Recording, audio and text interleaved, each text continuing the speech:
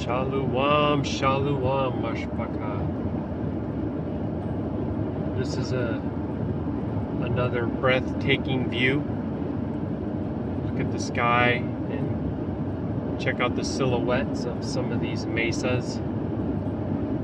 I am on I-70 westbound through Utah, near a town called Green River, which I did stop at on my last El Cajon delivery, and I got some local honey. I might do that on my way back, but I'm choosing to press on another 125 miles right now for the sake of kind of maximizing fuel purchase and depth purchase. So it's more like an economic type decision. I've already been on the road for 4 hours and 15 minutes today.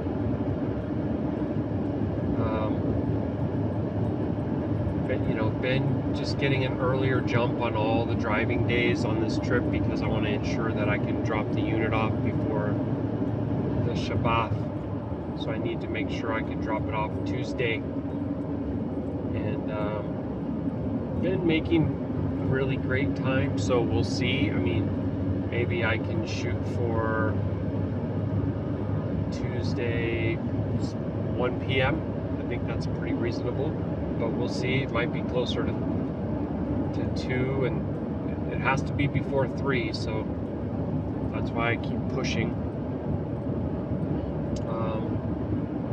Been difficult to get sleep overall, and feeling a lot more fatigue in the driver's seat, but Abba's been watching over and protecting me, and so as always, Baruk Yahuah. This is the Green River right here. Now you can see, I don't know if you see a little bit of a reflection.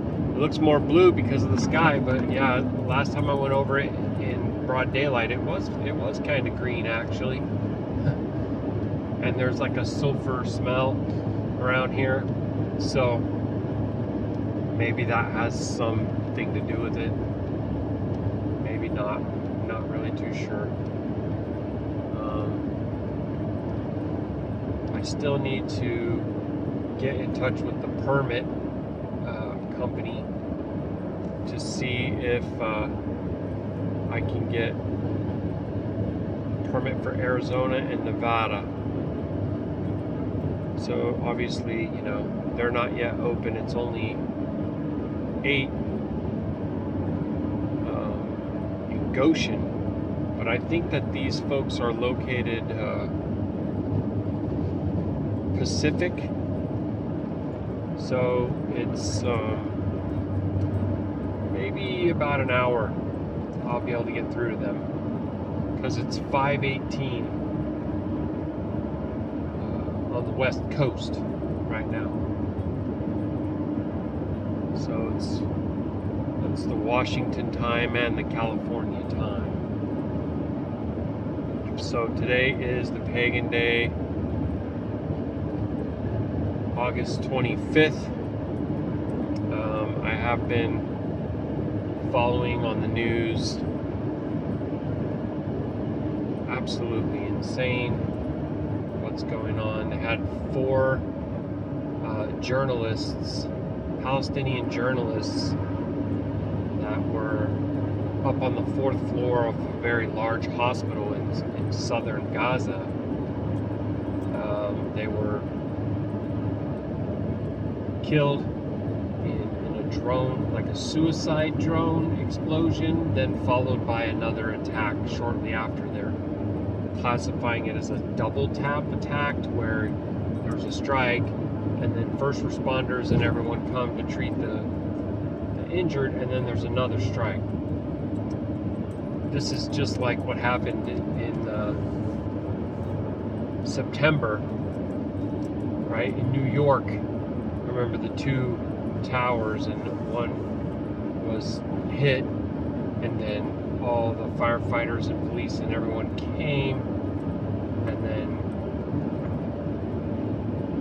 well, actually, I think it was that one plane hit and then another plane hit, but then when they all were there, then the buildings collapsed on them. So, yeah, they're characterizing it as a signature of the Israeli military that they do this double tap thing. That was very telling and very interesting when applied in a greater historical context. What a pretty mountain, ain't it? Look at that. That is just so pretty. I know what it looks like in the daylight, and it's also just gorgeous right now. But yeah, it's got a lot of different color in the rocks, in the strata. Hallelujah. So yeah, this is there's these 4 journalists.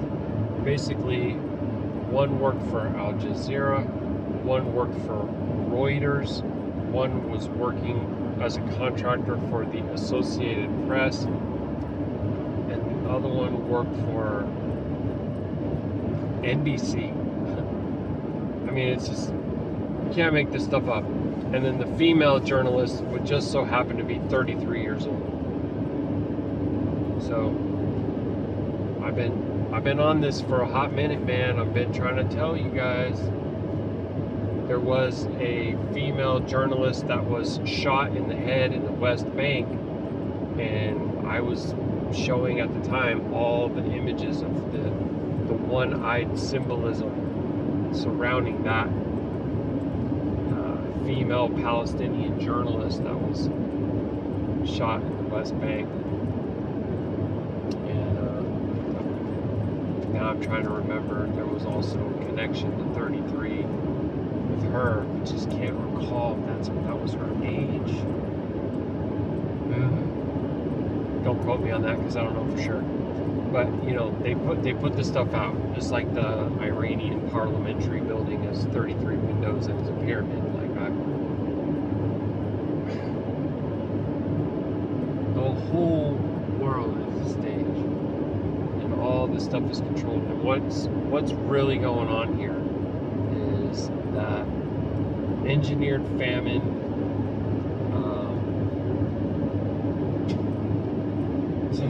To call it a conflict is laughable, because that would imply that there are armed, soldiers on each side. No, there's not. It's an absolute show of force domination. It's to basically ethnically cleanse, genocide an entire population, and just a land grab for this concept of the greater Israel, right?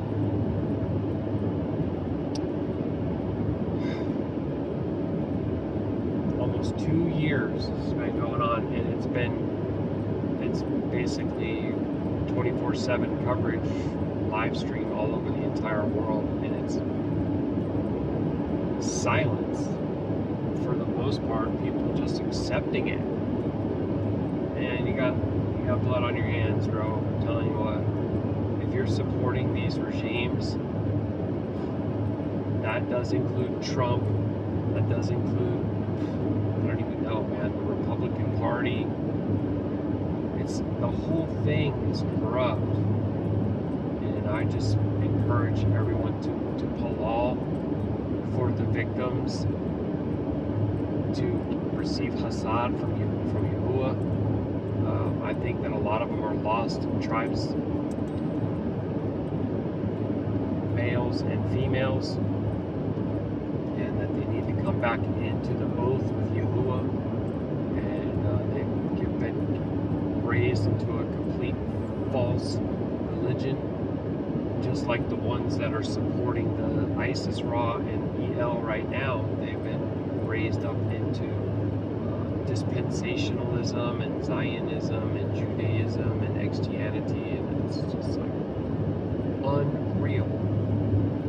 But it's not really that surprising, consider that it's a demonic intelligence that has a very long game.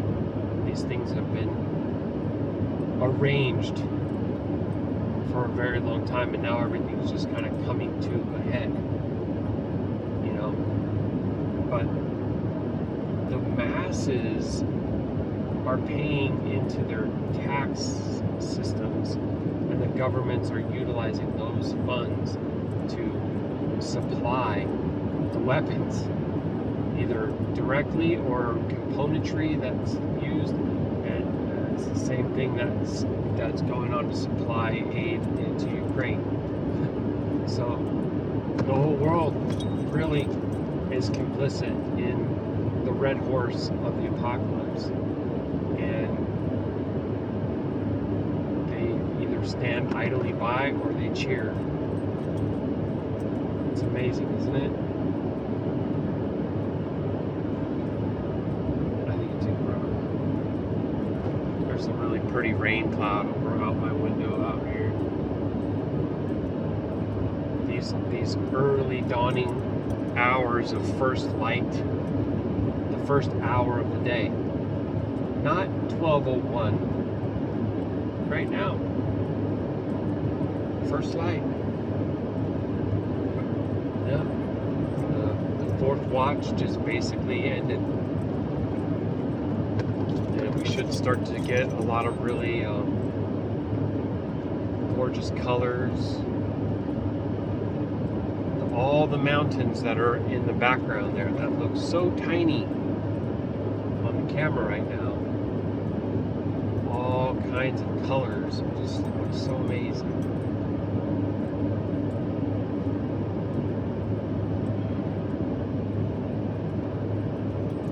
Yeah, I mean, will the world or the international courts do anything? I mean, I don't know why they would. First of all, they're complicit, but then also the masses aren't losing their mind over it, so the politicians aren't going to really alter their course. It's full speed ahead. It's full throttle. Look at the thing. Look at the obvious things that they've already been doing wrong, and nothing is happening. So we're supposed to still believe that these governments are divided and that they're not conspiring together, like Psalm 2 literally says.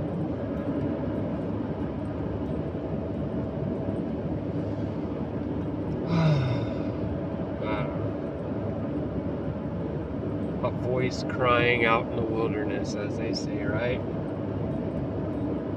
Come out of her, my people. I mean, all the way out. All of the control of the mind.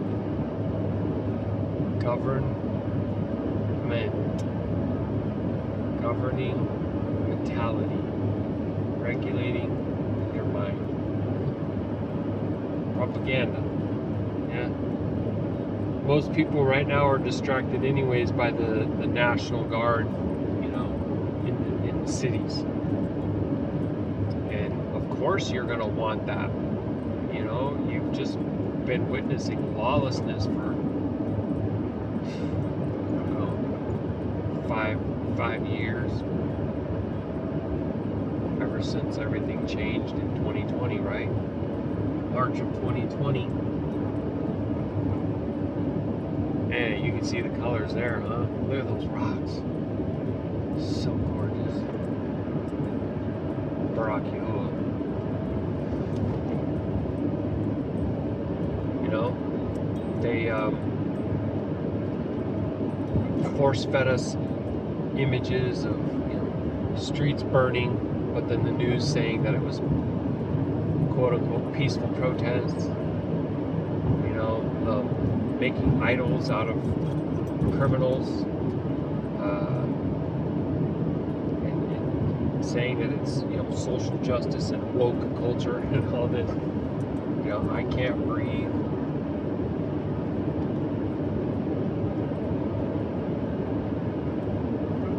It's really, I will say that it's intelligently designed. artificial intelligence, meaning an ancient wisdom that's beyond Adam. Yeah, I just saw a commercial that popped up, and they're trying to do a fundraising to basically make it a requirement to make computer science and artificial intelligence required for students to graduate, I guess from primary school. Oh my gosh. So everybody's going to be chipping in and paying for the youth, the future, to be indoctrinated by an artificial intelligence that's just out of this world. Mind-blowing. But not really anything different when you stop and think about it, right? Because for a very long time, the youth have been exposed to technology, algorithms, search engines, indoctrinated in video games and cartoons. Wow, they're really have a lot of power, very power-filled. Movies, comic books, you know, it's so everything is just to a next level. One of the main things I see on the radar with regards to the push on artificial intelligence is that mankind is going to be sacrificing resources that should go to those who are in need, such as water, to cool supercomputers and something like rinse process for the manufacturing of microchips, which is going to be huge here in the U.S. too, because the Golden Dawn has already rolled out insane astronomical numbers of money, and you know it's all to make America great again. Yeah, so whether it's superconductors or supercomputers, microchips, all that stuff. And I mean, really, they won't ever have a problem getting the workers, because everybody wants to come here. They consider this to be the land flowing with milk and honey, I guess. So you just got to remove the resistance, or anybody who actually has common sense, rational thinking, silence and remove them, and just continue to program whoever comes to fill their shoes. I don't think that there's as much time left as some people think. So we'll see if I'm wrong. And I would say that even if I'm incorrect about the timing, I'm not incorrect about the armies of darkness and their influence globally, which is, we don't live on a ball.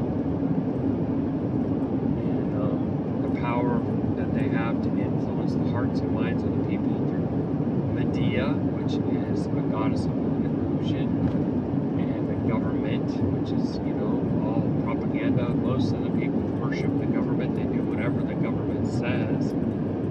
And you saw that with what happened, like I said, in 2020, when they really began to roll out all the mandates and forcing people to do things that they didn't even have, I guess, evidence to support. And it doesn't matter. People just do it. They comply. And, they obey. And they're supposed to submit and obey the creator of heaven and earth, the Aluam of Abraham, Yitzhak, and Yaakov. But, no, they have become lovers of themselves. Their hearts have grown cold. They're drinking the Kool-Aid. And, yeah, if there's a time where people start to disagree with the government, then they just raise up another leader or another, group to follow, and MAGA your way right on down the road. You have an illusion of choice. But, you know, it's basically meet the old boss, or meet the new boss, same as the old boss. Black Dragon View Area. Some of the names they come up with through here. I remember I stopped and blew the ram's horn the last time I passed through here, and the man was asking me questions, and I got to tell him all about Yahuah and Yahusha. It was awesome. Baruk Atah. So yeah, Black Dragon.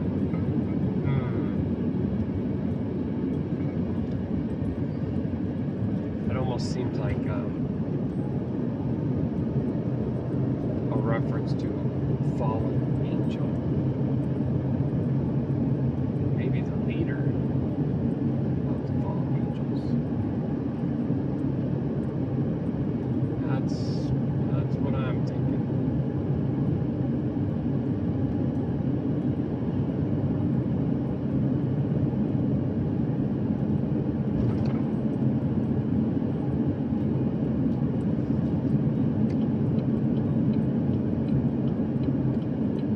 Gorgeous here though, ain't it? Hallelujah.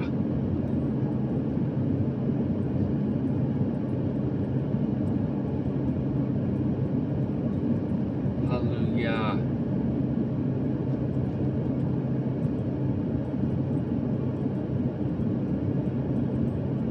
Yeah, the things that happen with this news that's coming out of these journalists and everything, like, it's inexcusable, indefensible, would demand immediate action, and yet nothing will happen. Nothing, you know, and they're going to come in and they're going to roll their tanks right over the bones. And the whole world is going to be sitting on their hands. Except for Yashar'Al, right? And they'll have their protests, which are also like a type of controlled opposition, which, you know, it's... They organize these protests with these groups that they can radicalize, and they can hijack the movements, and the normal folks out there will be like, yeah, I'm not with those, I'm not with them, I'm not one of those. So they'll basically, I think that they'll remain very silent on the issue altogether, because they don't want to take sides, and they don't want to get caught up in some political whirlwind or whatever, and they have plenty of things to entertain and amuse themselves with, you know. I don't know, we'll see, because it's also possible that they just use it as a powder keg to really launch some kind of global war, and every nation ends up taking a side, and they're just all going against each other, and everyone has to send their blood and treasure off, you know, for the noble cause of defending whatever side it is. Like one massive red team versus one massive blue team. Only Yahuah knows. I don't know that, but I can definitely tell you that things are escalating, and I've been saying that it's not going to, like, stabilize or level out or return to normal or anything like that. Just look at red horse, white horse, black horse, pale horse, and everything increasing, which is you know, prophecy of Revelation, Hath Galuth, the unveiling.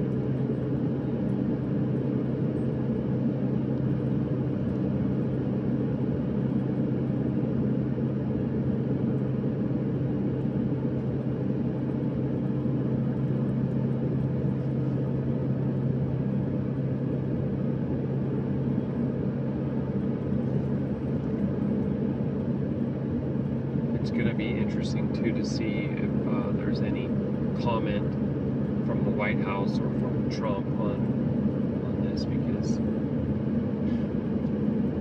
something that's so blatantly obvious. I mean,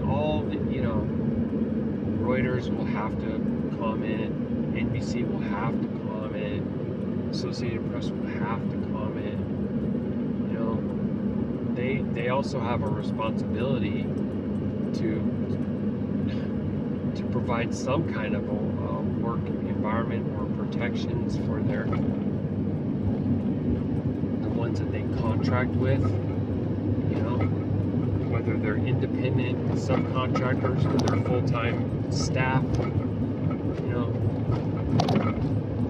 It's crazy, man. There's established international law to protect civilians in wartime. There's armed conflict, and that hasn't been happening. Attacks on hospitals, left, right, and center.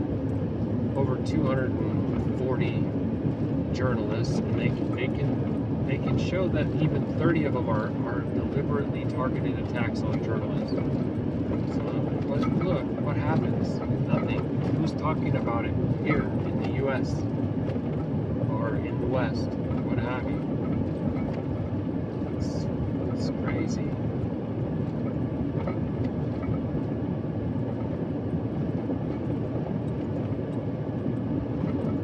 I don't know how much time there is. I just would encourage everyone to repent, turn from all crimes against the commandments of Yahuwah, look upon Yahusha, who was impaled for our transgressions, who willingly laid down his whole life to redeem us for our crimes against the Creator, and rose again in all esteem, all power, all esteem, sovereign. He's allowing these things to happen. The hand of the restrainer is lifted. And so we can expect to see war on a scale that we've never seen before, famine on a scale that we've never seen before, pestilence on a scale that we've never seen before, and by numbers of people who are being reported dead on a scale that we have never seen before. And it's all gonna be playing out at the same time. I don't know how much time there really is. If there's an idea of like gathering people together to walk in Torah, to dwell underneath the wing of our Yeshua, our deliverer, Baruk Yahuah. Now is got to be that time, family. It's got to be that time. Much love, much love. Baruk Atah Yahuah. Shalom. Wow, look at that. Look at that mountain. You know what's funny too is that road, that exit right there, the sign said Temple Mount. Temple MT. It's just, I'm chuckling because of the people that say that America is the literal biblical, HOLY land.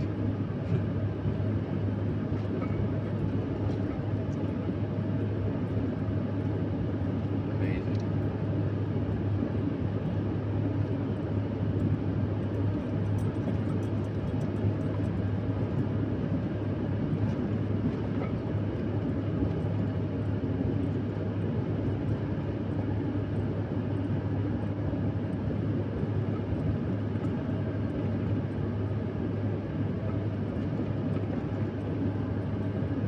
There's another one coming up, so I just wanted to try and capture it as well, share with you guys.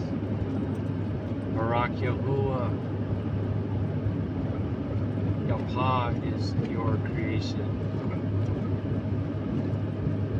Hashemayim Ha'arat, Rumamu, Yahusha.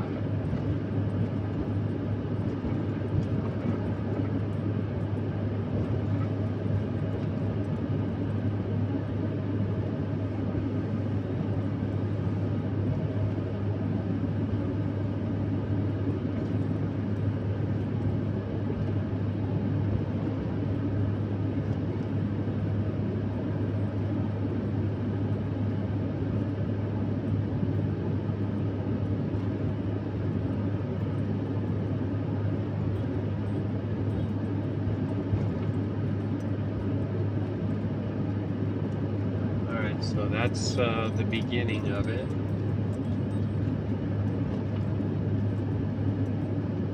Like I said, it's all like a plateau.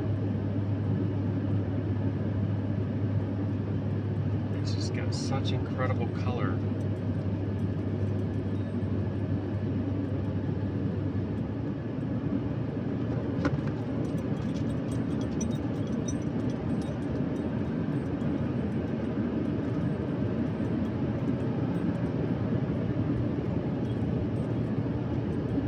Baruk Atah, look at that. That was incredible. And it continues, look at this. Yeah. Oh, that's just gorgeous.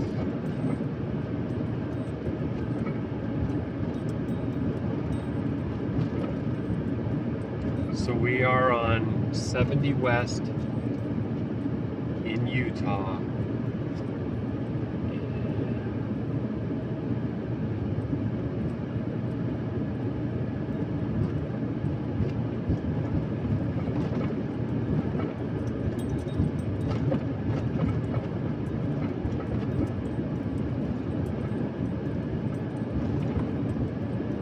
This would be a really great place to dwell. I don't know.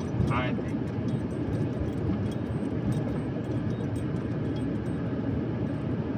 Cattle and herds and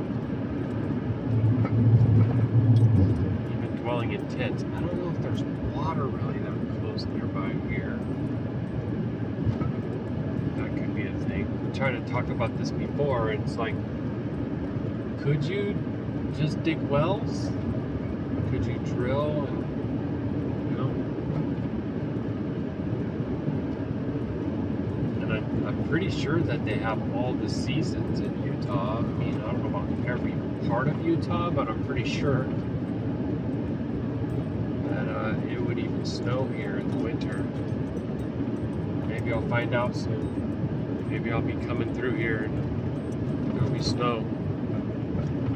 I know back there they were all about the chains. I guess I'm gonna need to, like, we're not supposed to use chains while we're hauling an RV, but we have to have them, because if you get pulled over and they ask to see your chains and you do not have chains, then they can ticket you. And those types of tickets can result in your being deleased. That's another thing that old G was telling me about the other day, the one that was telling me about Truckin' Bozo. He was with Wave for quite a long time, actually. I don't want to give away too much, but he had some things happen, and he said that they didn't stand by him or anything for. He had like fraud on his comp data card, and they wouldn't restore the funds to him, even though I guess the comp data folks had restored it to Wave. Wave didn't restore it to him. This is what he alleged, so I don't know. Just saying, just talking, and other things where he was cited by DOT.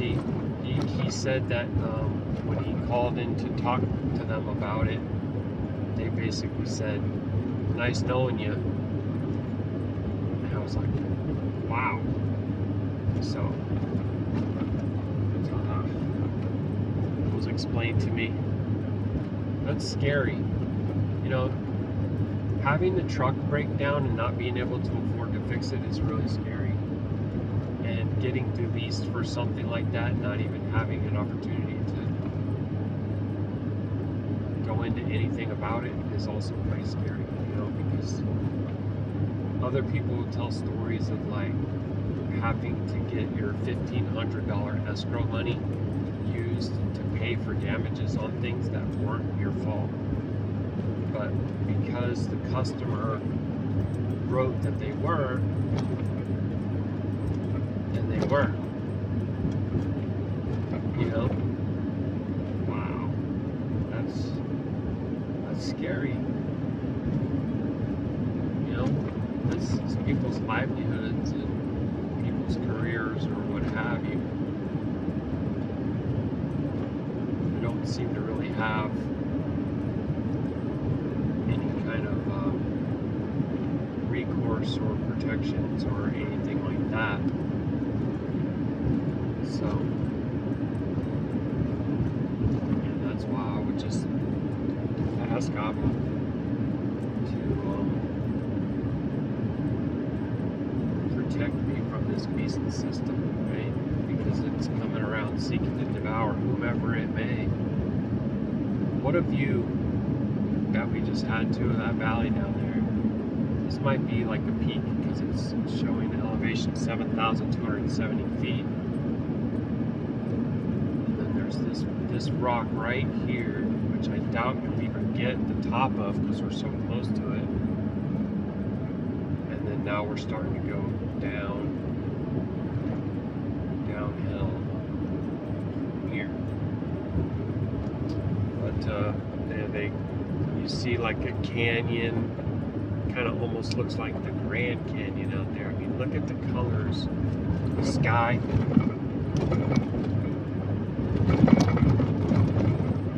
The sunrise, as they refer to it, right? Making those colors. And they called that Ghost Rock, again with the name, you know, Ghost, Goblin, Black Dragon, Devil's Canyon. This is a theme, you know? Why would I be surprised? It's like Yahusha and I were talking, it's like if you see names of that fit scripture or ancient Egypt or Babylon or what have you here, why would you be surprised? Why would that convince you of anything one way or the other when you consider who's able to make those names? Who names it? Right? You can call it Sons of Cain, you can call it the elite, the cabal, whatever, you know, call it whatever you want, but it's no mystery, right? The prince of the power of the air has dominion, a type of dominion over the earth. This world rewards its own, those who serve, right? At the behest of wicked Ruach Ha'Qadash are rewarded. Fame and fortune, which are also two names of four mighty ones, by the way. They go by several different names. Even I can't say M-A-N-Y because that's the name of the four mighty one. Probably speaking names of it like all the time and not realizing it. You know, we can try to do, you know better, do better, but Yahuwah alone is the one who will restore pure life to his people. And until that happens, everyone will be of unclean lips, dwelling amongst the people of unclean lips. So be it. Look at that pretty canyon. Look at that view right there. Yapa.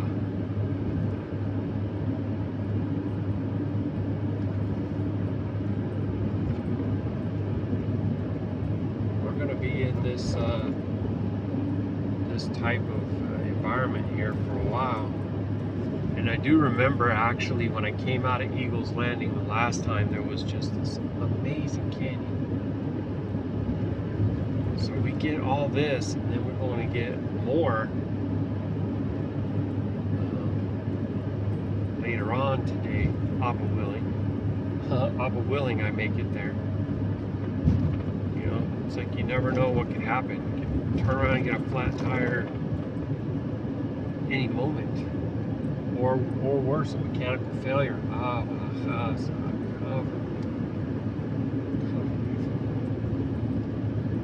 love that my ox said Yahuwah's chariot. He called the truck Yahuwah's chariot, and I I just say aman to that, May he smile upon his servant and give me safe travel, swift upon his Ruach. I was singing and palaling earlier in tears.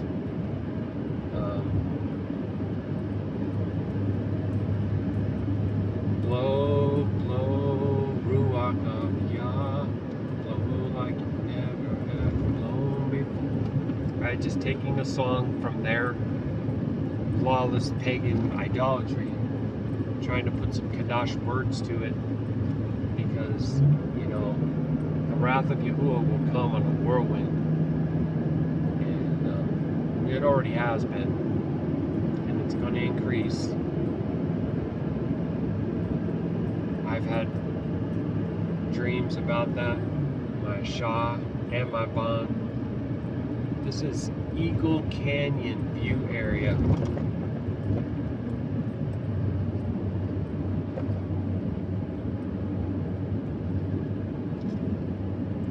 Take a view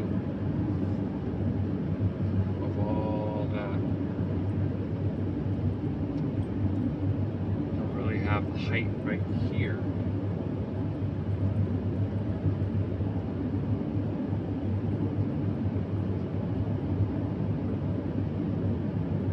But the thing is, the wicked have a lust for blood and lawlessness, and most people don't even care. And all the ones who are over here talking about,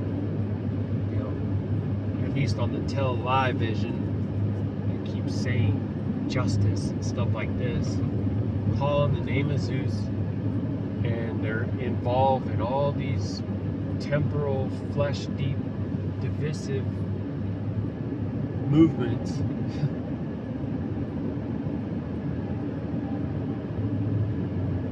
It's not the Ruach of Yahuwah.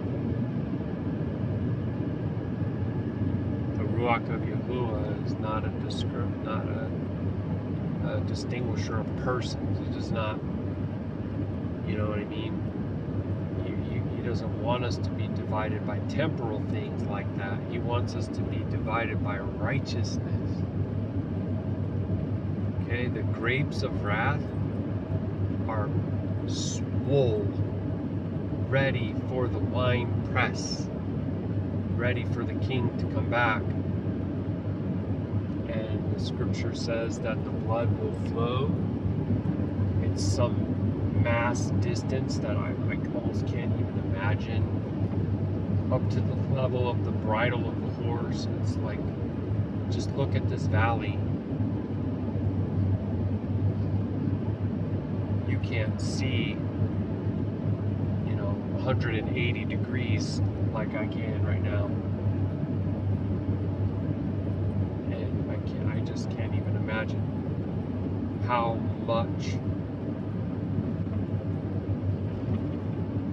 broad the broad path really is, and how narrow the narrow path really is. It's so narrow, family, and yet all the called and chosen are as numerous as the stars in the Shemayim. Yahuwah told Abraham, right? It's just that it's so few at any given moment who have not bowed the knee to Baal. And most people in religion think they're bowing their knees to the King of Esteem, the Malach Sadak, Yahusha HaMashiach, and they're calling on the name of Baal, L-O-R-D, C-H-R-I-S-T, G-O-D. It's incredible, my people. It's kidding. It's so hard to even imagine how all this can happen. And it is the complete, or the completion of all the prophets.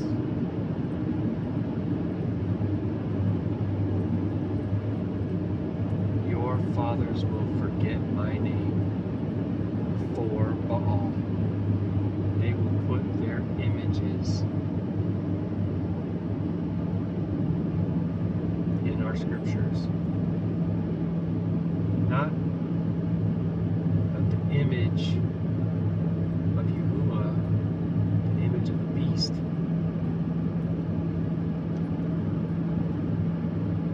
And they call it clean, and they call it ta'um, and they call it sweet. And it's unclean, and it's wicked, and it's bitter. Everything is the opposite, just like the scripture said.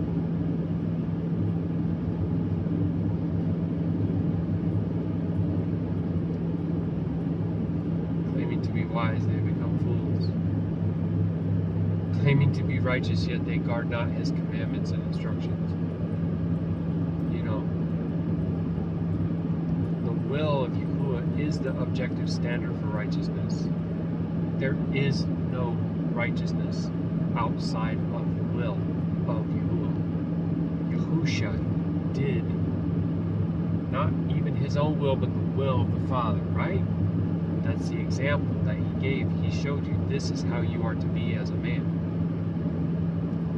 If you love me, guard my commandments. He never broke a single commandment. The great high priest, tempted in all ways as we are, yet without chata. And the scripture says for you to be perfect as your Father in the Shemaim is perfect.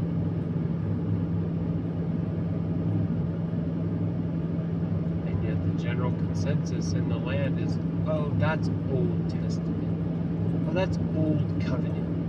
That's all nailed to the cross. So the scriptures cannot be broken, and they do not disagree from the beginning to the end, never.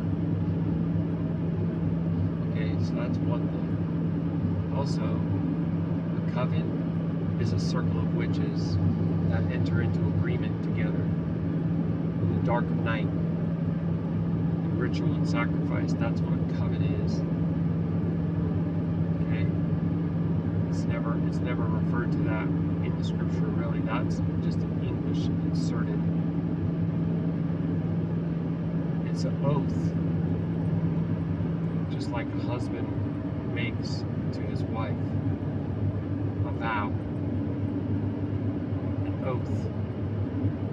And it's not a new oath, it's a renewed oath. He's come back for his lost sheep. And he intends to marry again the one that was divorced. And if you don't know this, you don't have understanding of the scriptures. You don't understand. And I've seen the pride of those who say that they do know. All their babblings, and all the quotings that they do from doctrines of devils, from the wisdom of man.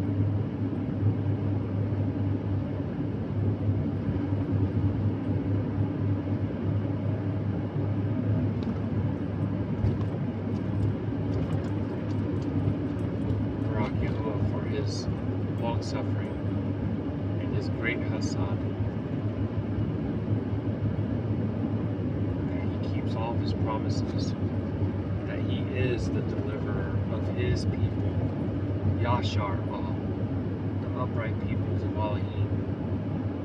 Qadashayam, my righteous peoples, says Yahuah.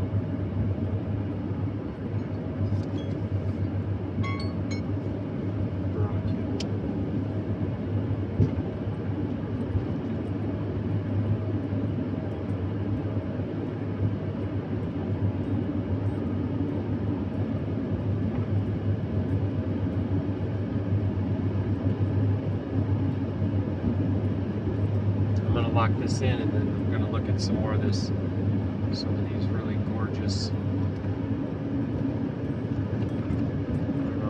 rocks, hills, mounds, mountains, whatever you want to call it, the dust of the earth.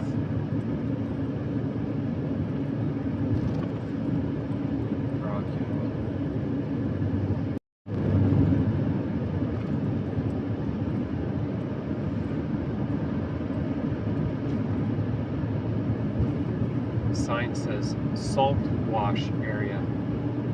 So now we're going to start to see a more unique coloration too, and also the smoothness and the roundness of the stones.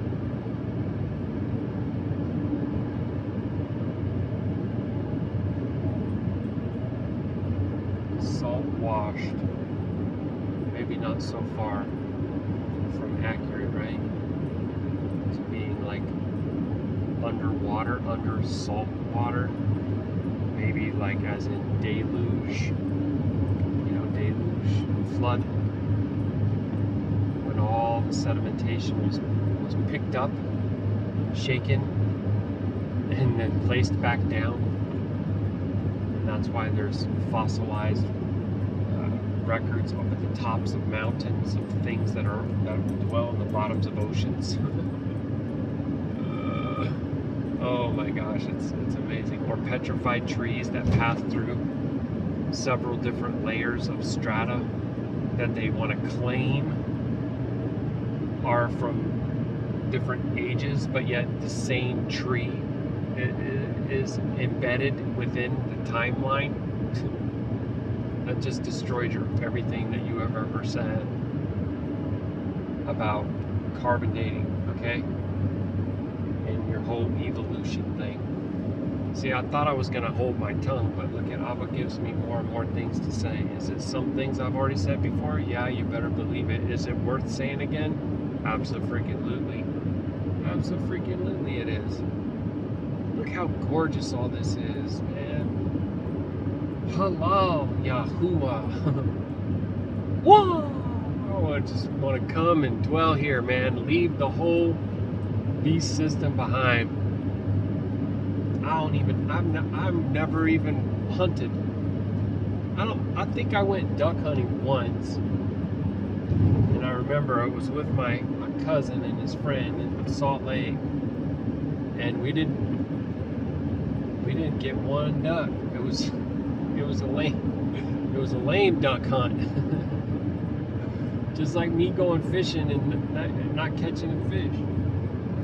I've caught a couple stingrays and like a crab, but I never caught no fish. Unless it was that I went to like a trout farm or something. Man, that don't count. I mean, it's cool, it's fun, but it's kind of rigged. Anyway, I would be completely raw from scratch, just like anything else, just like trying to work on a diesel engine. I have zero clue, no idea at all. Nope.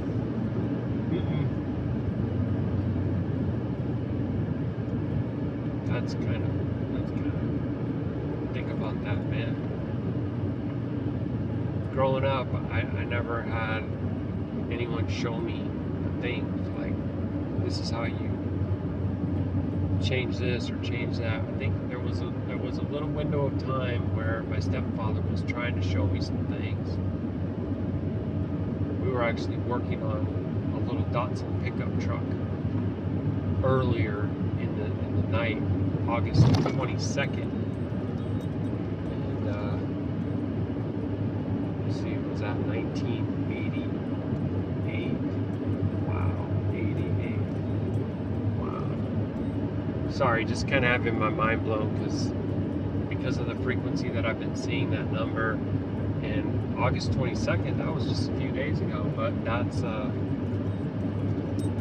the day that the tractor crushed my leg and I got airlifted to the hospital.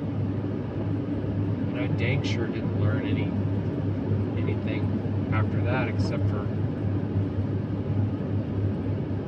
I don't know what you would even call it, man. My life experience and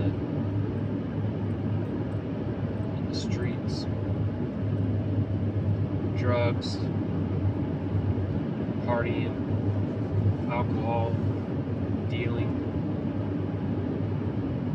crack cocaine, methamphetamine, acid, mushrooms, all that stuff, which I know the Father wanted me to, I shouldn't say wanted, but maybe allowed me to go through those things for a reason.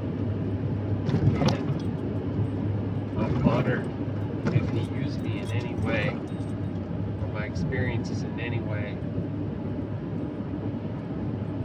to profess Him, His truth, His love for us.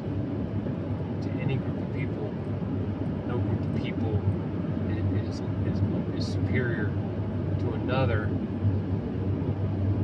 All creatures need to hear about the Creator and the Redeemer. Everyone, the ends of the earth. We don't know.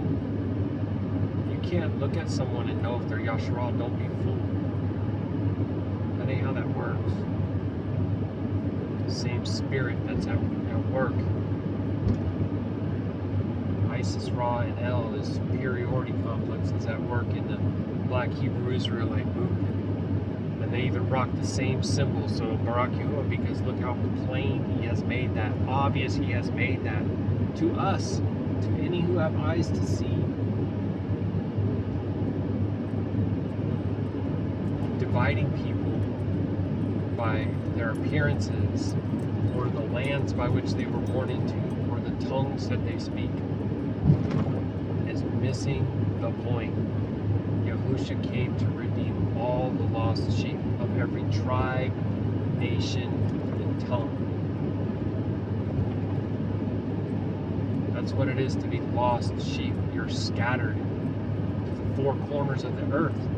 That's why the Basura has to go out to the four corners of the earth. And you see how easy it is to destroy their belief systems? They're false. They're false, and they're filled with pride, and they're filled with hate. And they walk in the flesh, they live in the flesh, and they will die in the flesh unless they be born again by the Ruach of Yahuah, to walk in the Ruach and live eternally in the Ruach.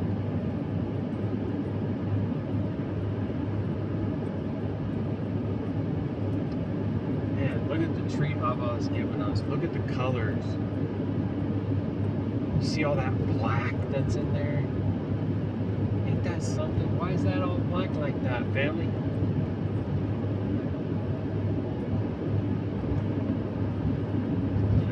There are people's opinions.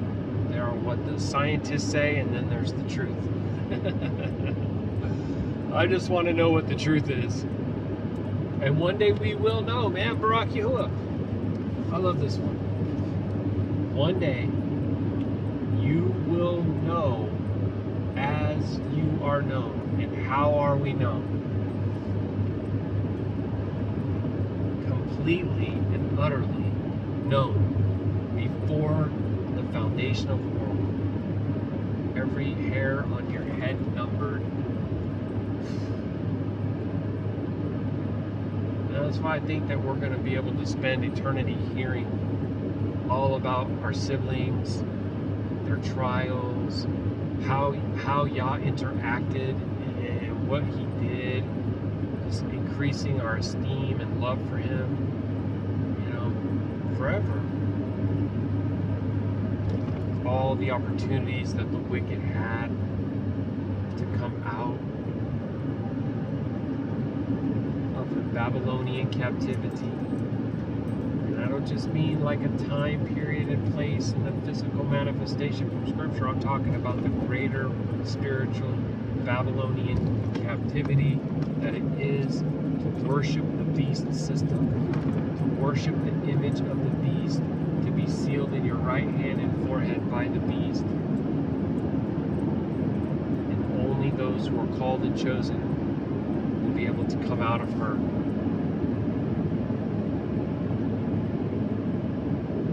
Because it's all to the esteem of our King. There is no boasting. There's no boasting. Nothing that you have was not given to you.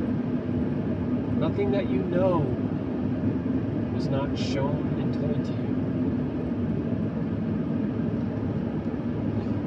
Hallelujah.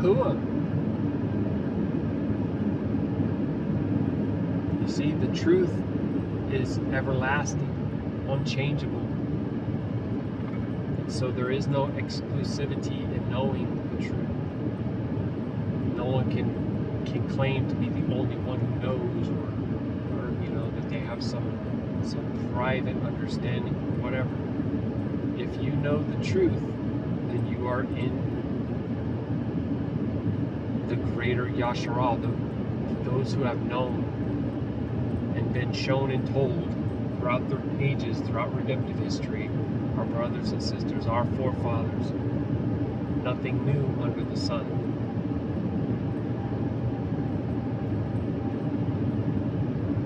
Maybe that's why the enemy is always wanting to emphasize new and improved, new and improved, new and improved. That's just stuff. It's not truth. It's not eternal things. It's not salvific things. It's not, themes and ways. It's just stuff.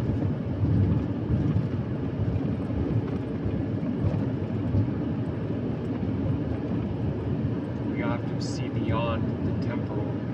We have to see beyond even like technology. Technology is an instrument that the enemy uses to counterfeit the spirit of Yahuwah. The spirit of Yahuwah indwells all of his people and teaches and leads and instructs them all at the same time into the same truths, that they can be united in him. So the counterfeit of the enemy is a worldwide web of deception and lies. Thus saith the experts, officials agree, that kind of thing. Drink the Kool-Aid. I mean, if I go and ask for advice for somebody and they start to recite and regurgitate the doctrines of this world, I already know that they're a fool. They don't have the truth in them, or they wouldn't cling to lies. And this world rewards them for repeating those things, teaching those things. They get promoted, they get elevated. Do you want to gain the world and lose out on eternity and the Ruach of Yahuwah, dwelling forever with him and all of his people? I don't.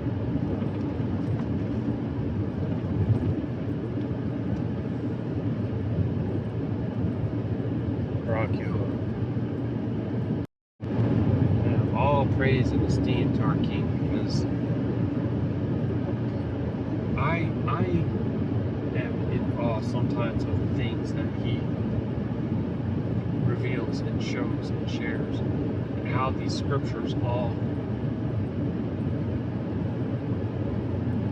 they all fit together perfectly. It's like the scales of Leviathan where no weapon can pierce. The scriptures cannot be broken, and they are sharper than any two-edged sword, able to divide bone and marrow. Now this is like getting down into the level of a scalpel, and they can also wield them like a hammer, just crushing something that's false, dissecting the smallest detail to make a correction, reproof, rebuke, or just chopping off false things like HBI at the foundation, destroying. Just like with the calendar, anybody who says that the pattern of 7 is broken is false. Instantly. 6 days you shall labor, and the 7th day you shall rest. So if their 7th day ever changes, it's going to be Wednesday this month. Oh, it's going to be Thursday. Oh, it's going to be Saturday now. Oh, it's going to be this. It's going to be that. It's just destroyed right at the root. The axe is laid to the root. It's false. That ain't how that works. You don't break the precept upon precept, right? It's established in Genesis. Pattern of 7. It's confirmed in multiple witnesses. 52 weeks a year. 52 Shabbats. And you just start over.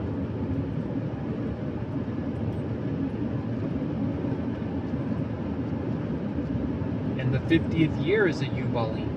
That's also a Shabbat. Just like the fixed feast days are their types of Shabbats. They're not the 7-day Shabbat, but they're fixed feast days, new moon days. I still don't hear anybody giving an understanding on that. I was showing me this now. I don't even know. I'd have to double check for my shot. 2 years? 2.5? I don't know. A while. Whatever it is, I feel very honored and very humbled. But I've shown how it's repeated. Dozens of witnesses, it'll say Shabbats, fixed feasts, and new moon days. You need to be able to understand what all those are. And there is only one understanding. There's only one understanding. The fixed feast days are called fixed feast days because they don't ever move. Just like the Shabbat never moves. It's 7, 7, 7, 7, 7, 7, 7, 7, 7, 52 times.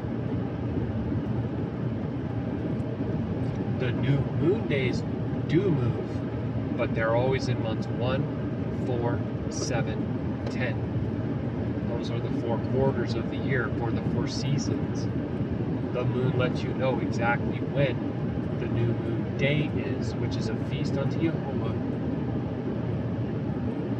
No servile work, Qadash assembly, an offering made by fire, and blow the ram's horn. A ram's horn is a ram's horn. It's not a gazelle's horn. I don't know. These are some of the things that the Father has shown me that I keep shouting. A voice crying out in the wilderness. This wilderness right here is Yapah. This place is filled with beauty. Look at these trees.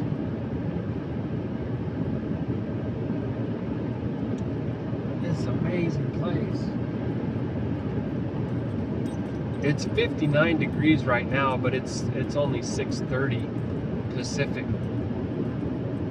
So I guess I don't know, is Utah Mountain? I'm not sure. If it is, then it's only 7:30. Either way, it's very early, so it's gonna get hot, and it'll get hotter and all that, but it's still filled with beauty. That's all I would say.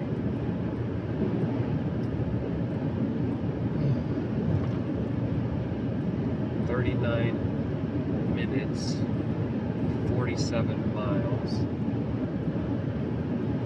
until we reach our destination to get some more fuel.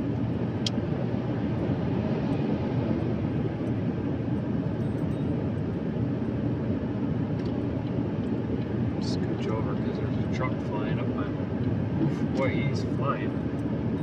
Oh yeah, look, because he's some kind of a government plate? I think so.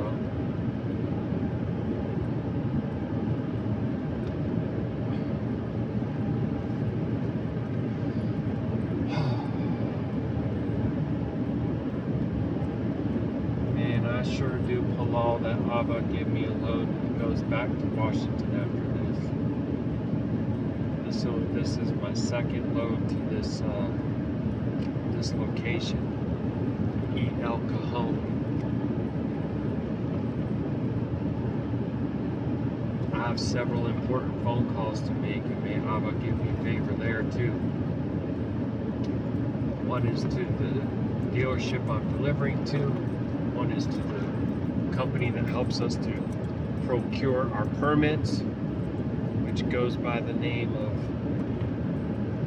West Coast services. I'm going to be calling them here in just a moment. And the third one is about our continuing health coverage after I left the corporate world. We got Cobra for a bit, which we need for myself and for my mom. And the HR person who indeed is in witchcraft. I don't mean it like the Disney style. I'm talking about legit lawlessness, the steaming days of four mighty ones and all the rest of that.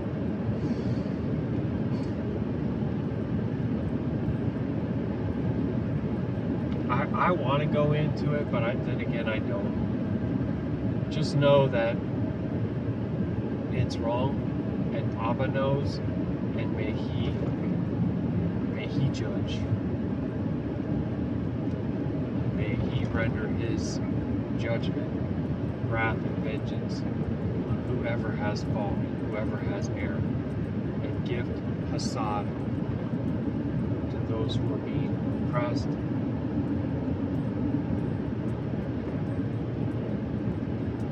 Which is really a type of petition that we should have across the board in any and all circumstances, because we don't always know who really is innocent, who really is a victim. We can make determinations based on Ruach, but we cannot make determinations based on appearances. That's why the scripture says that when we judge, we are to judge a righteous judgment.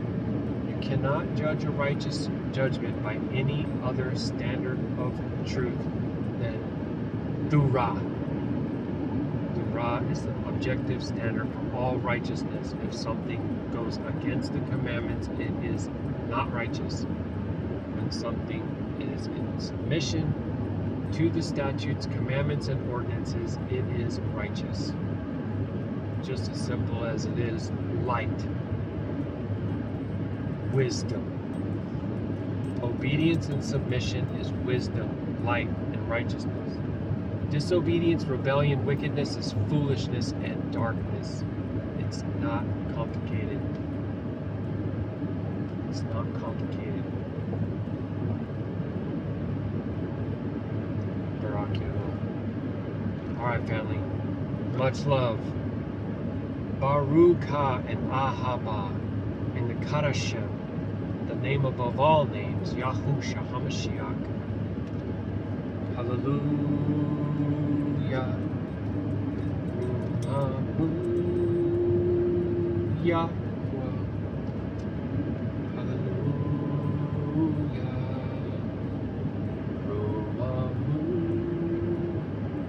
Yahusha.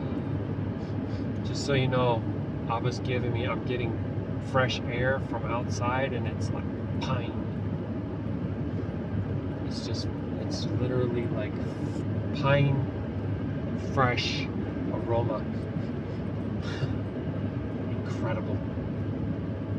Incredible. Man. Qadash, Qadash, Qadash.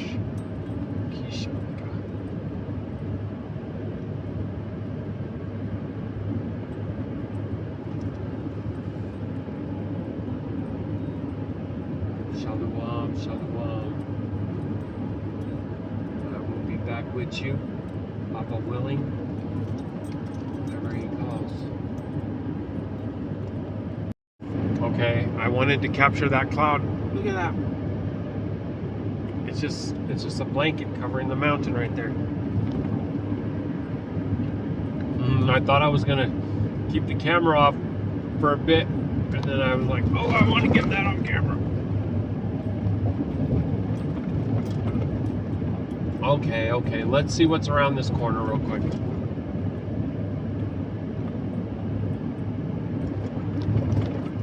Baruk Yahuah.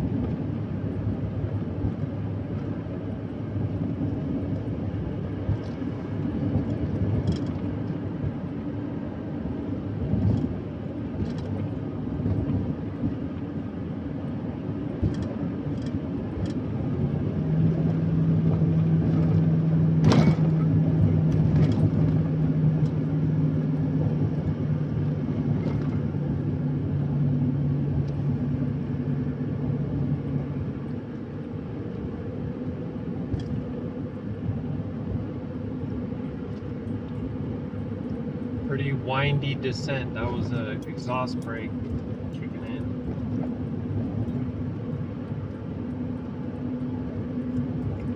So far, you're not really getting the view on your side. I don't know if you will. I don't remember. Sometimes you're able to see the tops though, and that's really cool. It's usually like you won't see anything, all of a sudden, boom, something really just gorgeous pops up on there, and you get it. Just a great view all of a sudden, like that. And I think there's another one right here. Yep.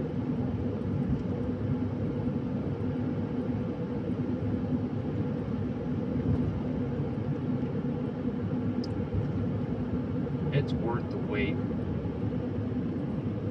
gotta be patient sometimes. Isn't it funny how like people will go to a scary movie and they'll sit through like let's say they want the thrill of the jump scare, and the whole movie might have like 3 jump scares in it or something, and they'll watch the whole thing just for that. But they wouldn't have the patience to sit through one of these in order to just get the treasure. Look at that. That's amazing.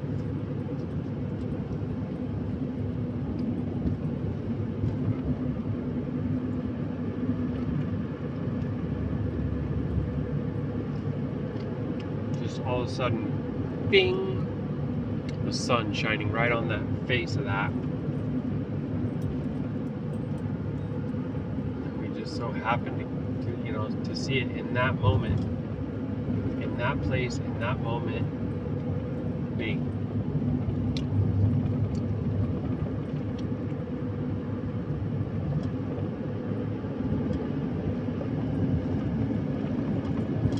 Baruk Atah.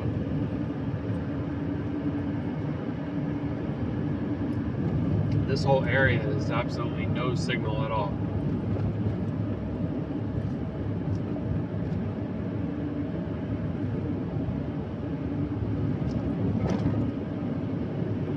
Great proof of the land-based communications, telecommunications. There's a clear opening up to, the Shemayim. Right on up, blue skies over ahead. If your cell phone was working off of some satellites up there, it would just work all over. Can't discriminate against a location if the entire world is turning and they're in orbit. It's just, no offense, but foolish.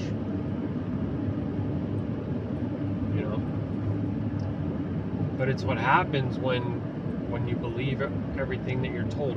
Like when someone gets hypnotized, I don't know the details about hypnotism, but they'll tell them things like, okay, you're a chicken, cluck like a chicken, and they do it. Because they're like under a type of spell.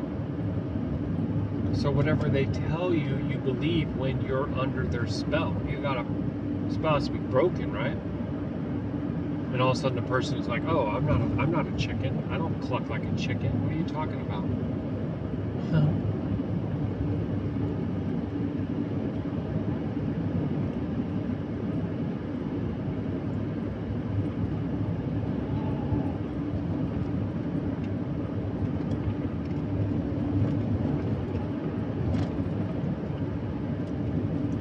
I think that there's going to be a view coming up like that right there, right? And then this one coming up right here. Bing. That's a road going back there too.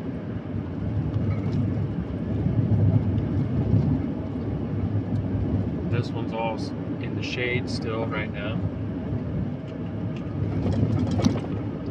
But the sun is getting closer, so he'll be more high. As he moves around his circuit and he gets closer to your location, he also appears higher. He's not going up and down. It's perspective. The closer he is to you, the more he appears to be high.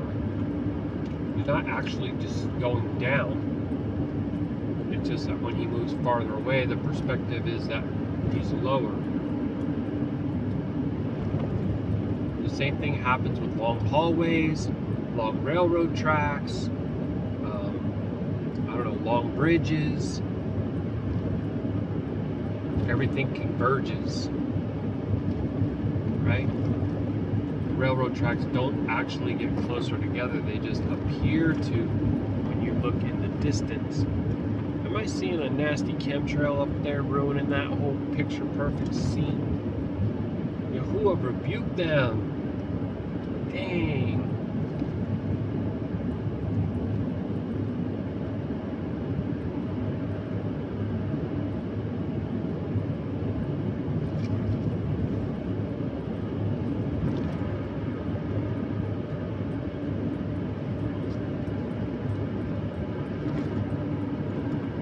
That seems like quite the spot for the trucker to take a nap. I wouldn't mind taking a nap right there. It was actually nighttime. Yeah, it's a little bit difficult sleeping in the day in the truck. Oh, hey, look at all this cattle up here. Baruk Yahuah, look at the beast of the field, family. Man, tell me that this isn't a picture perfect. Look at that. Right there. Take some pictures. Picture perfect. Look at a cute little cabin. It'd be awesome to dwell there, but I wouldn't want to be so close to this road.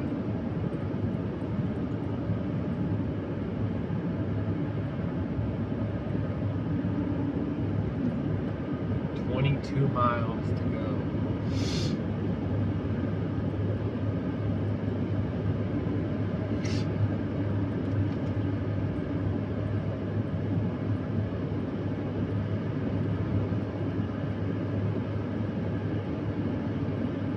Yapa.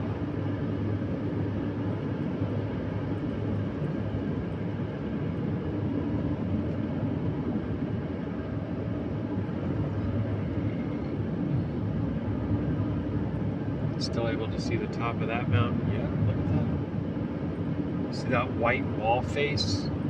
White wall face? White. Is that the right words to use? Amazing, huh? I guess anybody who's able to look at it in HD on a large TV or something like that probably gets just incredible. But it's not going to be probably as great as it is in person. My Western journalistic colleagues. Just saying. It really is just amazing. Oh, look at all this red again. Red again. I don't know if we're going to get this one. Look at it. It's really close. Well, it's some of the low area is all red too right there.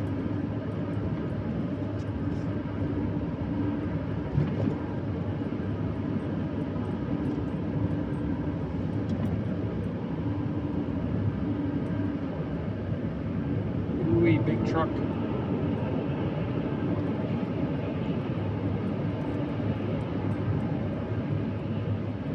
Hey, bro.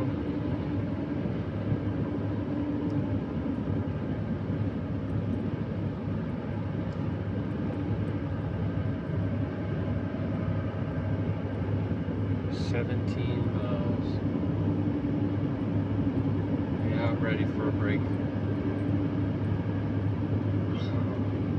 Great if there's a little bit of connectivity there, because got a few things to try and take care of.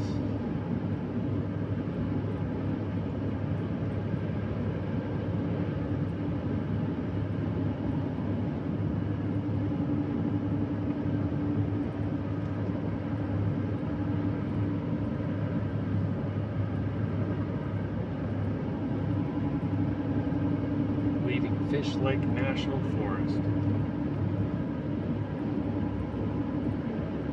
Alright guys, I kind of think I'll see you after my next break. Phone calls, fuel, facilities, all that stuff. So, Shalom, Shalom, family. Much. Oh wow, look at these. Look at these formations, huh? Pretty. Yeah, what causes that exactly? Look at the level, it's at the same level and it's consistent pattern. Just a second ago I was looking at some rocks on my side that literally looked melted. It's like, what?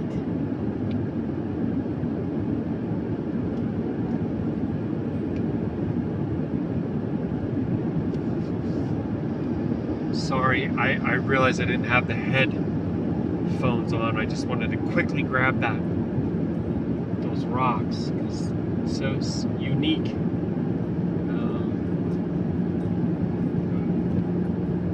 don't know what you even call it. It's not striation, I don't even know what you call it. Erosion. But what if it's literally all just from the deluge? I don't know. Maybe not. Something though. And you do see a lot of things that look melted. Everything like blood flood and all this different stuff kind of comes to mind. Alright, well I got to be topped off on fuel, use the facility. I did not make any food. But I did call and got the permits all requested. So Baruk Yahuah. Yeah, I'm basically gonna just have a one-stop shop for all things permit. Even though our app and stuff says that you gotta go in point of entry in person and stuff like that. These guys are saying that they're able to do it. So, you know, definitely want to go ahead and let them do that. And I will tell you that Zach is the man at West Coast Services. So thank you, Zach. Appreciate all that you do. Yeah. And the digital copy is all that I need, apparently. So, you know, I'm not sure if I'm even gonna go through efforts to make any prints. I just was checking the load board, like out of curiosity, and there is nothing. It's like, wait, is it like a holiday or something today? I don't think it is.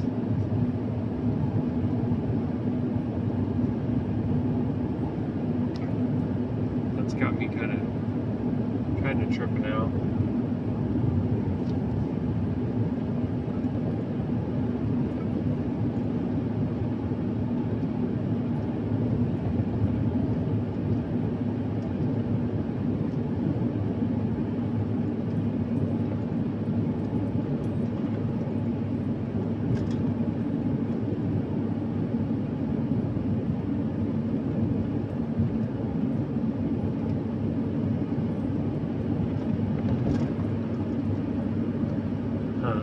What of you?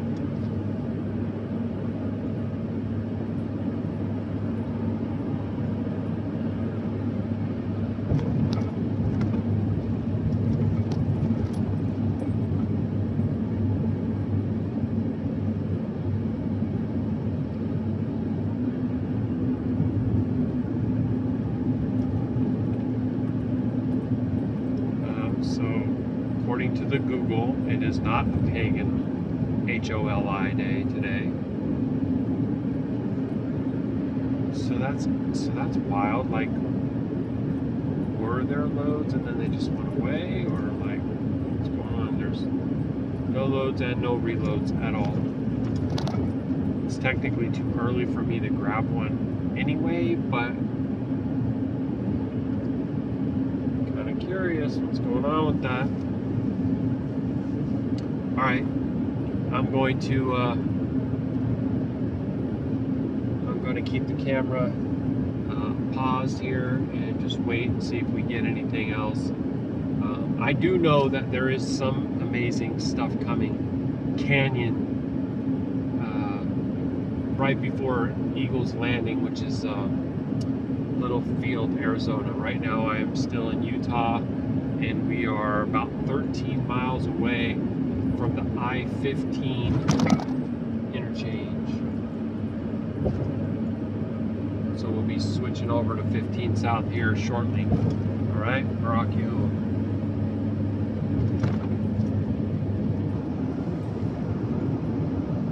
We are on I-15 southbound, and this is basically St. George, Utah.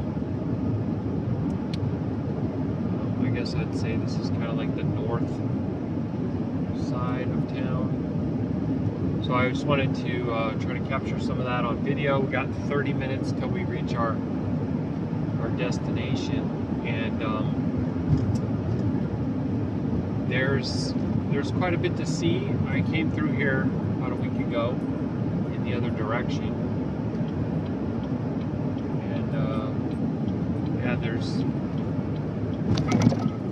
some interesting rock formations that they've put the fancy houses up on, as you can see there. And there's a bunch more laid out on this side, which you won't be able to see, but I wanted you to be able to see that stuff there on that side. And then there's this canyon that we're going to cut through before we go to Littlefield, Arizona, which is where the truck stops are.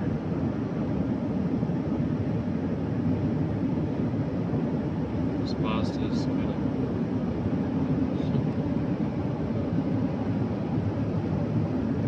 They were in the right lane, then they moved right in front of me, slowed down, and they just scooted back over, so okay.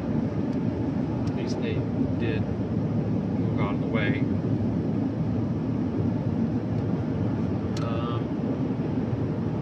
I'm trying to keep refreshing my email because I am very close to the state line, and I have not received an email for my permits. Ouch. And there they are. Baruk Yahuah. I just called and left a voicemail, and then a couple minutes later, there they were.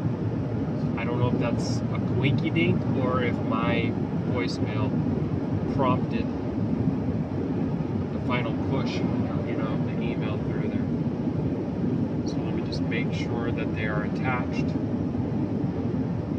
Them just in case I do get stopped. I'll have my some papers. Show us the papers. You must have the papers. Crazy. Okay, so that's the Arizona one. I don't know why it's 2 pages and all that. I'll look at it on the laptop just to learn a little bit more about it. But yeah, it's 2 pages. And then the Nevada, which is just a single page, and I'll look at that closer later too, because it probably has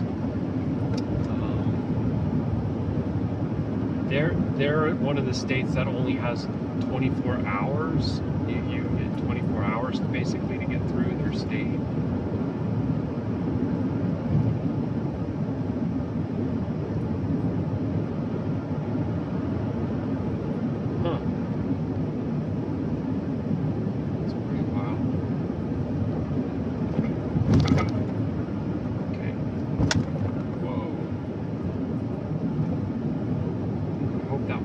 Sounded like, which it sounded like a rock coming up and hitting my windshield.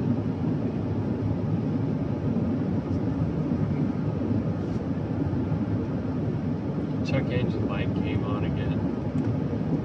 is like the third time. I mean,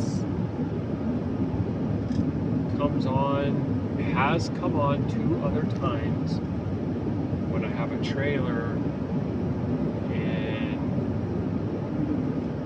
there's a lot of mountains. I don't know if it's all related, but it seems to be. I'm just going to kind of continue to use my fuel additive and see if it goes away, because I think it's trying to talk to me about the DPF, diesel particulate filter. And I hear lots of guys talking about this. All 3 of the major brands.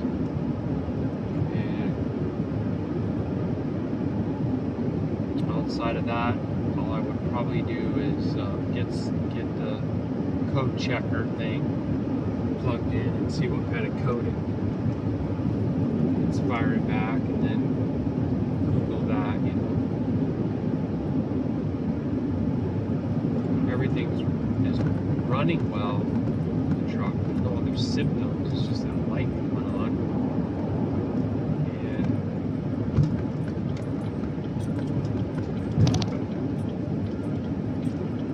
And I've been using some fuel additives to help clean that sort of thing and also maintain. But there's also people saying, oh, don't use the DEF at the truck stops. You know, if you don't do that, you're going to be paying way more. And they even, people say that you need to get the platinum, blue platinum. Like, that's like $38 a box, dude.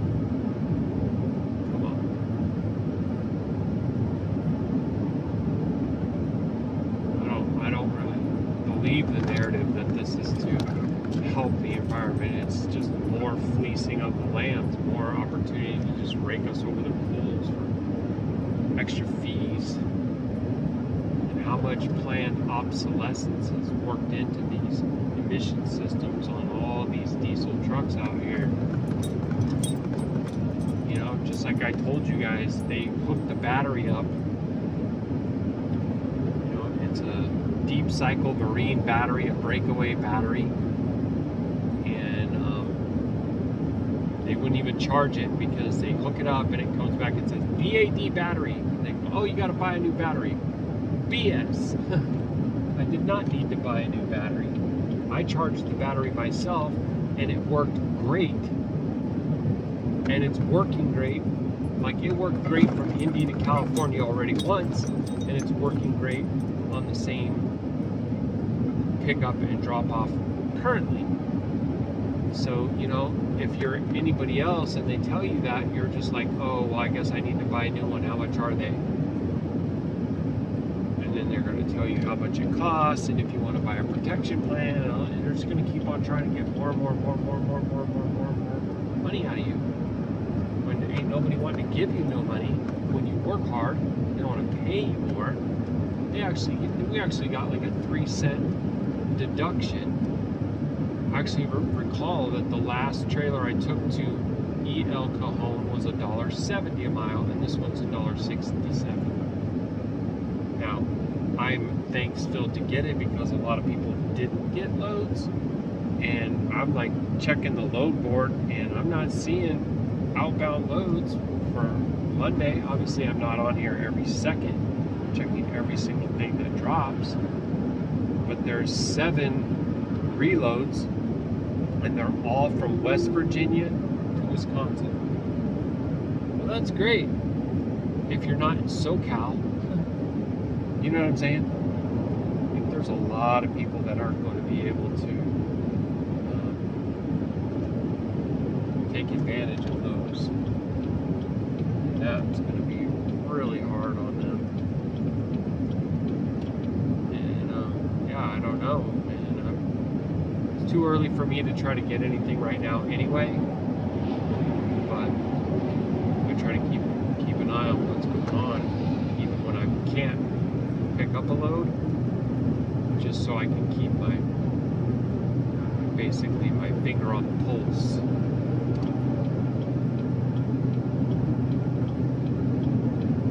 NPC.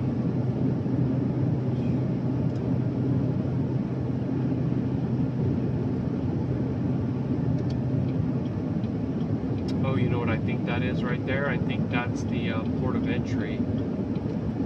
Dang it. There's a big truck coming out. See that right there? Yep, look, port of entry. So if you're going north, it's for the Utah, and if you're going south, it's for the Arizona. At least I believe. I don't know for sure. If there was signage telling me that I had to go in there, I missed it. So pull off that that's not the case, because it was actually open. That's another thing that's frustrating when 85 to 90% of the way stations and whatnot are closed. Then, you know, you kind of get into this pattern of not having to go, not having to go, not having to go. So when one does open up, I think it needs to be really clear. And I've had this problem in Arizona a few times. I had it when I come into the south part on I-10. And there's been a few times that I've gone in there, nobody says anything to me, nobody gestures to me. It's just like, I'm just rolling through slowly, being like, okay, well, you don't get any feedback. I've gone on the ramp to go down there to see a little sign at the end that says it's closed. It's like, why didn't you just notify us of that when we were up on the interstate at our cruising speed? You make us come all the way down here to tell us we don't need to come down here. Come on now.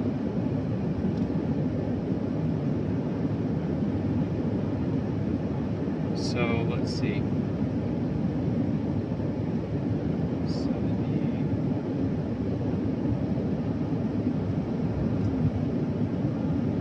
Stay in your lane.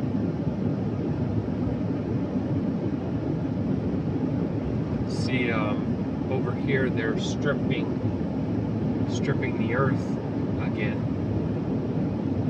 Like I say, raping the earth to profit off it. That was weird.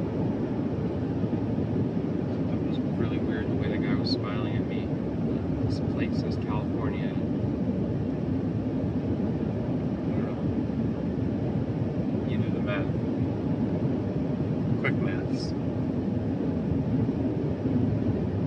So yeah, there they go, raping the earth to profit off it.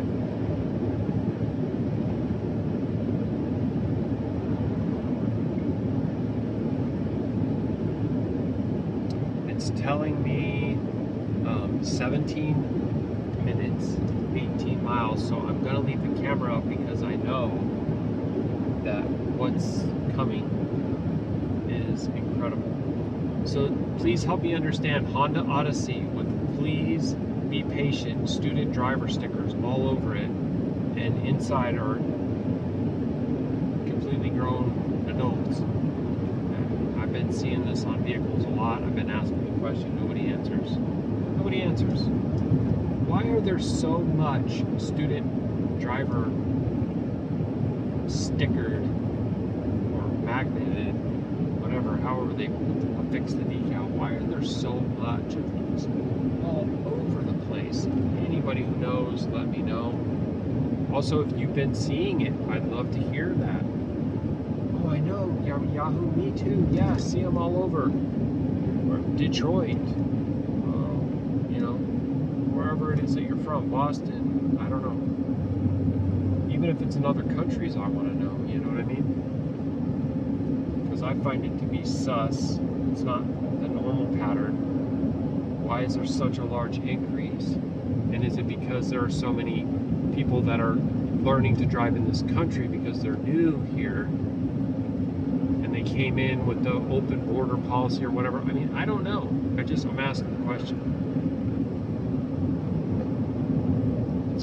It's a pretty bizarre thing. All right, so we have some descending hills here, or roads, and I'm gonna make sure to put my exhaust brake on, and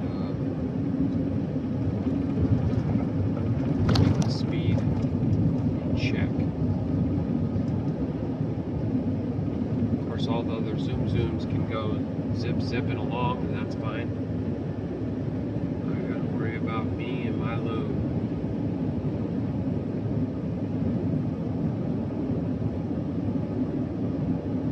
Looks like some water has flowed down in there. Not currently, it's all dried up, but it looks like basically like a little riverbed down there.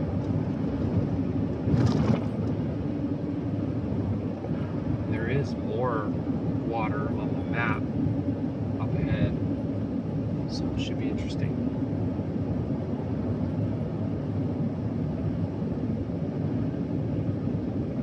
Right now you're able to see the tops, and I love that when that happens. And soon you will not, and I apologize for that, but there's only so much I can do with the camera. And it's mounted, and it's on the other side of me. I mean, not on the other side of me, on the other side of the truck.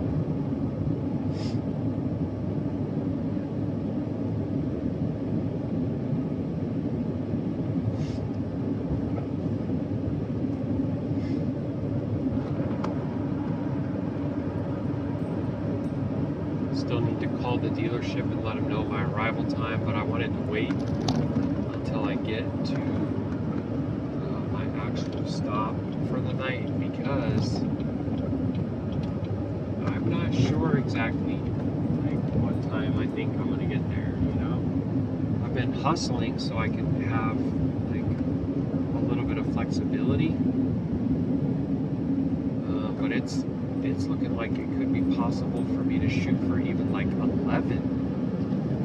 So we'll see. I'll kind of gauge it. I'm going to just keep my same pattern with the alarm clock and all that, and I'll just change that when I go to my recovery in the hotel that my Shah got me. Hi baby, if you're watching this, I love you so much. Miss you. So that's saying Virgin River, and that's the one that I said was dry. So it ain't there right now. Yeah, all these views and all these rocks are getting so incredible through here.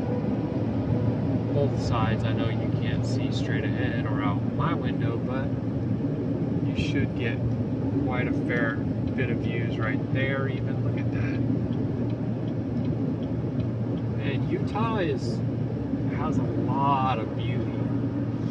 It really does. And then, you know, if you look at like Park City or Ogden, you get a lot of the mountains with the snow, so it has a lot of the versatility, because this is kind of like almost like a western, you know, it's like deserty, Grand Canyon-esque. Strong crosswinds possible for the next 9 miles already. This visor up.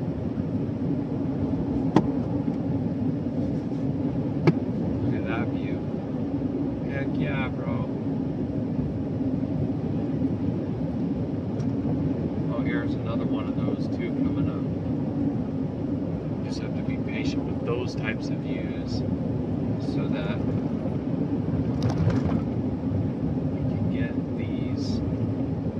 this one you might not get. It's just a huge hole in the ground right here. And we're on a bridge and it goes way down, but you can't see that.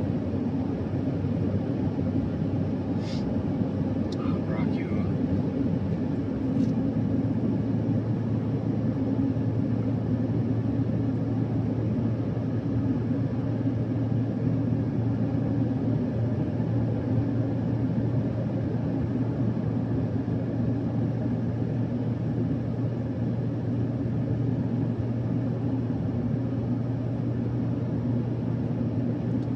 Did try to scout the pilot. I've been there before, and I don't remember seeing any pull-through parking.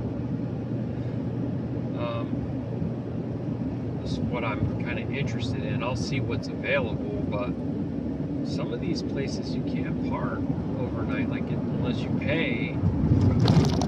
You know, they're going to charge you, you know, $22-25, and it's a back end. I'm not liking anything about that scenario, you know what I mean? rather go to a rest area. It's just work for free, but there's also a TA right basically like a mile down the road. So I called ahead there, and they do have pull-through type sites. Whoa. So, you know, even if I'll check the pilot. If it's Qadash, cool, I'll stay there. If it's not, I'll go to the TA and I'll look, and if they don't have one of those spots available, then I'll wait my turn. I don't know what else to say. You know, I gotta stop somewhere. I need to cook and wait. And I need to call the camping world in El Cajon. And I need to follow up with this insurance place. I sent an email and left a voicemail and nothing.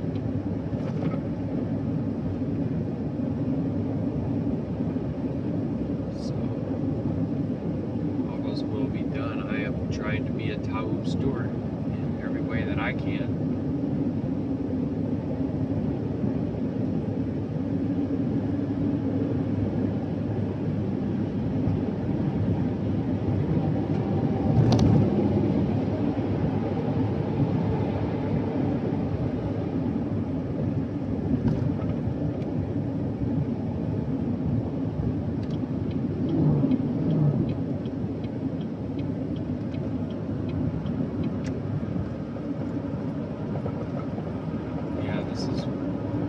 Really getting into the canyon now for these last, like, I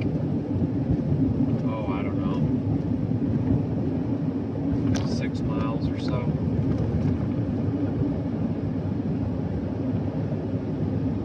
Little field,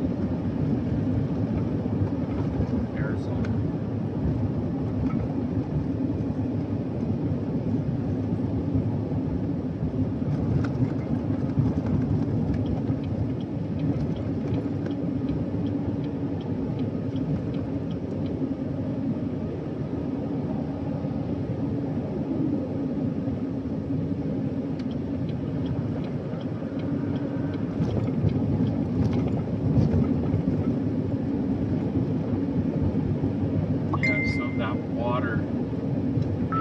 Is right down here on my side. Oh, that's my baby right there. Well, everything is okay. I'm gonna have to get to you in a second, Mama.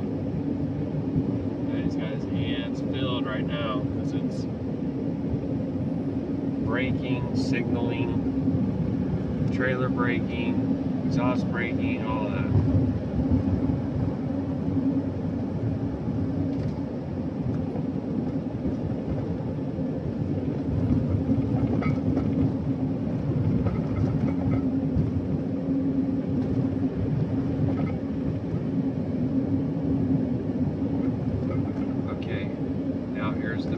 River again.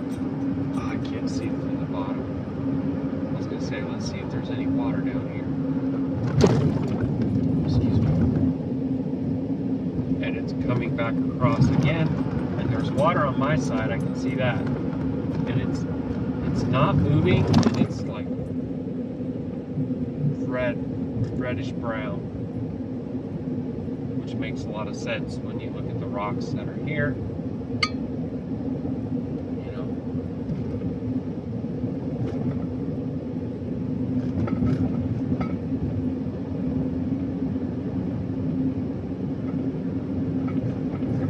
Class A towing a Suzuki Samurai, and I don't know, but I'm pretty sure that this is an outlawed vehicle. I guess that if you already own it, it's grandfathered in or something. I don't know how that works. Remember they outlawed those because they kept flipping over? That's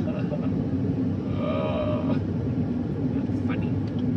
Alright, let me get back over here just in case we get some zippy flyby. Ha! Elevation's 2,000, so not too high right here.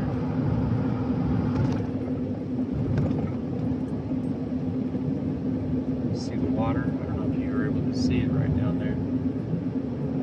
Come on, let them see the water. No. It's still and dark. You know, I wouldn't just go and drink that personally.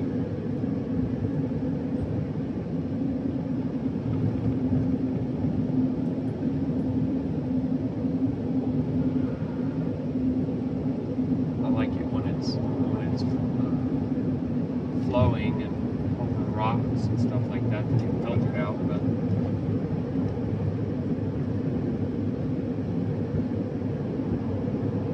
there's all these little holes everywhere on these rocks too that I'm sure like make great little nesting spots for critters, birds.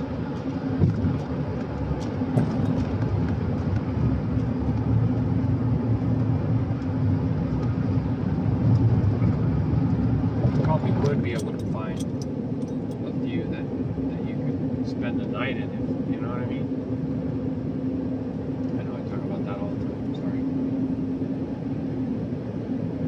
Could be a thing someday though.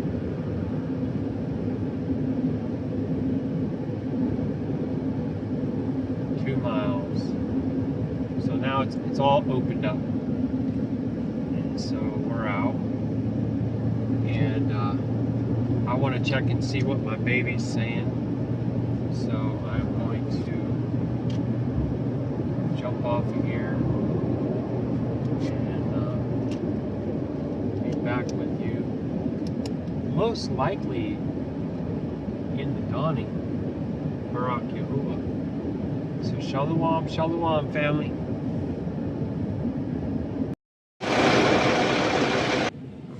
Shamka dawning, family. More like Shamka fourth watch. It's 10 to 4 Goshen time, and we are in the very northwest corner of Arizona. We're going to be making our way down to towards Las Vegas, and I was just checking the weather, and we got a storm moving north, from the south, coming right towards us. In fact, there's a lot of lightning that's starting to hit all around.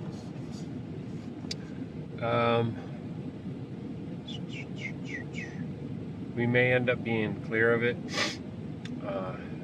Not sure. I have in the GPS here the first destination, 2 hours. It's an hour and 33 minutes. I still have the check engine light on. Had to run the truck a lot last night. It was so hot out on this tarmac, 100 degrees.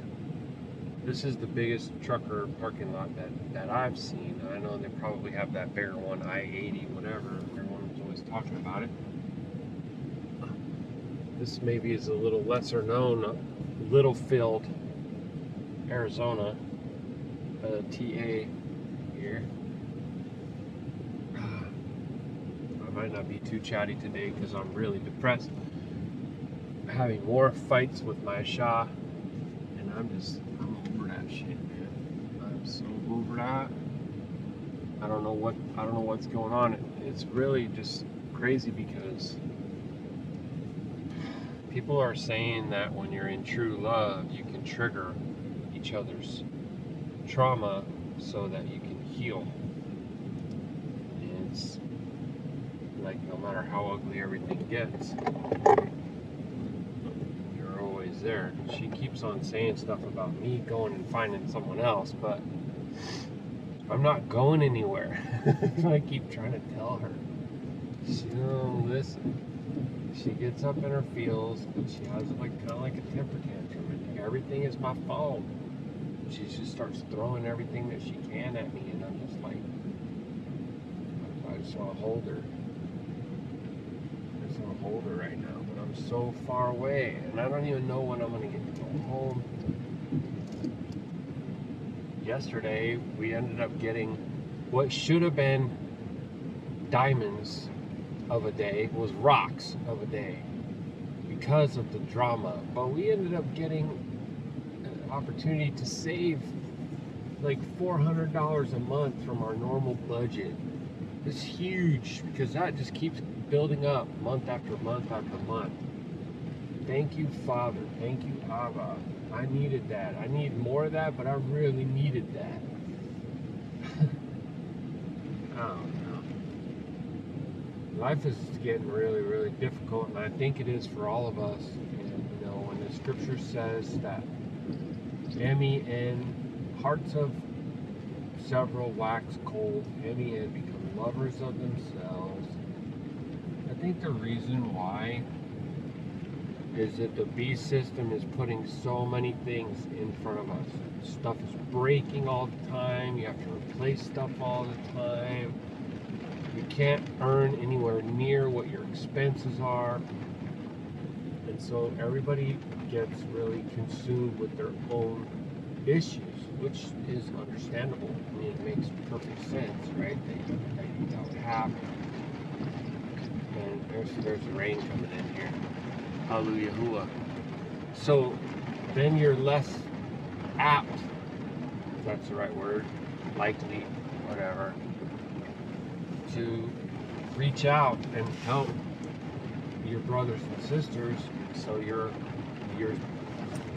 love for them, which isn't just like emotions, right? Love is action.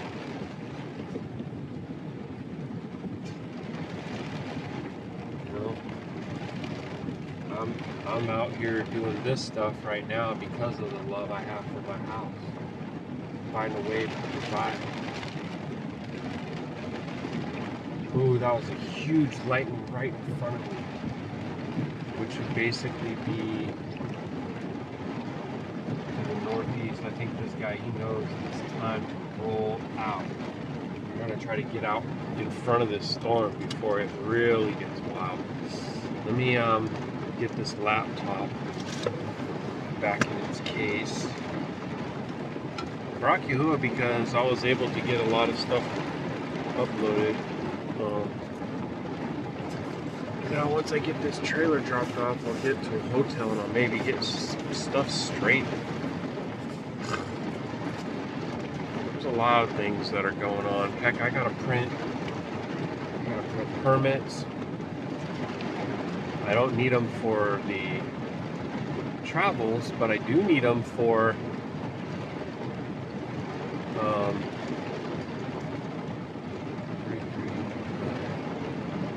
I need them when I submit my paperwork.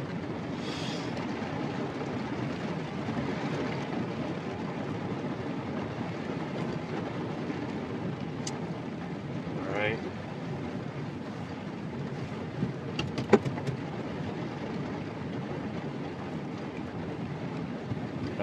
That's a pretty okay work there, right? I'm not hating on Kenworth. I just like Peterbilt better, that's all. There's no old one down here at the end.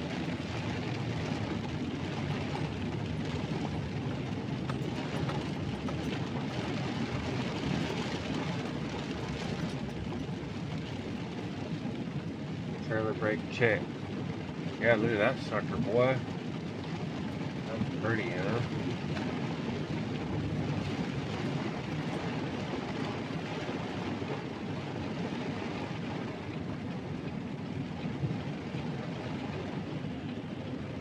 More of that lightning going off right there.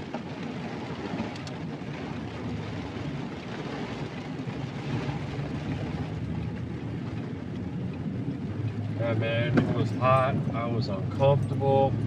My mind going round and round and round and round and round and round with this argument I'm having with my honey there. I don't feel like she's hearing me. She don't feel like I'm hearing her. Oh, man, I feel like my headlights are really dim. Like I can't see hardly for nothing. Oh, you can't see a dang old thing over there. Dude, what's up with these lights? For real.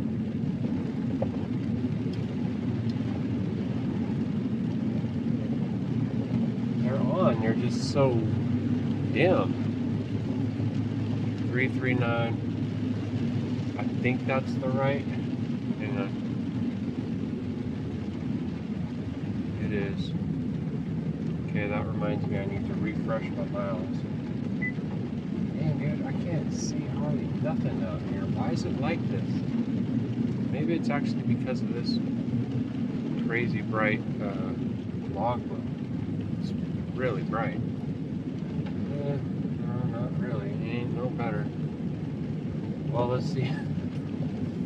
Hate to say it, but let's see how it does when I get out on the highway. By then, it's going to be a little too late. Stupid check engine light. Sorry, Slovakia. It's just frustrating. You know, because I want it to come on if it's something that's mechanical failure related, not your freaking emissions control regulation, whatever. I mean, heck, it could be coming on because I'm using the DEF at the pump. I have no idea.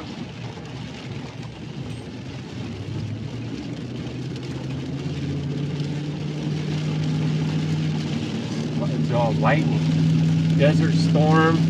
This fourth watch on our way to cut through Vegas and bypass Los Angeles down towards San Diego. Drop this trailer off in El Cajon. Man, please, Abba, give me Kasad this day, because this is the thing that really sucks, man. You go to bed having a fight with your Yahusha, and I got all night and all my day here. I'm not even going to get a chance to talk to her, try to work things out, nothing.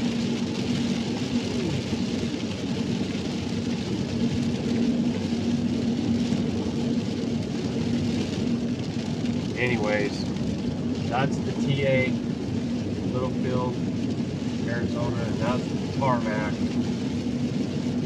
I've used that expression to describe other parking lots. That one, I never seen such a thing. There's nothing but just flat parking spots, and it's more like hard concrete, like a tarmac. It's not like a regular blacktop parking lot. And it was really windy. I thought somebody was messing with the trailer in the truck. It's just the wind blowing, shaking. And it was hot air. Hot. It's like, yeah, I'm not cooking nothing here. I went in that truck stop and got something. They out of a rocket. Not harm my body. Well, we're up and rolling. We may not be going as fast yet, but at least we're on the way.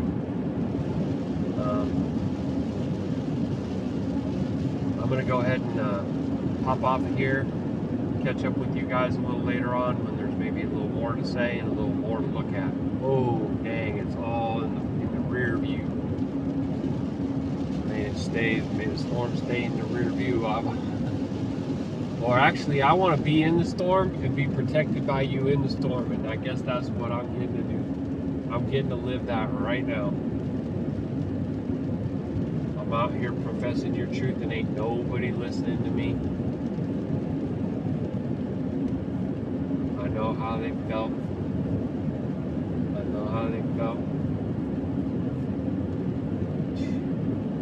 Look back and you can read through the scriptures and just be like, what if they would have listened to Yashar'Al? What if they would have listened to Yarmiyah?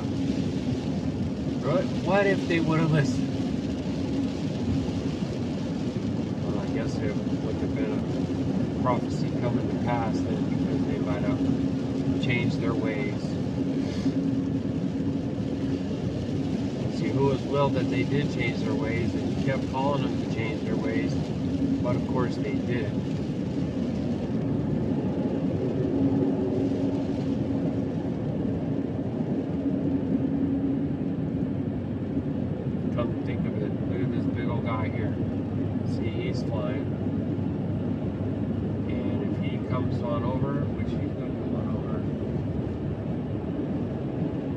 just probably follow him. Why not?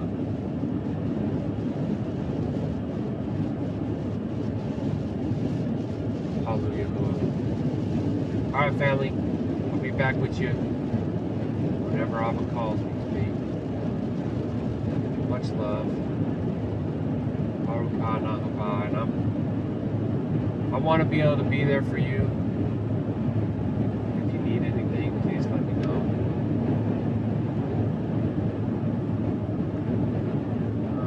I don't want to be a heart that's grown cold, that's so consumed with all my own troubles in this life that I can't halal for you or give you sound advice rooted in Scripture. Do I have it all figured out? No. Do I walk perfect in this walk? No. Just consider me to be a brother. You know? I think we need each other. I really want to see us come together, but I keep floating that worm out and it ain't nothing biting. So Abba knows. Maybe we'll take a look at SIN City driving through in the dark, because I'm pretty sure by the time I go passing through there, the sun will not be up yet. It's really only like 1 local time, you know. So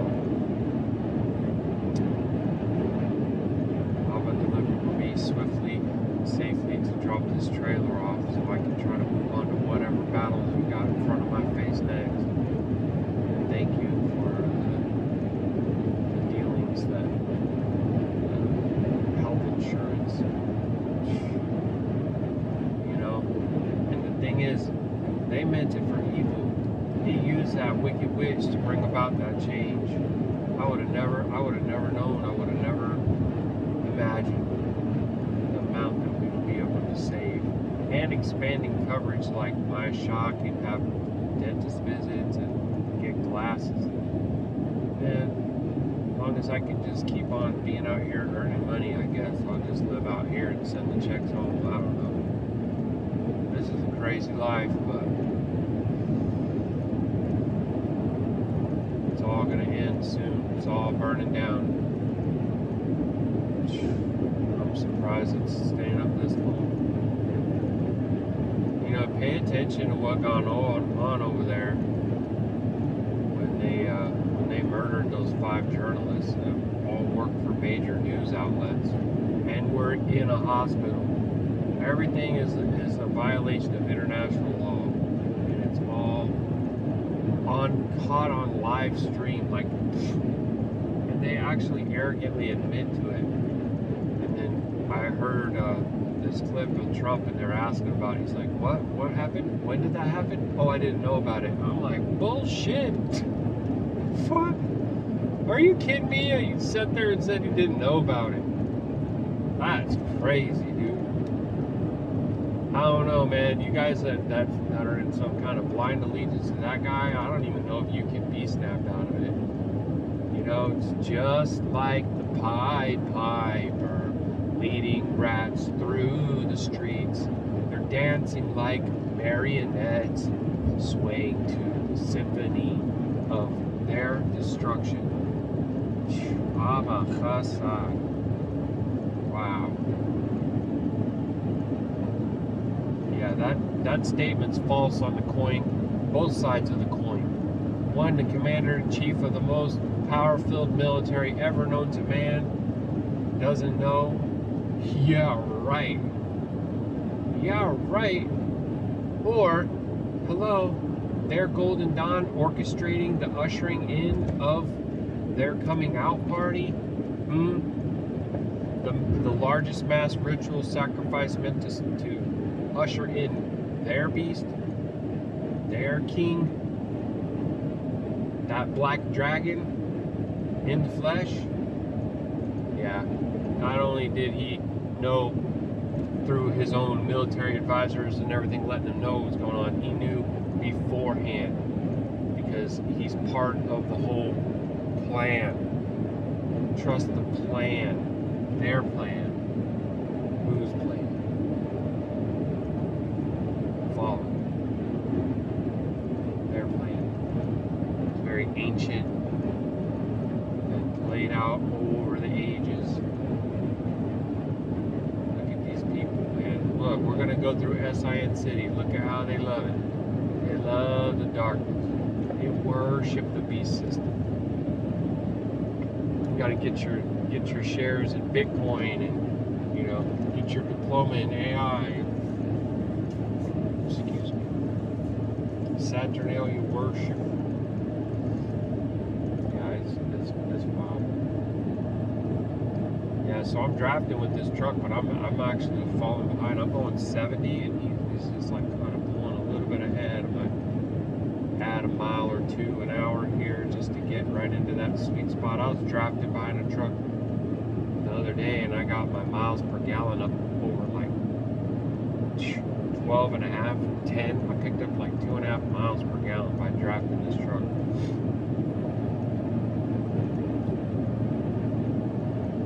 And you get behind the right truck, you know, they don't mind.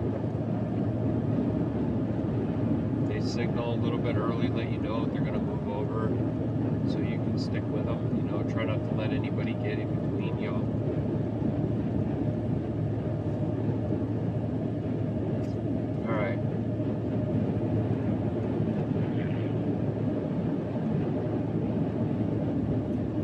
Take it to the Father, right? Yahuah is my strength.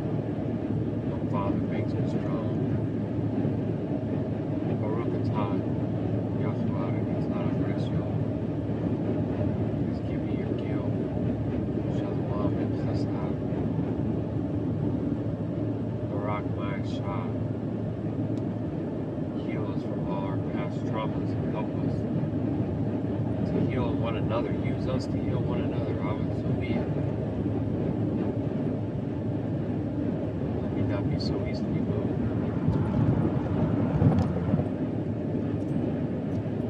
Let me stand boldly. Like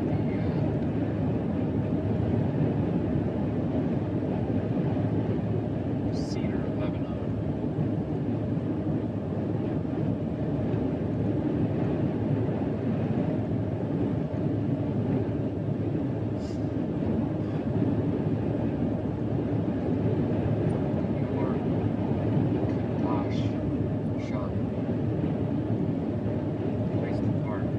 Righteous name. Qadash, Qadash, Qadash, Yashar'Al.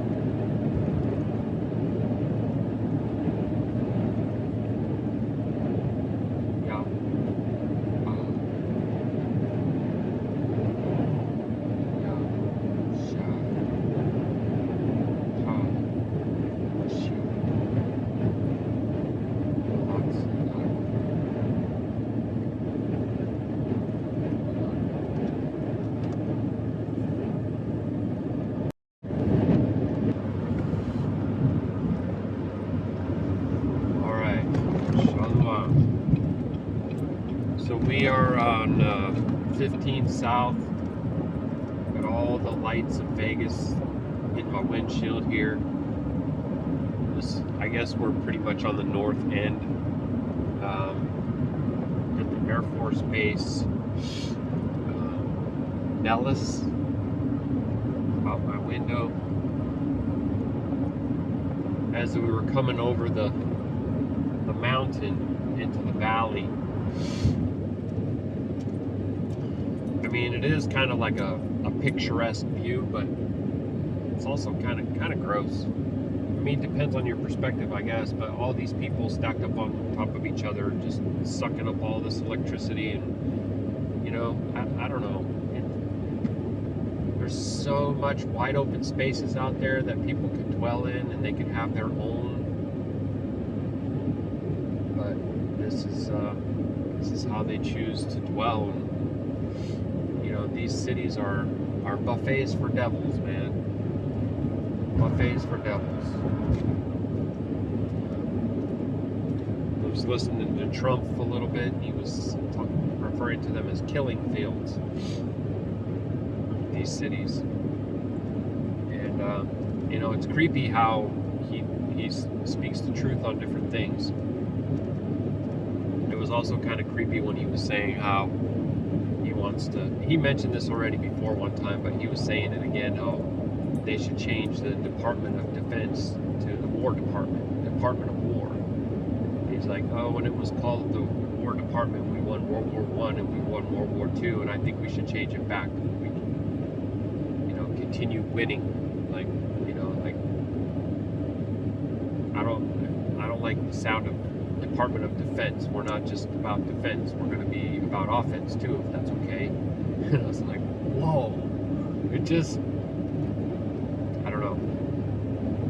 Maybe to someone else listening, it doesn't sound as serious. I just saw a billboard and it's a personality that's apparently an attorney here in Vegas, but I recognize him from Orlando. I guess it's kind of like the music stars too, huh? They can graduate to performing in LA or Las Vegas, LA. This truck in front of me, he's cracking me up. I sped up a little to get behind him, and he moved over, so I moved over, and then he moved back over. So it's just like, okay, I'll just stay right here. And then a while later, I got over because it was an exit-only lane, and so I was behind him. And now he just moved over again, like, he's like, don't be behind me. I don't know. Like I said, you can draft with some drivers, but other drivers, I guess it freaks them out or something. I don't know. Any Hoosier.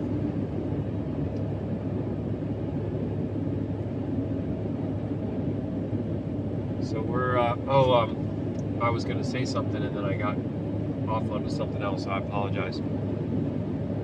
When I was coming over the mountain into the valley, I looked at the sea of lights, and you can see that weird,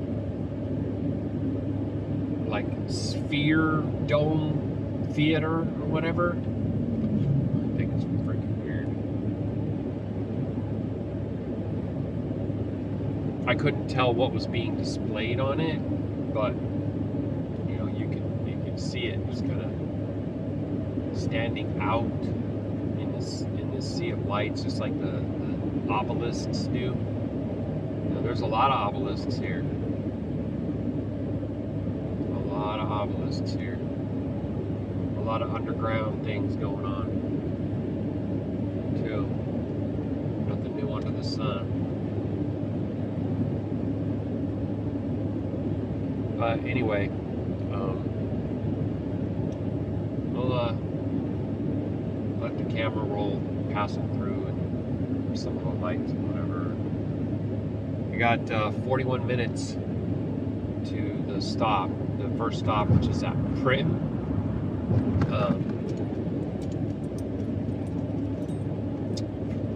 About a week ago, I was coming the other direction, and I saw for the first time those 3 solar towers,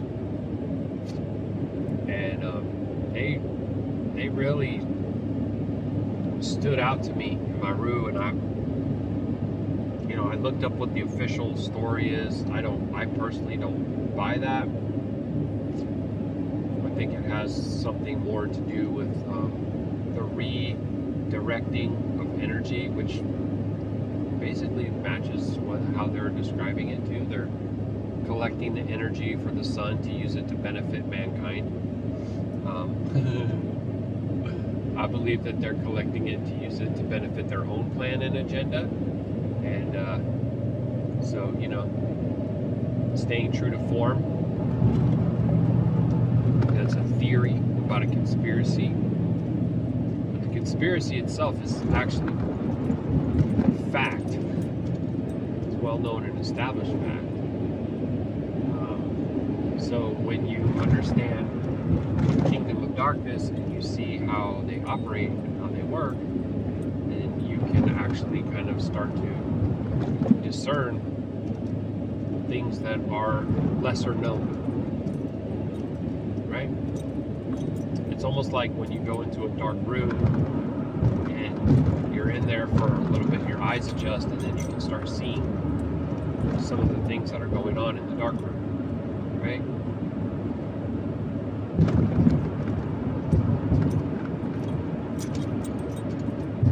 So that's kind of what it is to be, I guess, in a way, wise as a serpent. Not because serpents are wise, and wisdom in the scripture has to do with obedience and righteousness. Obviously, that's not what it's talking about.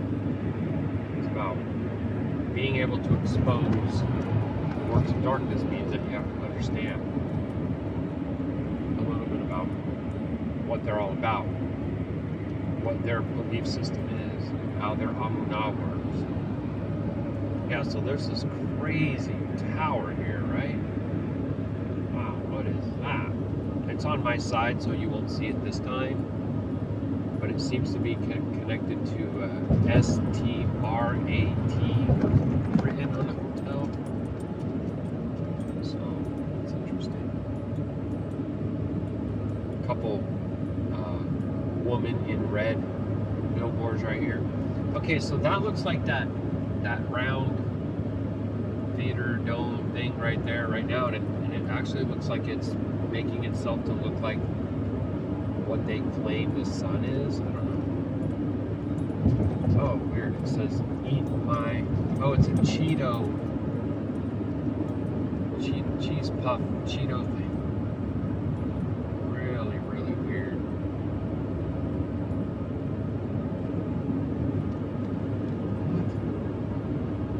What? I think that said Los Toxicans, gentlemen. Like the toxic... What? I don't know. Yo no sé.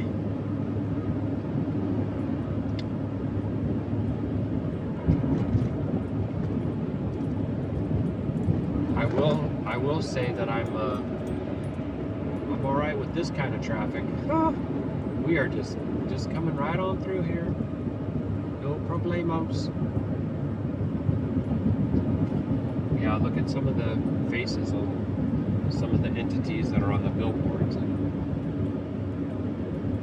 let me know what you see. I've brought this out a few times, and of course I haven't heard anything back from anybody. And there's a tower that says Trump on it. Wait, is that a different one of those dome theater things? How many of those are there? Now, what? I don't know. There's your horror.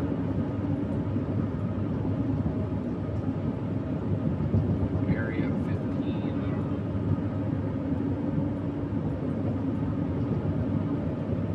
know. I didn't realize before that there's a giant T on the side of the Trump. Is that the Trump Tower? I mean, I don't know. Whatever. That was making me think of Mr. T. What if it's all just a wink and a nod to something else? Probably is.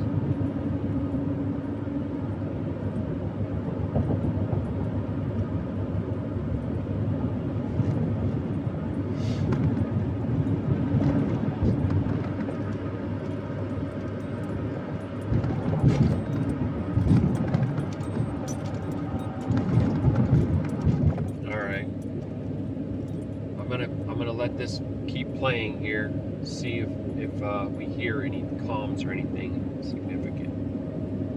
They're being mauled right now by everybody. It's so corrupt, and it kept business out of New York, stuff like that. But the appellate division vacated all of that stuff that you read about, and we're going to do a big number on that whole thing. You can't have a corrupt court system. You can't have that. You have to have borders. And you have to have a free press, otherwise you don't have a country. But you'll be hearing about the blue slipping, because if you have not, you don't need two senators. You just need one Democrat senator with a Republican. The only person that I can get approved are Democrats, or maybe weak Republicans, but we don't want that.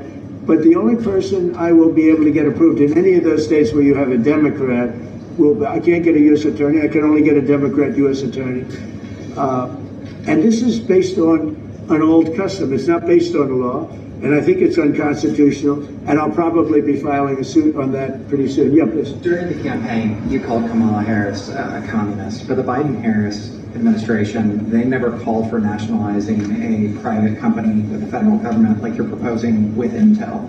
What do you say to some who say this is a bit hypocritical, and is this the new way of doing industrial policy? Yeah, sure it is. I want to try and get as much as I can. If people come in and they need something, as an example, as a real estate person, if I have an agreement, I have any form of a stopgap where I can stop somebody from doing something, right? I have a covenant and an agreement, and they come to me and they say, would like to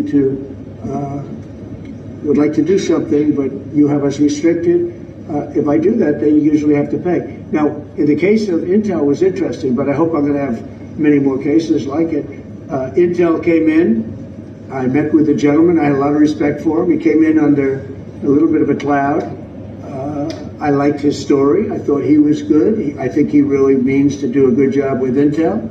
I said, I'd like to ask whether or not you'd give the United because the story, a lot of people said I invested in it. I didn't invest, but I invest my heart in it and my soul because I want the country to be strong. But I said, I'd like you to give 10% of Intel to the United States of America. Not to me, to the United States of America. And I said, if you have them as a partner, you have the United States as a partner, I think that would be a very good thing for Intel.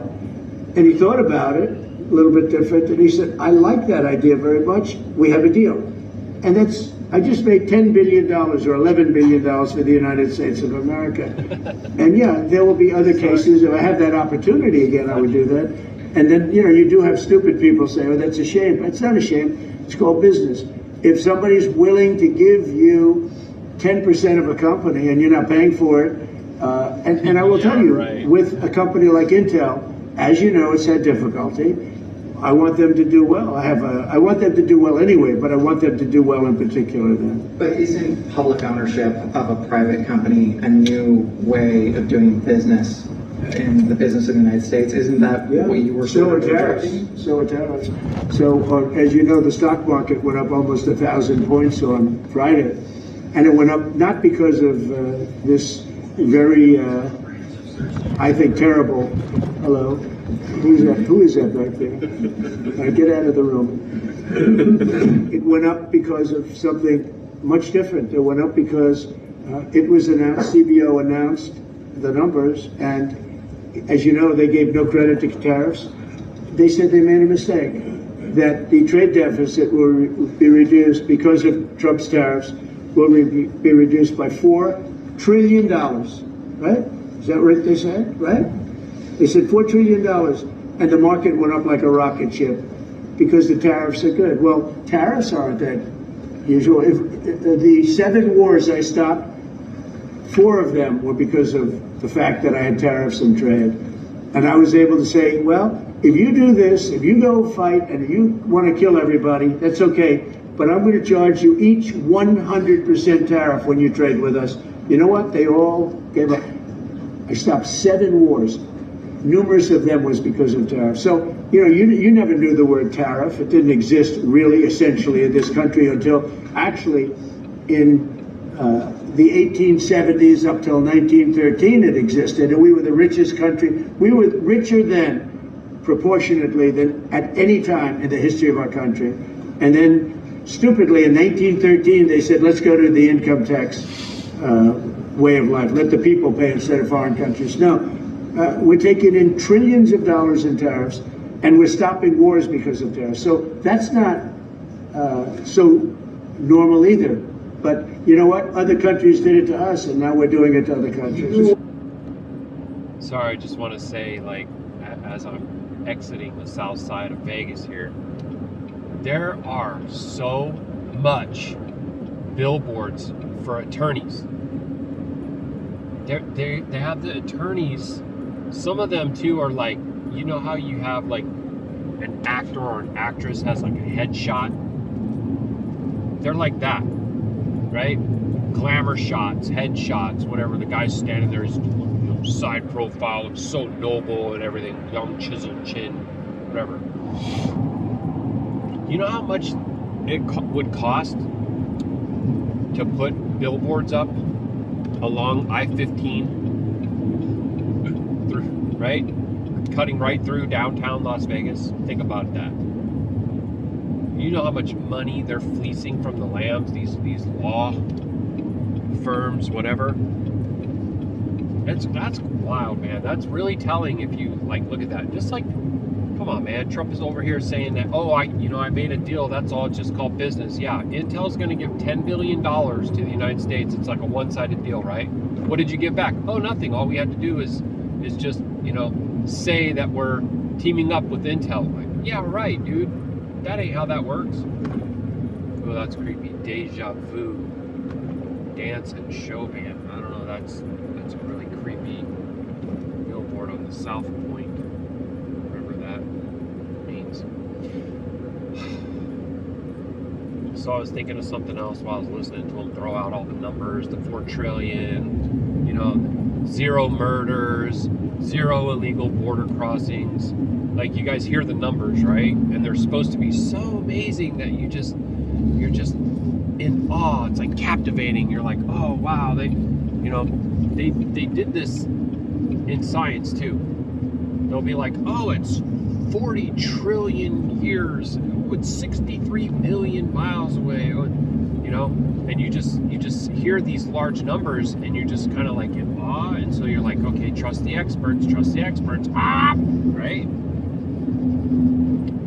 Really? So it's 0 border crossings, 0 murders, $4 trillion, $10 billion.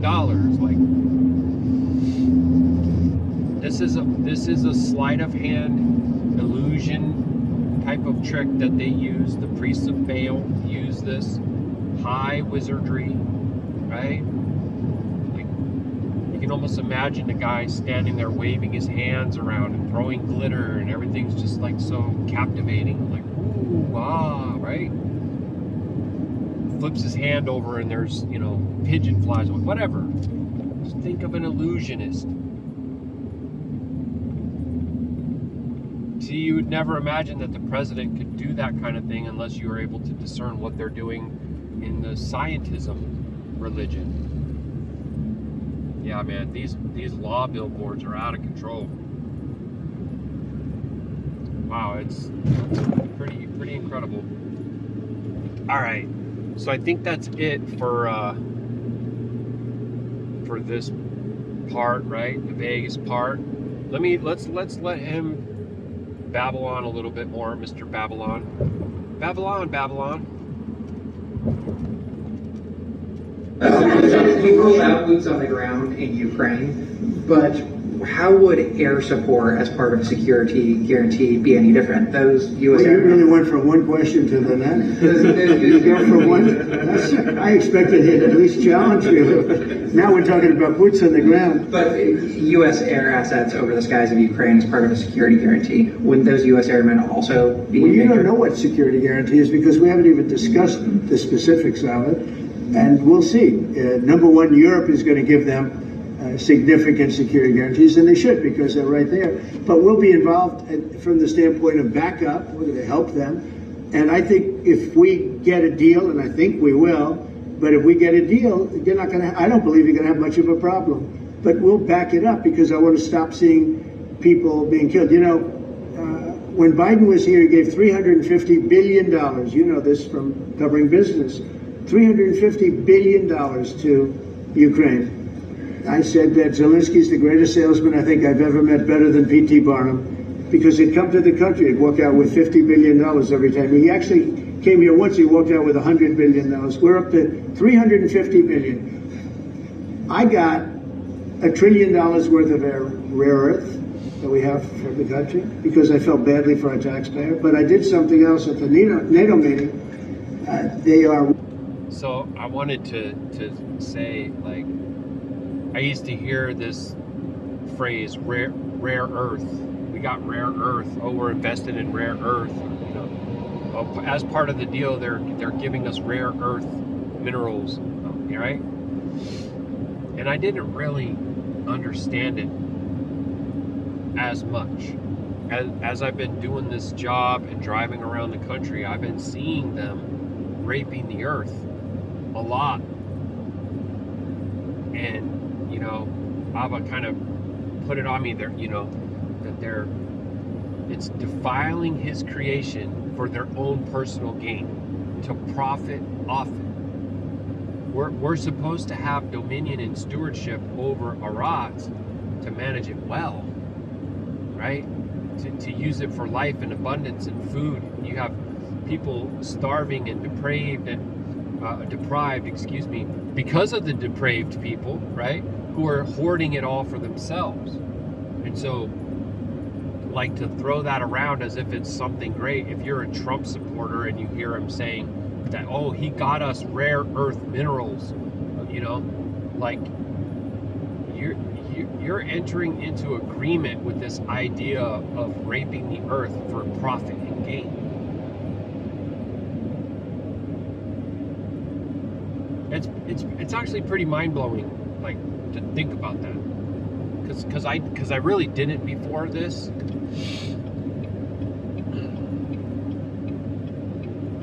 I know when I'm going through, it's probably like Illinois or something, I'm on like 80, and there's this huge man-made box in the ground where they're just strip mining this whole, and they just put the interstate going right over it like a bridge. It's huge. I think it's in Illinois. Don't quote me on that. I don't know. I've driven over it several times and always take note of it. Every time I get near it, I almost like feel it. I feel like, oh, it's this place again. Oh, like I'm here again. Like that stuff that they're doing, it's oh, it angers Yahuah. Angers. So do the dams. The earth cries out. Just like the blood of the innocent cries out. Yeah. Just like the Qadashayam, their palals. It's storing up wrath. All right. Wealthy countries, but they weren't paying, and we don't pay any money to Ukraine anymore. Do you know that? In fact, it's the opposite. They request through NATO. We deal with NATO. We don't deal really with Ukraine. NATO requests missiles. They want Patriots. They want missiles. We give the missiles to NATO. NATO pays. Sorry, I just saw another billboard with the guy that I was talking about. It's Morgan and Morgan. That's what it's called. You can look it up if you want. I mean, or you can just believe me. Morgan and Morgan used to be like, you'd always see their commercials and everything in Orlando. And I guess now they have, they probably have their things all over. They probably have like an army of lawyers that work for Morgan and Morgan, right? Probably. But anyway, that same guy's face.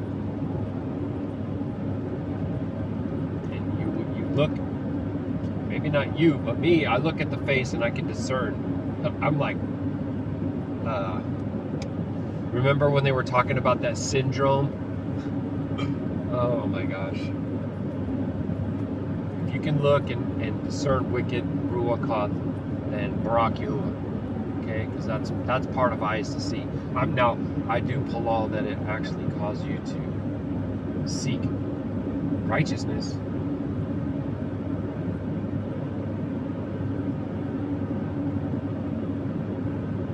Alright guys, I'm going to jump off here for a bit, and I'm going to stop in Prim, get some diesel, and get some coffee, and then I'm going to fire up the camera and try to record these 3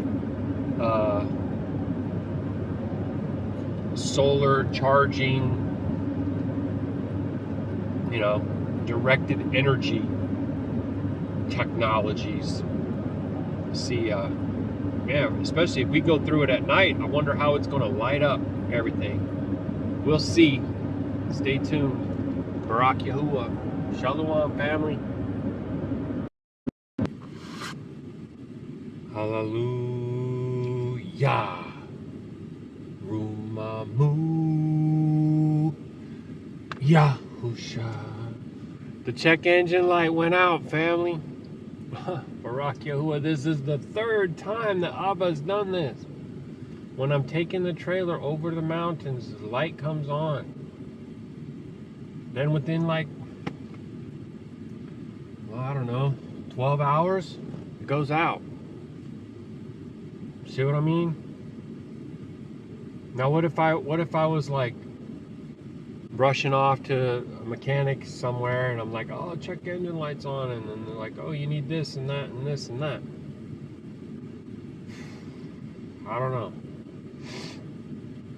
I think I will want to get with somebody who's able to like look at the history and tell me what it was, but I'm pretty sure that I know what it is. And I've heard other folks talking about it. It has everything to do with the DEF. It has everything to do with the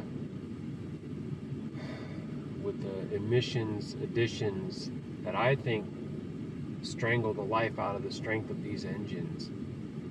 You know, making them run on regurgitated. It's like vomiting and then eating your vomit again. That's what the truck is being forced to do. And they say that it's for the environment, when actually it's one of the least damaging things. But that's a whole other, you know, now they'll flag the video and be like, oh, experts advise this and that about climate change, whatever. I ain't talking about any of that crap. I could care less about all your politics. Okay, so Baruk Yahuah, the light went out. I'm so filled with thanks to Abba for that, because it does make me worry. And I think it's meant to, you know. All right, I got diesel, I got cafe. I went and used the facilities. This is the pilot in Prim, Nevada. All right, and we're right next to this, I guess it's kind of a famous hotel. Shah had heard of it before, but it's like completely closed down.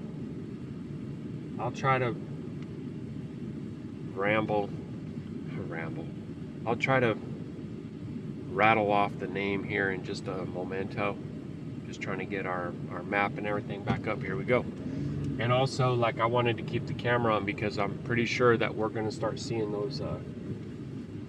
Let me see if I can just tell you for the record what those things are called real quick, because I did go back and get like a screenshot. So it's called the Ivan Pa Solar Electric Generating System, ISEGS, a large solar power complex with 3 towers near Prim, Nevada, located in the Mojave Desert, California. The system uses a concentrated solar thermal technology to focus sunlight onto 3 separate power towers, which generate steam to produce electricity. That's the official narrative. Now, I've seen this. I told my Shah about this, right? About like using it to power some kind of a ray high up in the space with the Space Force and Trump. You know, kind of a joke, but referring to the upper air still inside of the dome, make no mistake. All right, so this I think it was called like Whiskey Pete's or something. Now I'm not sure if it's gonna let me get out of here. All right, so I'm gonna have to find a way to do a complete U-turn. Actually, let's see if we can get out going around this way. They have that barricaded right there. That says it's barricaded also. I don't know what they got going on here, family. It's loco. It's loco up in here. But anyway, through the predictive programming of different television and movies, you can see them focusing the light from the sun. So that's the...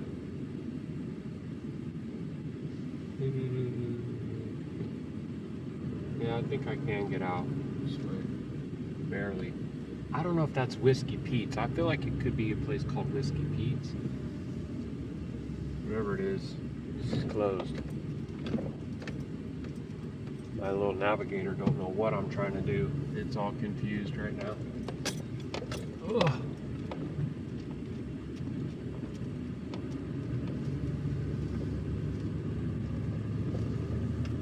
So it's like a giant castle over here.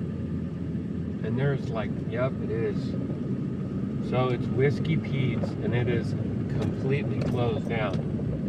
I told my baby about this when I come through here like last weekend. She was kind of surprised. And I've heard other people mention this place. I don't know. I never know nothing about it, but it's like, yeah, it's all barricaded up right now. You can't go in there. They're probably doing all kinds of things in there that they shouldn't be doing in the dark. But you didn't hear that from me. Kind of a joke. All right, let's jump up on this interstate, huh?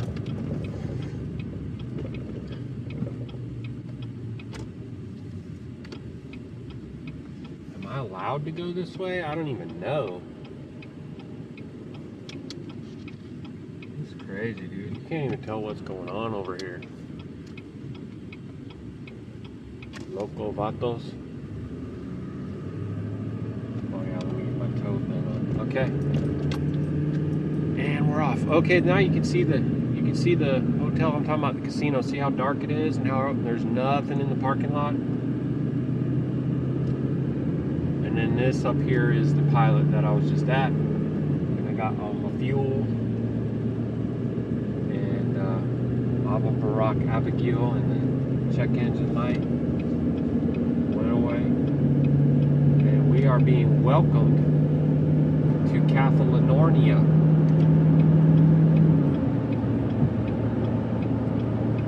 I'll get my cruise logged in here. We'll nestle into our little center lane. Ding, ding, ding, ding. Okay, so the towers are out there, but they're completely dark. So I guess the way that works is that when the sun is out and hitting them, then they're filled with light and they're really bright. So as of right now, you pretty much can't see nothing. But I can see the complexes. I see two very clearly, but the one in the center seems to be like something's in front of it that's blocking the view. I think you will be able to see them, so I'm just going to leave them on, leave the camera on long enough for you to be able to see them. I know it's dark, you can't see anything on there right now, but you might be able to see these little complexes. They got actually, looks like they have red blinky lights on them. Yep, all of them. Yep, they don't blink too often, but they blink once in a while. And then on the ground, there's a bunch of lights around. So they're surrounded by a sea of solar panels, and they're saying that those panels, I don't know, redirect the energy up to the top that does something to do with steam. Seriously, you guys heard of geothermal before? It's basically using the heat of the earth, Ha'arat, to generate power. It would be just a matter of drilling a shaft and putting the equipment in there. The heat from the earth could turn or generate steam and all that. You don't even need to spend all the gazillion of millions of dollars to build these towers and do this stuff. You know what I'm saying? You have access to free energy all day long. They ain't even about that. If it was about that, our cars would all be running on water right now, because that technology exists. You know what I mean? And the technology exists to power your lamps without cords. But how are they supposed to profit off of that? You know, giving everybody free power and free electricity or free Wi-Fi and all that kind of. No. You gotta pay, bro. Pay up. Gooey. You gotta pay up, gooey. So, yeah, that's what's up. Now let me see if you're able to really even Heck, I think that third tower's over there.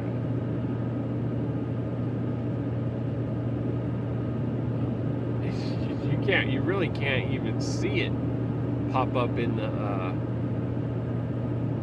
there's the middle one. I do see the light around there. Things are popping up and blocking the view. I guess the third one is closest to the road. So let's leave it up for a memento. But yeah, there's like a James Bond movie. And there's, of course, you know, The Simpsons. And they harness the energy from the sun to create like a deadly laser.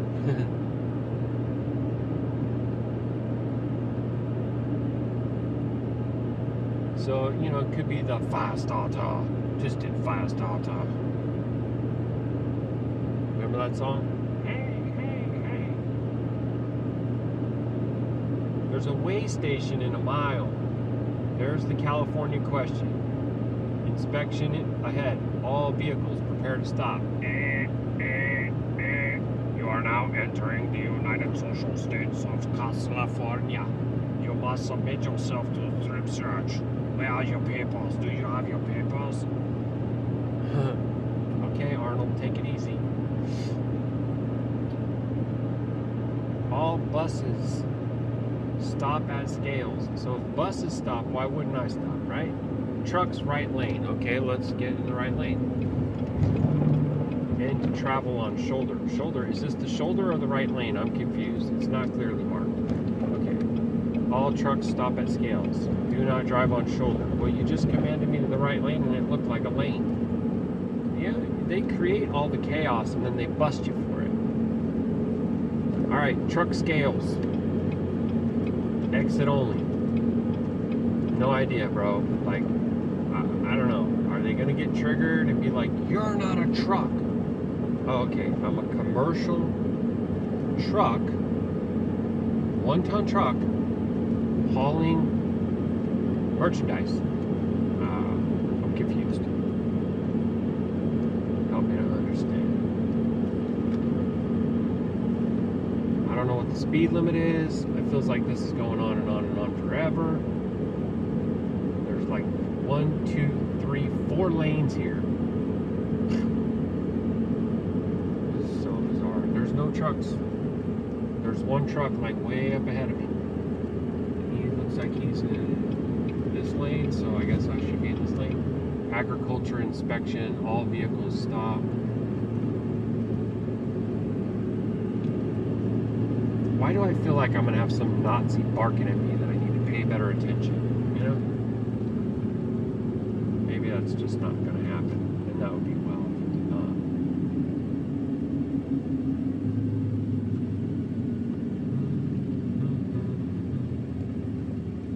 California Agriculture Inspection Station, Mountain Pass.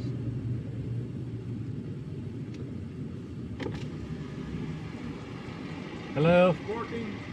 Yes, transporting. Good day, my friend. Thank you. Take Can care. you answer for me, us RV transporters, when we're in California, are we supposed to go to the scales? Okay, I will apologize, but Oh. I'm going to ask you, keep the right lane, which is the scale, Oh, okay. and talk to CHP. Okay, I will. They will hear, we are agricultural. Okay. Thank you, my friend. Take care. Have a man. great day. You too.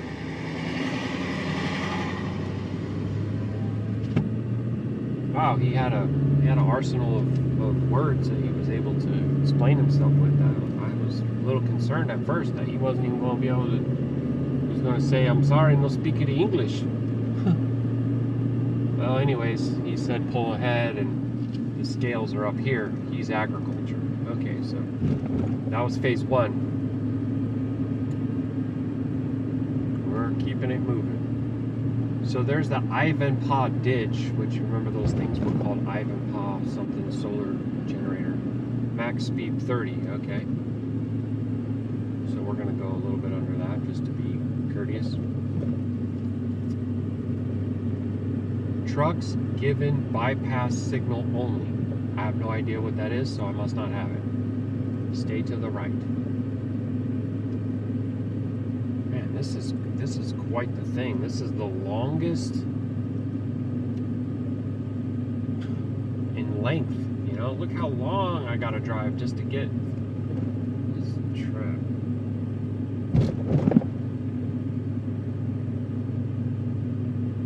I'm pretty convinced this is an entirely different country. Right lane permit loads only. Right turn on headlights. Right lane permit loads only. Permit loads? I didn't even think California required permits. I don't know. He told me to stay to the right, but I don't know if I'm supposed to because that says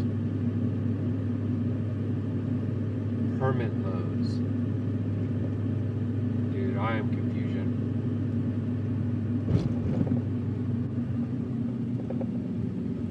Way in motion, 10 miles an hour. Release brakes while on scale.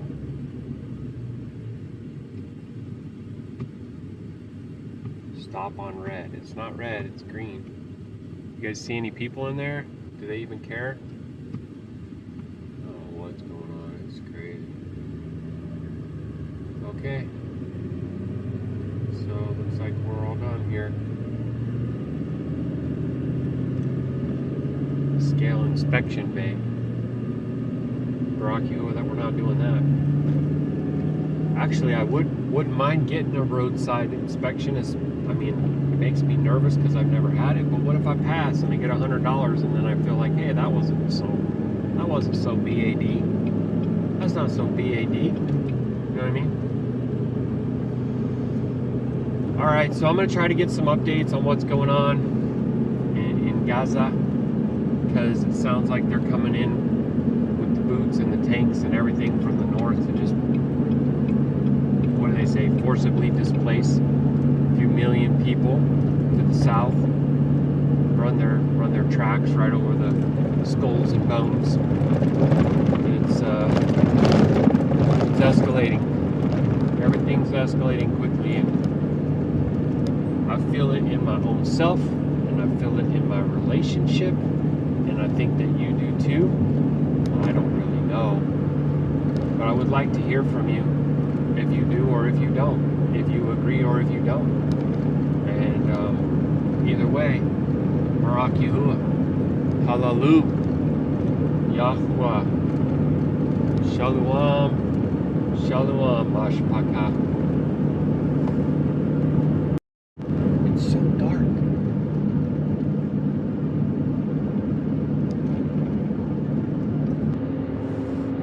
Baruk Atah Yahuah, Mashpaka. The greater light is rising over California, 6:14 a.m. local time.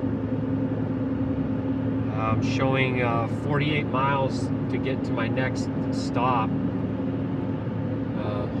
which will be just to try and top off the fuel. I guess one of the cheapest prices that I was able to locate in this area because, oh, it's insane. Diesel's jumped up over $5, and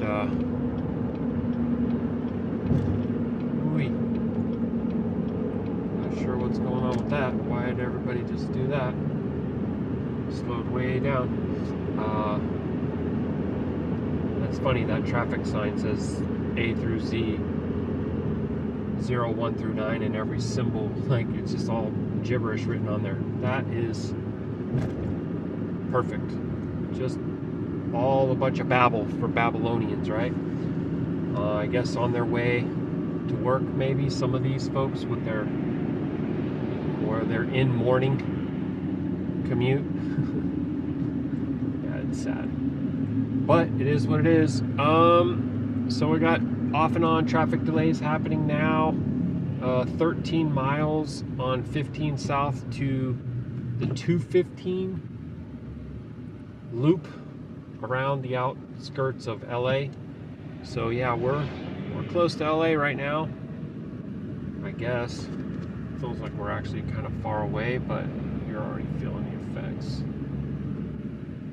It's a jungle. It's a web of roads on the map. It's very loco.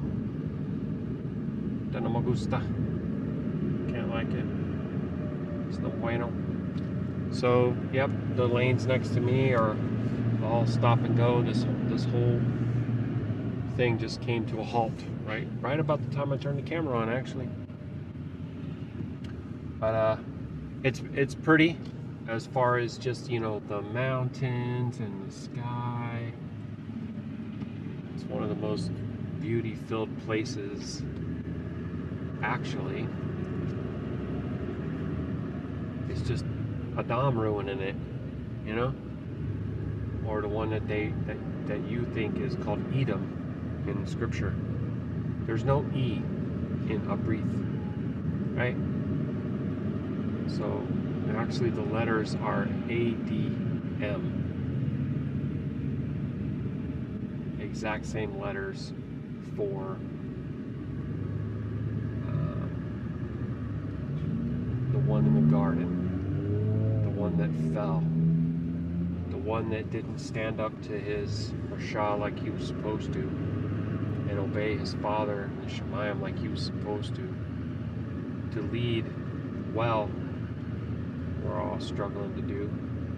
I know that my brothers wrestle with this too, because, you know, we have a role to protect and provide for our families, including our Asha, obviously, our wife.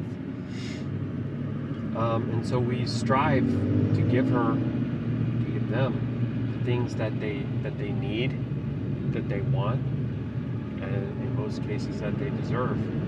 But we need to make Qadash judgments regarding if everything they ask for is really for their ta'ub. Because they will ask for things that are not for their ta'ub, because that's what we do, right? As creatures of Chata, we're fallen creatures. We're not perfected yet. You know, Abba willing, we're seeking perfection. We're striving to be like our King. Yeah. But sometimes they ask for things that you need to be able to say no to. You need to be able to have the boundaries. You need to be able to set the tone. Okay, this is what my current disagreement with my Shah is all about. Right? She, like anybody else, is capable of reacting in a non-productive way. Like sometimes we just have to step back, take a breath, okay? Don't make any decisions, don't take any actions until you calm down. And if I want to try to communicate that to my Shah, I need her to be able to hear that and not get even more upset. So I'm trying to explore ways to communicate it so that it's not an offense, so that it's not triggering, so that it doesn't bring back, you know, regressed trauma, memories, and all that. I had no idea I was going to go into all this, but like I said, I want to be transparent. I want to try to share with the mashpaka. If I have a challenge, how do I deal with it? How do I? Am I perfect? Absolutely not.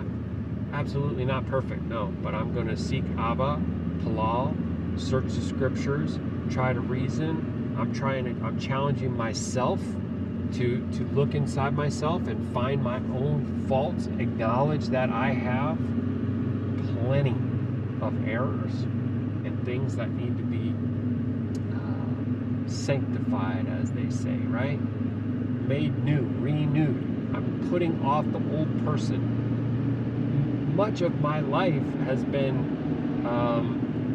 me trying to perform or win favor or something. People who don't actually even love me or care about me at all. Most people don't. Most people don't. So why am I making myself to be something that I'm really not in order to don't know, fit in with people who don't even actually give a crap about me?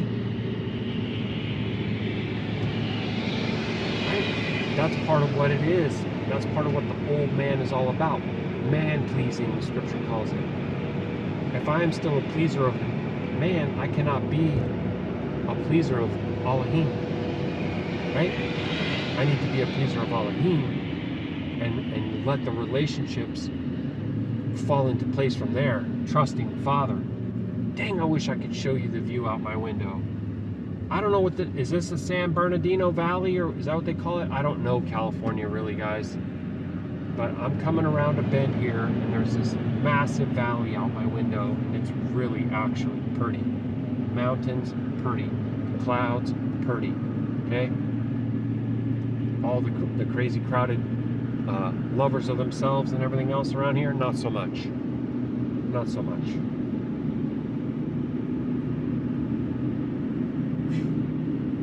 Actually, it looks like they're stripping a bunch of the mountains too, though. They're gonna be judged for that. It's gonna be wrath. I won't even be surprised if I look back. My shot keeps showing me I leave an area and something happens there. They got fires, floods, whirlwinds. I don't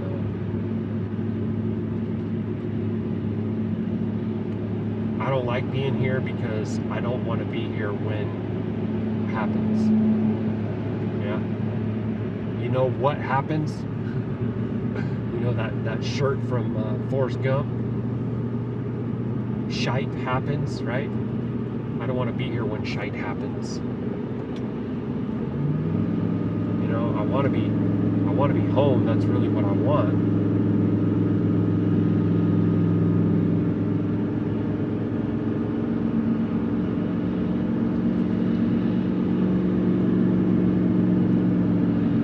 Tons of traffic right here.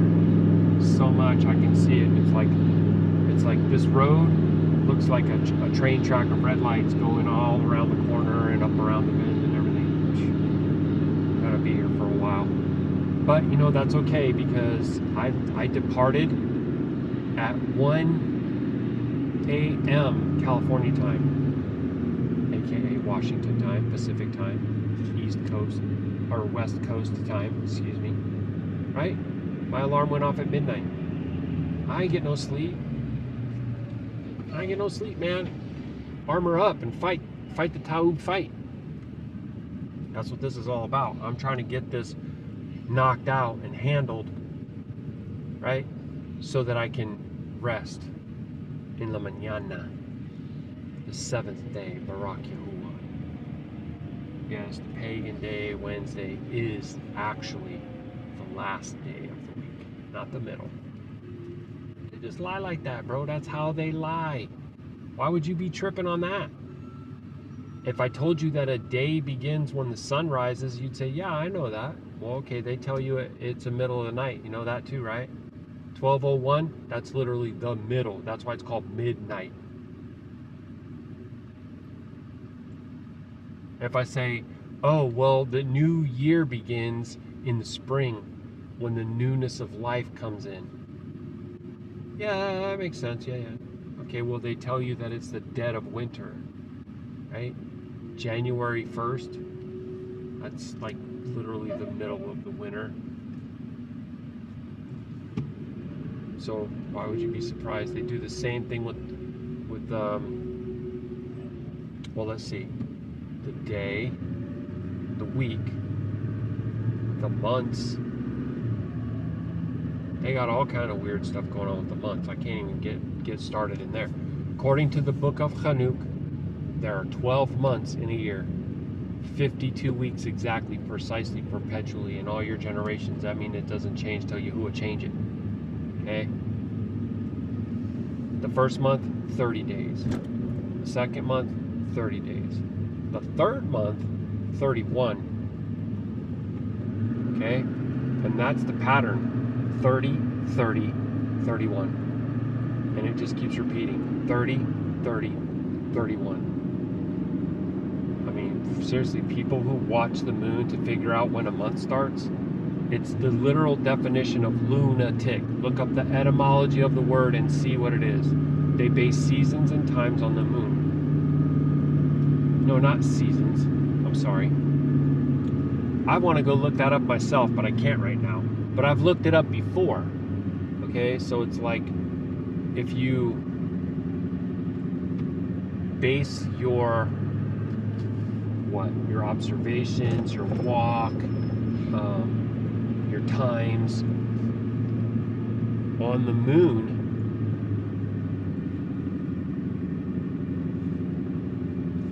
I'm gonna look it up. I know I'm in traffic.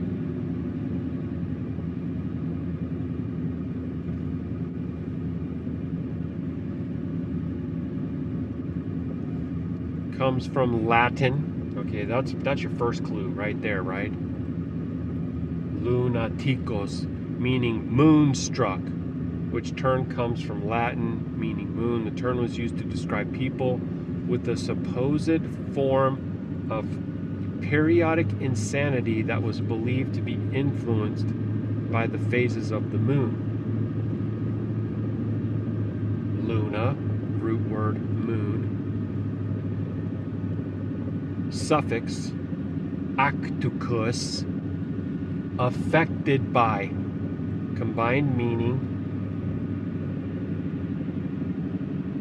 affected by the moon or of the moon or moonstruck.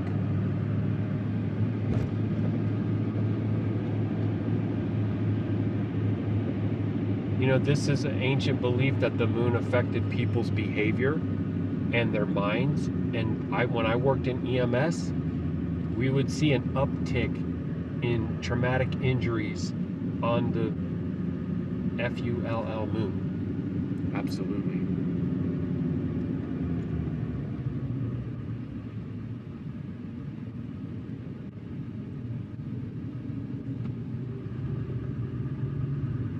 Affected by the moon. I've seen this before though. It's more than just,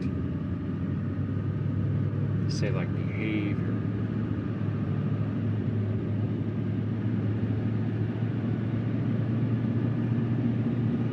Middle High German, Luna, humor, temper, mood.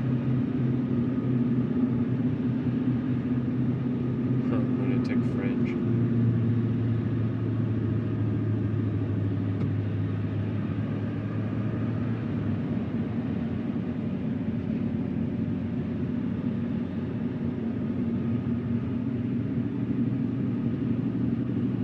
Okay. Anyway, I looked it up. I'm not seeing what I was thinking I was going to find, and so Salahia, I apologize for that. I might have to do that.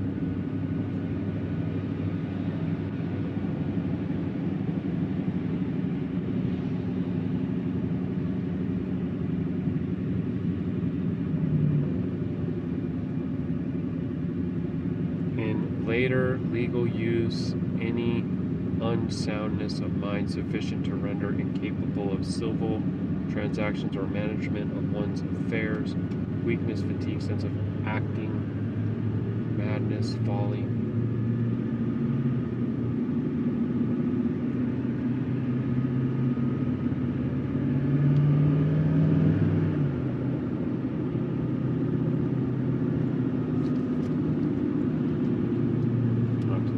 Exhaust brake, it's just running. Let's start using this trailer brake more.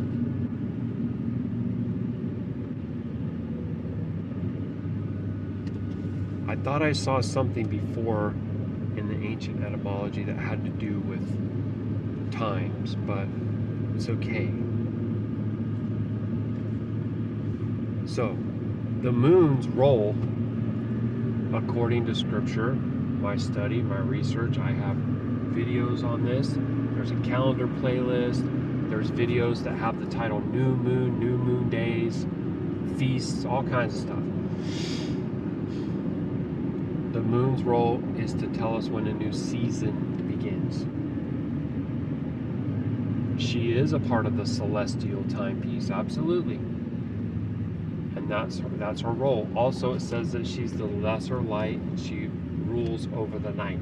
The greater light, the sun, rules over the day. The day is separate from the night. Yahuwah separated the light from the darkness. This is foundational understanding in the physical and in the spiritual. Yeah. Are there not 12 hours in a day? See, that's understanding. Not 24, 12. The nighttime has its own measure, which is watch. There are 4 watches in the night, according to Scripture. You'll never find a 5th watch, 6th, 7th, 8th, 9th, 10th, 11th, 12th. You'll never find a 13th hour, 14th hour, 15th hour, 24th hour, none of that crap. It ain't there. Come out of her, right? That's all that is, come out of her.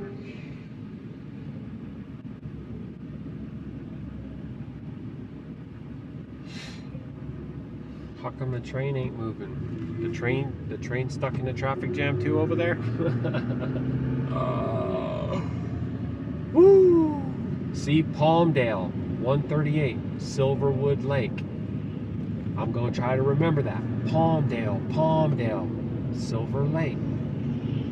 I'm going to try to remember.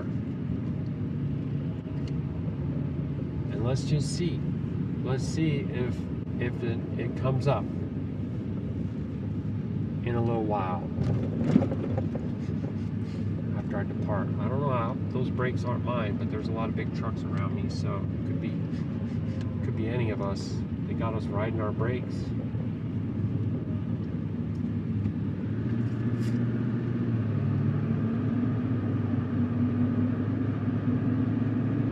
All right, so we just keep on observing.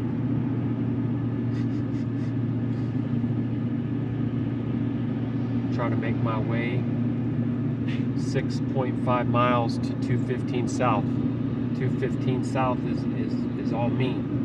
When I get there, that's where I got to go. Come on over, Bowtie. There you go. Scales are closed, it says.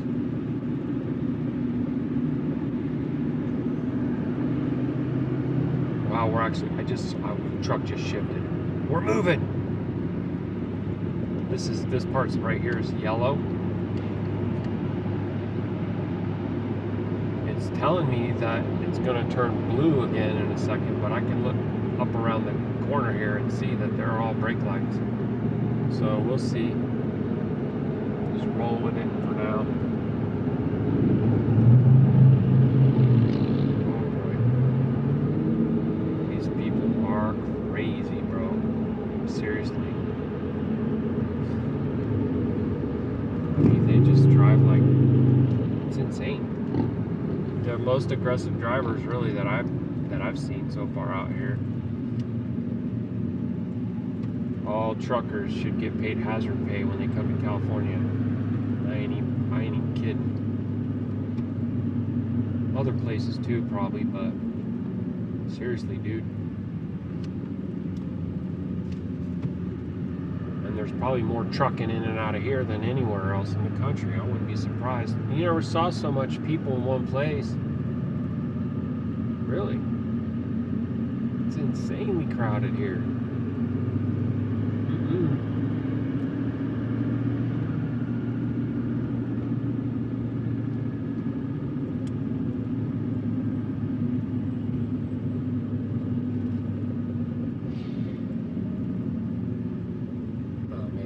Followed that Peterbilt on the skateboard.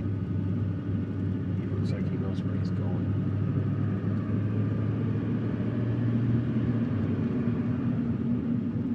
I can't get over right now. There's a Volvo there. Yeah, look at all those shipping containers, man. Just sitting right there. Just sitting.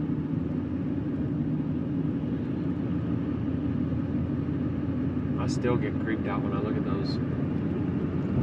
Because they can be used for a lot of unclean things, family. A lot of unclean things.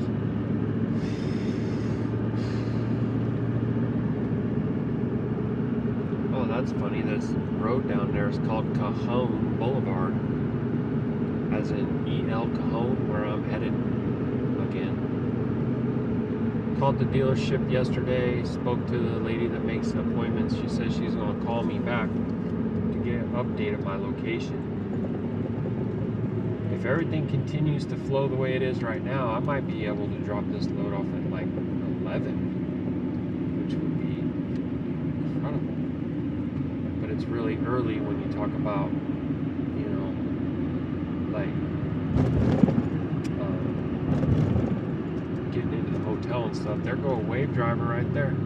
Tried to wave to you, wave driver, but you weren't looking. That little travel trailer he's hauling up. I'm taking a bunch of those. Campsite Reserve, I believe is what it's called. Like a little Coleman or something. These things are, yeah. Anyway.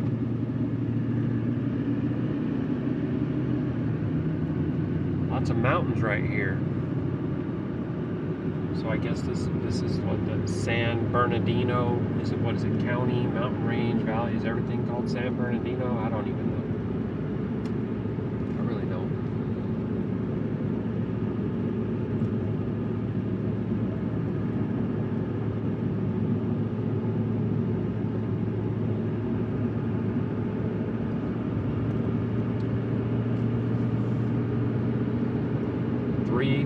.8 miles. 215. Actually, probably should get over, huh? I don't know. Is 3 miles? Is that too far? Who knows, man? It could turn into an exit only, and then I'll get stuck. I'll just wait a little bit longer. You know, it's funny. I couldn't find a rest area for nothing, and I had to go to bathroom, and it was nothing. For the longest time, I'm like, this is horrible, right? And I finally got off and had to make like 3 left-hand turns and come to a Maverick, which was actually very large, plenty of parking, very clean restrooms. I said, Baruk Yahuah, thank you so much, Abba. Thank you so much, Father. But the funny thing was, all the way down 15, and there's no rest areas nowhere, and every time I came to an exit, I would see the on-ramps and the off-ramps packed with trucks parked. Because where are they supposed to go? Sometimes they need to stop, dude. You don't have a place for them to stop. Come on, California. Come on, bro. You need all the stuff they bring in and out of there. You need that. Your economy needs that. Whatever. Accommodate the truckers. What, are you kidding me? That's not cool. You know, I remember one place I stopped off to make a pot of coffee, and I was following the signs to go to their little welcome center. The last sign says, no commercial vehicles. I was like, you gotta be kidding me.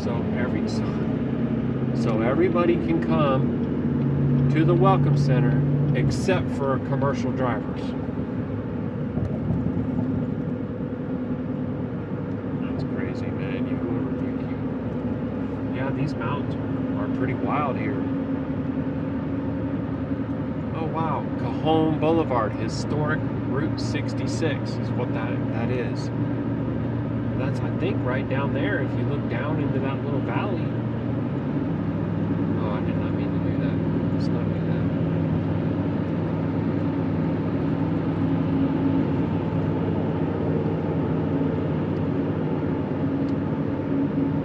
Turn the cruise control on for 1 second and then kicked in the exhaust brake. Turned it off and it's still just going.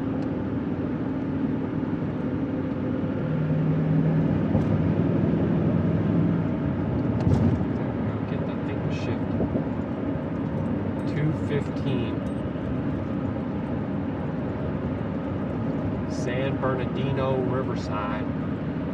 15 bypass, 3 axle or more right lanes. I'm confused. That just confused me. I was doing great until I read that sign. I don't know what that's supposed to be. 15 bypass? Is that what 215 is? I'm confusion.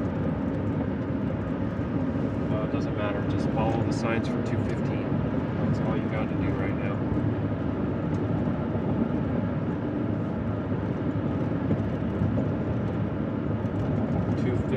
south towards San Bernardino. Yeah, there's a totally different thing. There's 4 lanes for 15 south to LA, and then on the very, very far right, there's a thing called 15 bypass. I don't know if that's better than 215 or not, but I'm not taking it. And how many lanes are exiting here? Wow, there's just utter chaos around here. 1, 2, 3. Man, I am just curious where that 15 South truck bypass goes. Just wondering where it goes.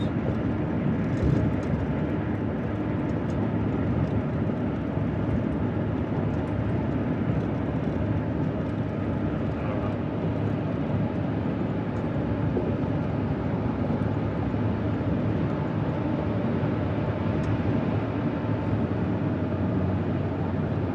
I kind of want to be in the lane at that white car next to me. I don't really want to be in the fast lane. I can't get over.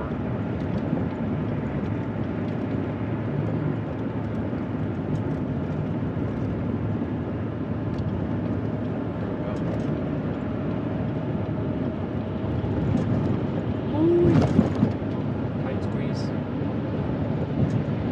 Yeah, because actually the one that was in the fast lane behind me looks like a law enforcement vehicle, and is scoping me out right now.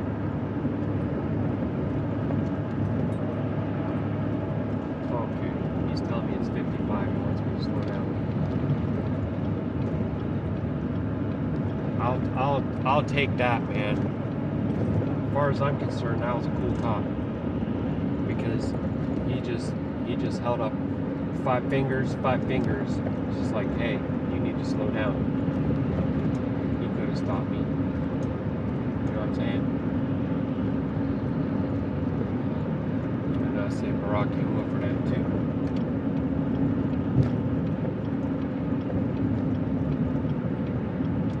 And one thing is that I gave myself plenty of time by continuing to wake up so early and just get all that driving knocked out. So I don't need to try and, speed or nothing like that.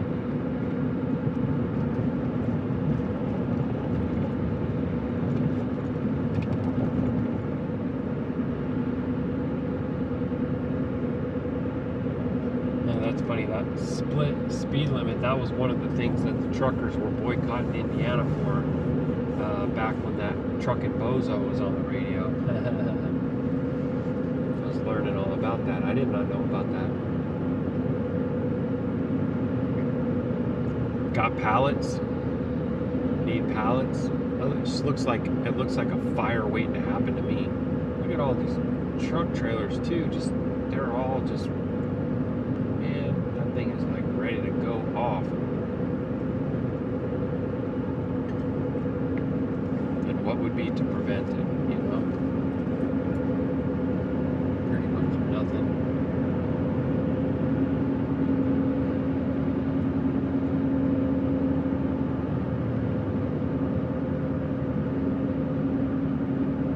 They've already normalized the idea of there being fires.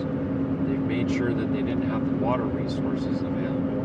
They put a clown puppet in place that's just all show and no go, like you just try to be like a looker but not a thinker or whatever. You know what I mean? So when it happens, people aren't going to be surprised at all. It's like, well, yeah, what do you expect? And they won't see the real plan.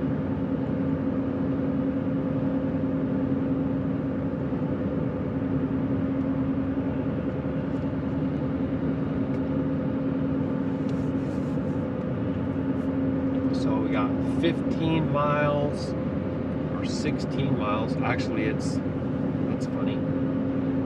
There's that thing again, right? Stay on 215 South 16 miles in order to go to 215 South. south.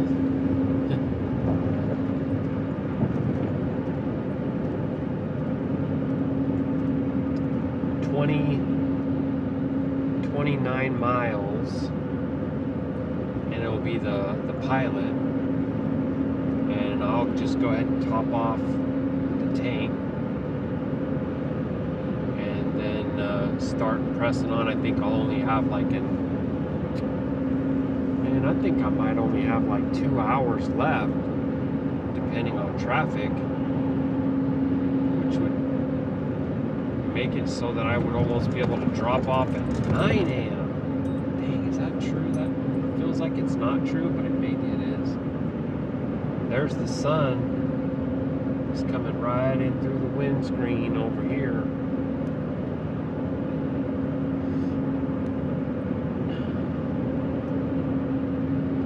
I don't know how much of LA you can see or feel on 215.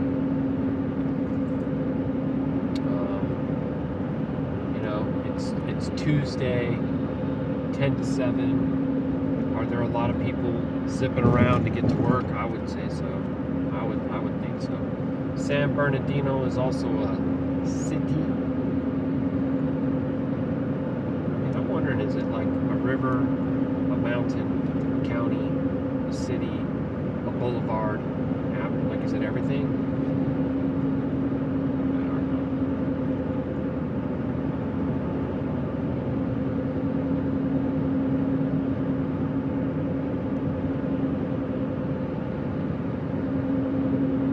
Guys,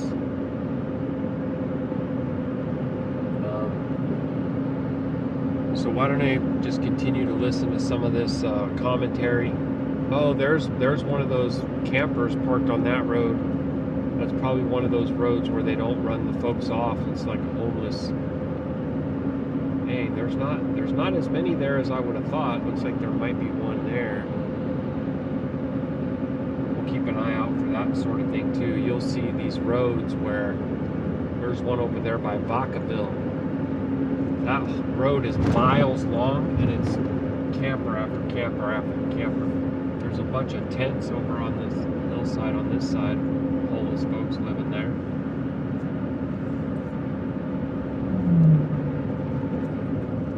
They want to make it look like the poor folks in the tent are the criminals, where the criminals are the ones in the mansions up on the hillside. Just saying. It depends on how you define lawlessness. Right? The culture and society rewards the lawless ones. They don't obey the commands of the Most High Yah. If you got the right kind of political pull and legal representation in the courts, and then you don't have equal justice. This isn't like complicated. Everybody, I think, knows it deep down. They just don't want to admit it or whatever, because they want to believe that this is the best system ever. Bow down and worship the beast system. Bow down and worship the statue that they have erected to their mighty one, Columbia, right? Or ISIS, or Diana. They're really tripped out when they start showing me the face of the Statue of Liberty, the face of Elvis Presley, and the face of Donald Trump.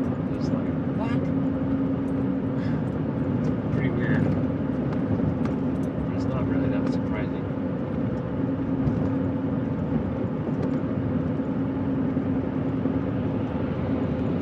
Here's a bunch of shipping containers on this train that remind me of the ones that Maya Shaw and I saw in Seattle. They were all just pristine, shiny white. This J.B. Hunt style cargo container. And I was like, wow, what are those? And I was just seeing it like an invading. Like you could have drones and stuff like that inside of there. You know what I mean?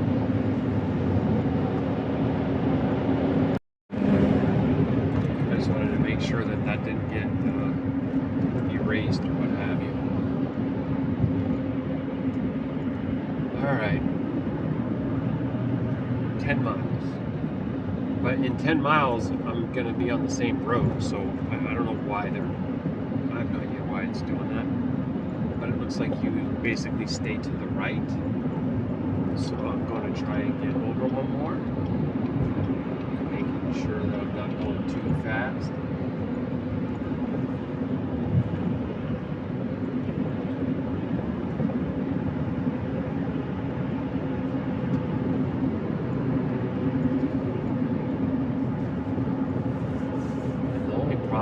Being in the right lane is that's when all these, it's like an injection of chaos right here. Here they all come. Right?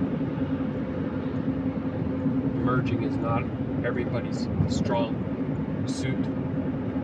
But right there I did not have any issues, so hallelujah. Alright, man, it's going alright.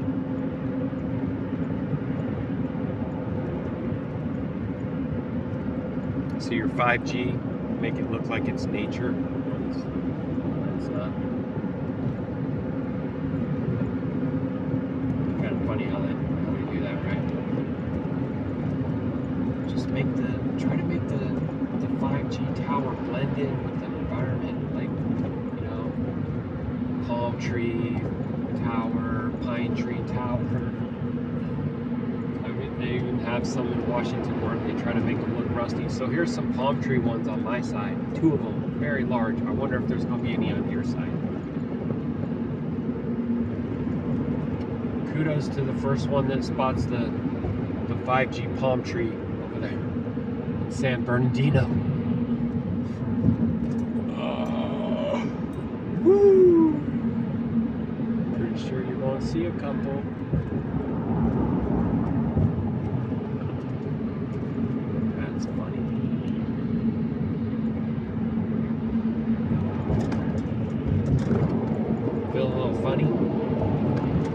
Edgy, feel a little triggered.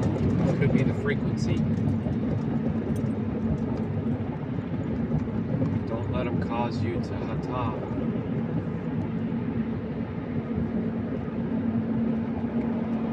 Don't let the sun go down on your wrath.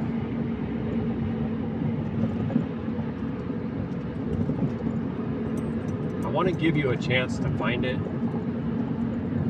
but I also want to make sure that I tell you it's right there just in case you missed it.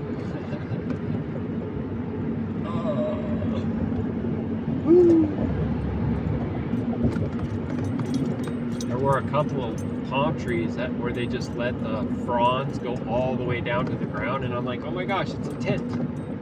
It literally could be like a tent. Because if it rains or anything like that, the water would just run down those. Think about it, if you got up inside of there and put something to like spread them out a little bit, you could almost turn it into a teepee, like a natural. just let the palm tree grow, right? And then you basically like spread it out at the base, and it's like the shape of a teepee. And I wonder too if you just spread a bunch of mud on it, that could help it to be like fire retardant. I don't know, just a thought. It'd be pretty interesting. It's just like an all natural residence for people. Okay, I think it has something to do with this Los Angeles interchange. That's why it was telling me that. I think. No, maybe not. Oh, we still have 6.5 miles before whatever I gotta get over. This is going to turn into I-10 East Bay.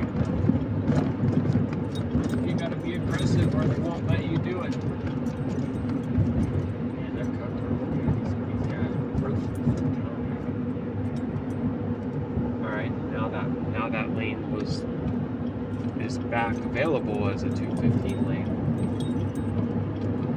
Make up your mind.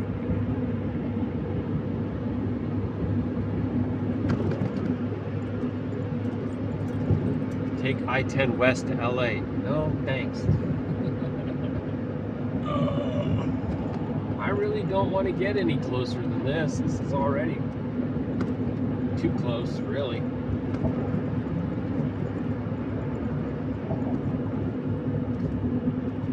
Abba has me doing it. I don't know exactly. Ooh, some wood down in the road. See, there's an on-ramp. Look at what we're getting injected with here. They go down the on-ramp. Did they have stoplights like in Washington? That's where Washington learned it from. I think according to my shot, right? Although I'm not seeing it. Where's there? Maybe it's further down. It's definitely coming to a standstill here. Can't I squeeze over one? Why not? I didn't see anything that said I had to be in the right lane. But in 5 miles I'll need to be. So we'll see.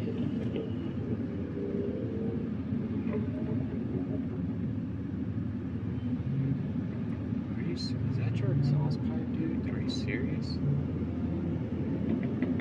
Somebody's car sounds like it's... Is that supposed to be cool?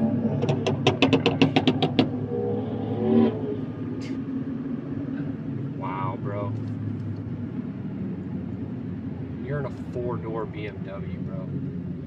Come on.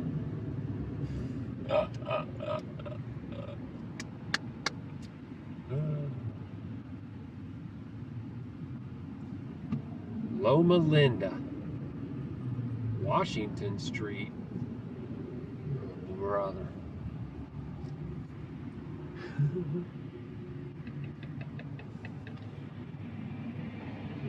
Reed imposed a bunch of bureaucratic restrictions that are not necessary for anyone's security that they had waived during the ceasefire. So, you know, we know that they can do this. They're just choosing not to.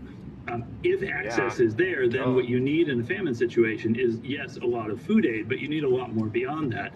You need cooking fuel and clean water so that people can actually cook and prepare the food. You need specialized nutrition treatment for the many, many children now who are suffering from severe acute malnutrition. And you need medical treatment for the people who are facing diseases that should normally be survivable but can't. All right, I can't. Like, they're not going to do anything about it. They're all in on it. I already told you, it's all of them.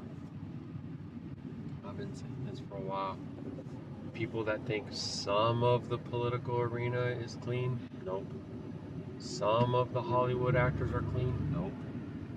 Some of the presidents, prime ministers, what else? Kings, pharaohs, whatever, clean, nope. Nope. Only a couple in Yashar'Al. Were not even all of those, right? None of the kings of the northern tribes, and only a few of the southern of Yehuda.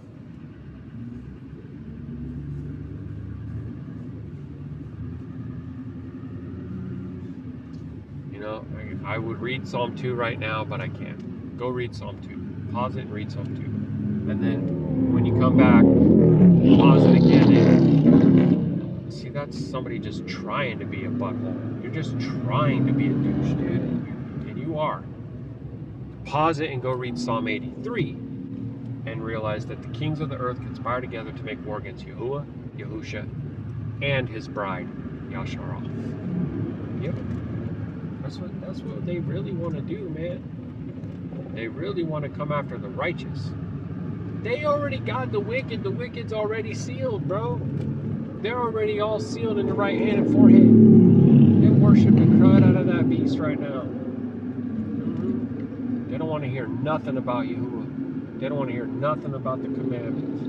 We're going to still tell them, and they're going to hate us for it. And then when we start to be right about everything, they're really going to hate it. And then when we start to do things as the two witnesses in the last days, the 144,000 kings and priests forever, after the order of Malak Sadak, they're really going to hate us. Yep. And when the witnesses are slain, they make merry and exchange gifts.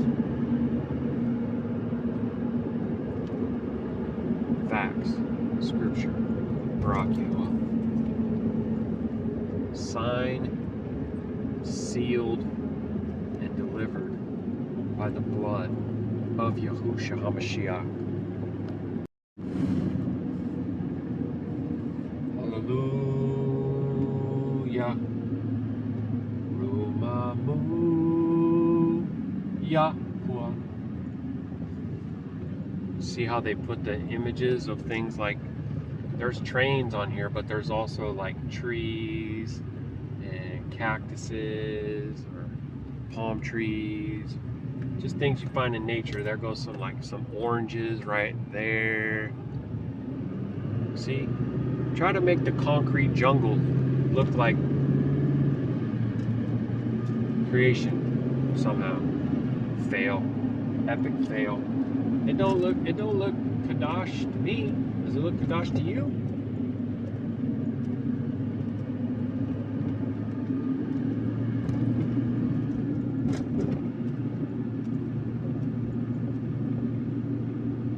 Come into the cities and feel all the spiritual darkness, all the chaos, all the tension, all the disorder.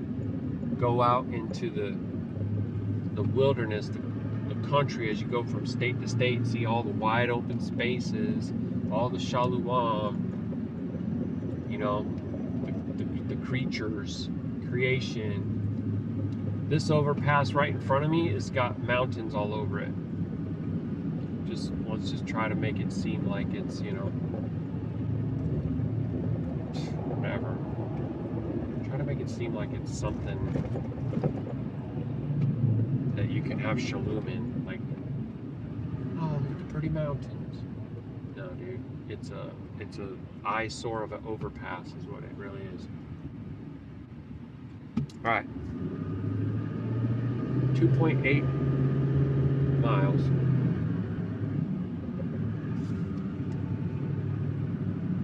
And I have to do some sort of exiting. Exodus. Movement of the people.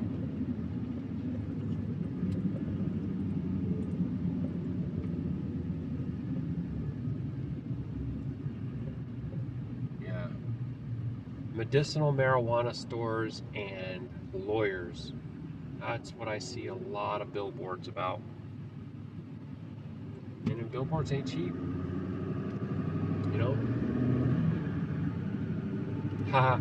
Remember, earlier I was talking about Morgan and Morgan, and here I am in California, and there it is again. America's largest injury law firm. Okay, well, it's a national thing. I guess it's America's largest. They just started out in Orlando, but now they're everywhere. And there's his face, and look at it real care-filled. If you can't see it, oh, you can't even see it. Never mind.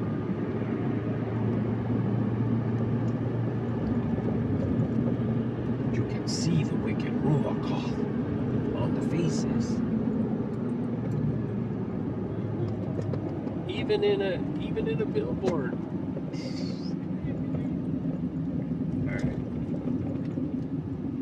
I need to get over, but I'm gonna let this bow tie pass me. Oh man, you go ahead, bro. I'm wanting to let you go. Are you just gonna stop in my blind spot, really? Is that how you? That's crazy. Bing bong, bing bong. Bing bing bing bing bing bing. Bing bing bong bong bong bong.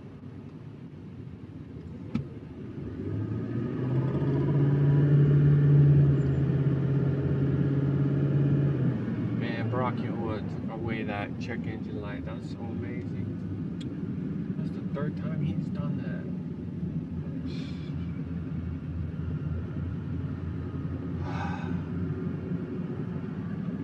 We have a Talmud Father.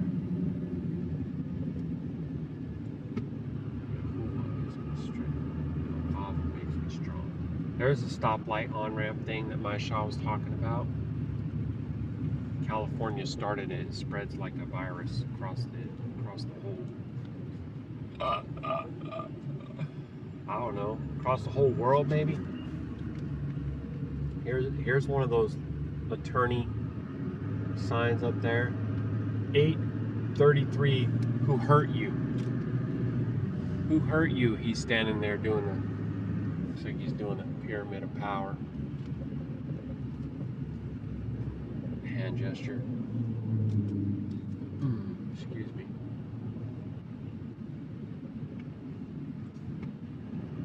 It's funny, man. It reminds me of Yahusha saying it. Settle disputes with your brother before you go in front of the magistrate. Right? You're supposed to. We shouldn't be like suing each other. You know what I mean? I get these attorneys and everything. Boy, Trump is quick. I'm filing a lawsuit. Best lawyers in the world. We're gonna win. You know, pushing that idea.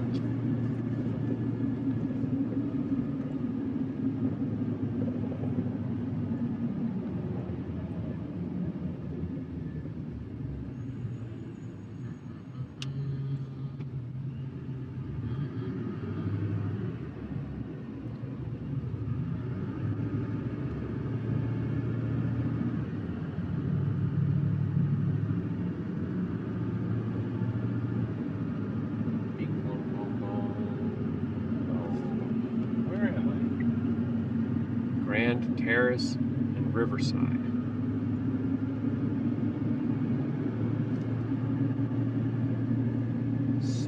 I mean, I don't even think that lady's going to even call me for at least 2 hours.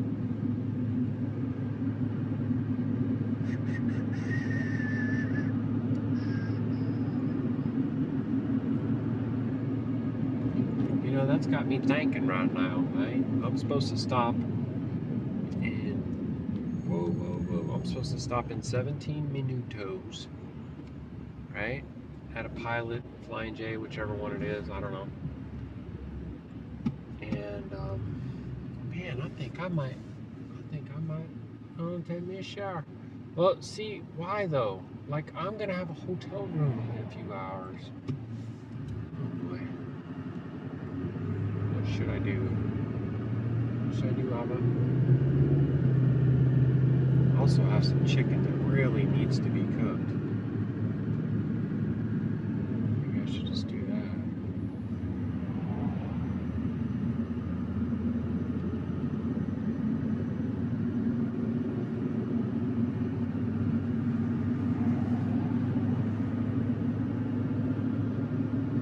See, I think that a lot of the people that live here, right, I would probably get along with them. Like a lot of the community, especially the Hispanic community, you know, I don't think they're in agreement with the leadership, the political leadership over here at all. I don't think most of these people are quote unquote blue, whatever. And in my shot, she's like, yeah, no, they're not. She lived here, so she knows. You know what I mean? Just about everybody that I've been able to deal with, like face to face and all that kind of thing, seems well. You know, I remember last week the guy that received the trailer at Camping World. Shout out Chewy. He was cool. Like, that guy was really, really professional, really kind. You know, everything was like excelente. So, smell that burning brakes. Oh, I hope that's not me. Okay, I'm supposed to go up this thing here. It says Santiago. Yeah, like these little neighborhoods down in here. All these folks. I like to be able to break bread with them and see, you know, I'm pretty sure it's not like they want you to think it is.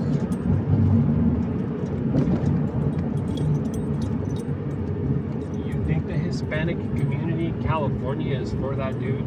What's his name? The governor over here? Not the Arnold, but the other dude. don't think so. I don't think so, like, at all, bro. Not even a little bit. I'm wrong, but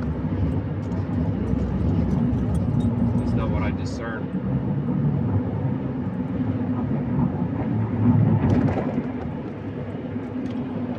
Plus, I think a lot of these people were put into place in order to make Trump seem more like attractive and appealing. So, oh dang, I only got to be on this for 4. I was gonna get over another lane, but because I gotta get off in 4 miles. Exit 58.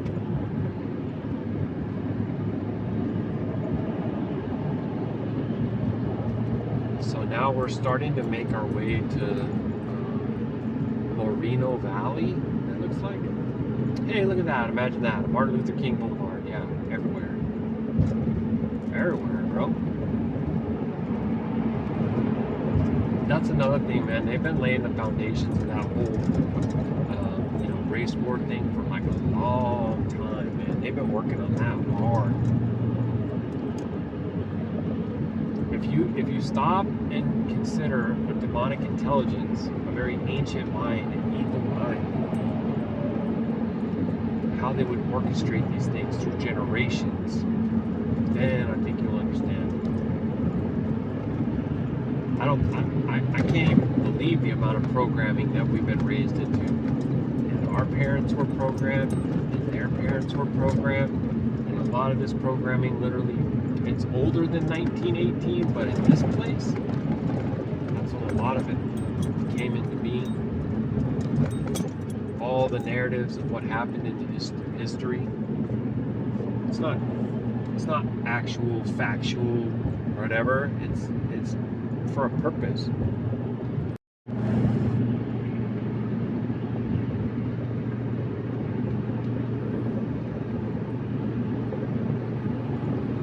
Three miles. Ruach Ha'Qadash.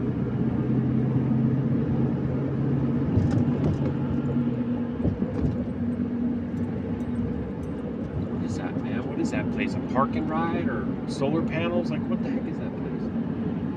There's nothing there. It's like a vacant lot. So weird.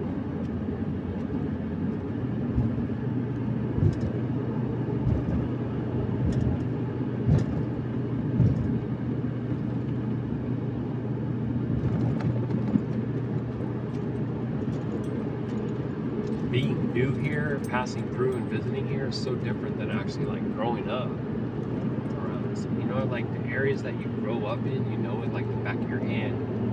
It's all familiar to you. You zip all around and you don't need to even think about what the signs say or nothing. Like, you know where you are, where you're going and everything. Like, right? When you're like first come to an area and you're new to an area, it's like, whoa, it's like majorly overstimulating. At least to me. I can get overstimulated big time in these cities. And this is just the 215, man. It's just an outer loop. Dang, look how dry the hillside is.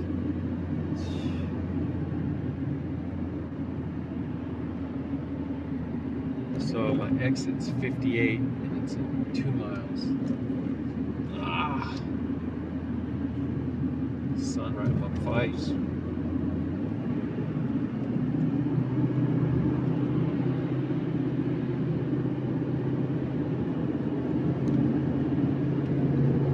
Wee-haw.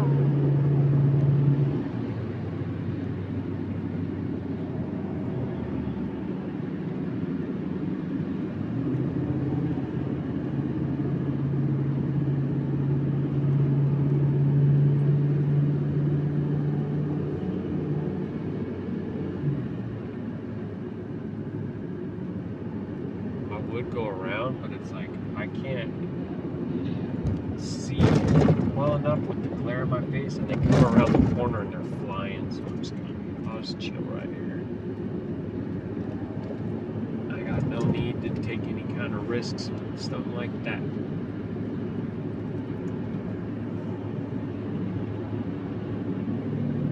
the only reason why I was saying that is because there's an oversized load in front of me. Guys hauling some big old steel beams. 215 south. There's another 215 south that says all trucks. I don't understand some of the stuff here. It's so different. All the folks going the other direction are just sitting still. They're just sitting still. Okay. I'll go ahead and make a move right here. Plus he needs to exit more to the right than I do.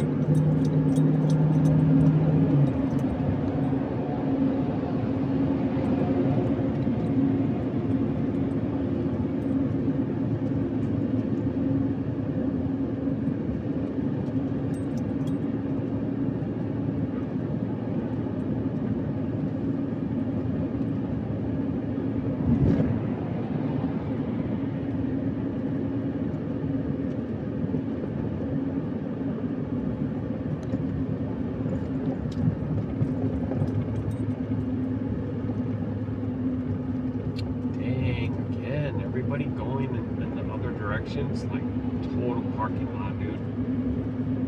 I guess I must have just timed it well with this. Thank you, Father. Right? Because if I was on the south side, it was probably all parking lot there now. Okay, so this is 6 miles. Can I get over Mas? Watch out for the rider truck. Otto. Dang, Holmes. It's crazy. Whoa! That phone fell down. Woohoo! That was a big bump. Sorry, family. I can't recover you at the moment. Presently, I'm sending reinforcements. Oh, bro, that's so funny. That was a big bump. Unfortunately, I dropped this phone too on the tarmac this, I want to say dawning, but it was actually like last 4th watch. Maybe it's even 3rd watch. But whatever. It got a nasty dent or bend or whatever down in the corner. I have to inspect it a little bit closer in the light with my glasses on, but I was like, it wasn't something I could just scrape off with my fingernail. Like, it's totally deformed the plastic, and it even pushes the little glass. It's not really glass, whatever. It's just like the surgical laser company that I work for had a flexible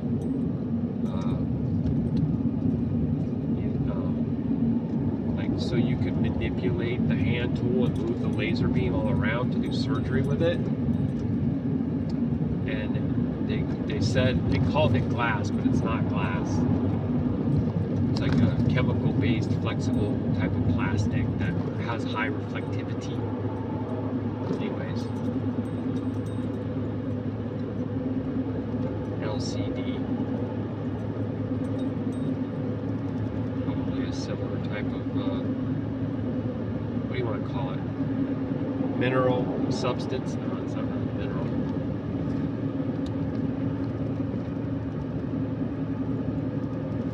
Probably plasma or something, but whatever.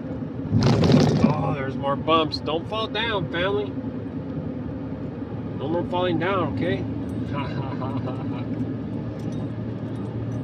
Alright, so we have 4 miles to our exit.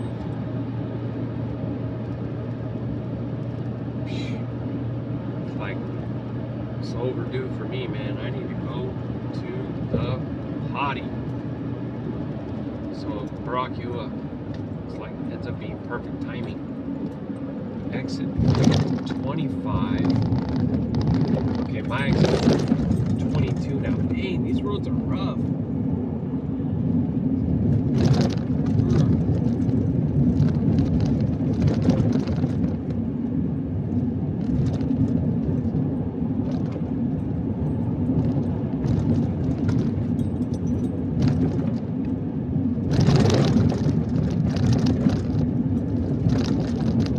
what they do in that large logistical shipping place. Right there. It's right out, right in front of the whole world. Everything goes on. Look at that one. It says SEEC.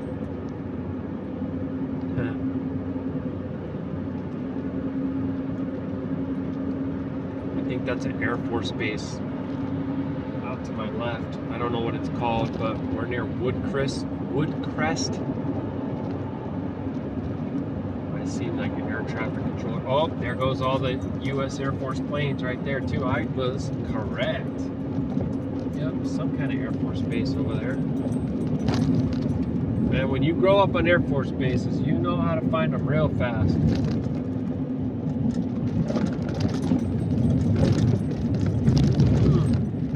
Marchfield Air Museum. I don't know. Maybe it's a former Air Force base. Now it's just a air museum. I do not know. They definitely got all the stuff. Some of that radar tower looks like it's from the 80s, but I don't know. It's not even turning. So it's probably decommissioned, declassified. Funny.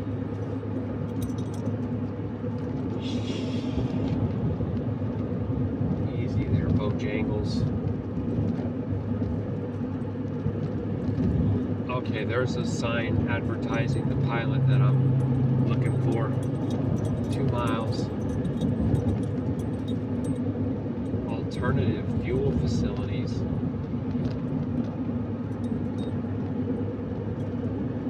Alright, so this is Paris, but it's P-E-R-R. So it's not like the Hilton spelling. Ha ha ha. See how it's the same pronunciation though? It's kind of a weird spell out there. Here. Don't know what that is.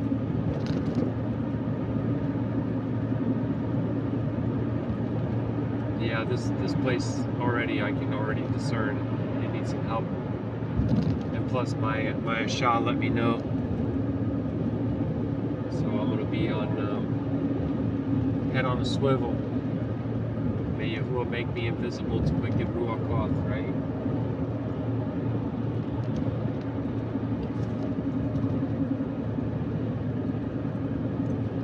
This is gonna be our exit.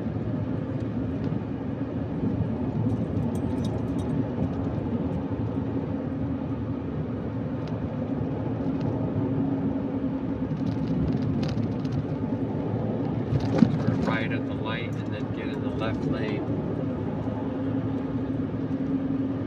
See, here's another one of those buildings, and they're all the shipping stuff in and out of there. It's like logistics.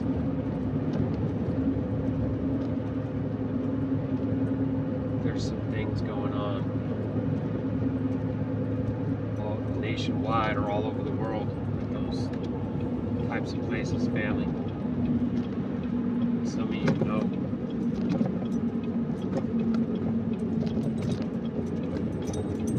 So only the right lane turns right. I don't know if we're going to make this light, but we're going to try. But we are going to make it. Baruk Yahuah. Oh.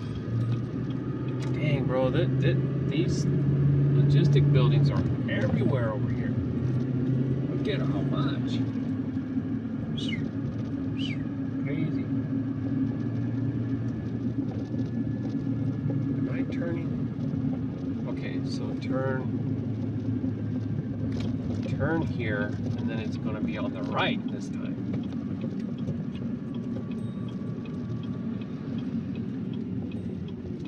Stay in your lane, that's it. Man, we're just whipping all around California. Why is it, dude? This is not a pilot here. Oh yeah, it is pilot back in there. Huh? It's behind the AM/PM. I never seen one like this before.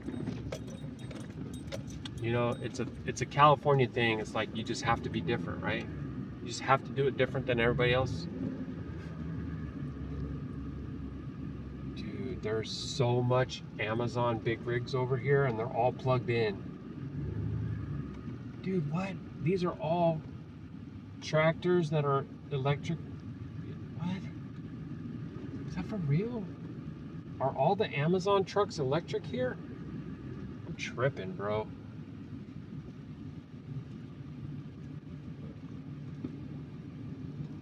Man, how do I know if they have the fuel that I want? These pumps. You know what I mean? I don't like this. They're not labeled or anything.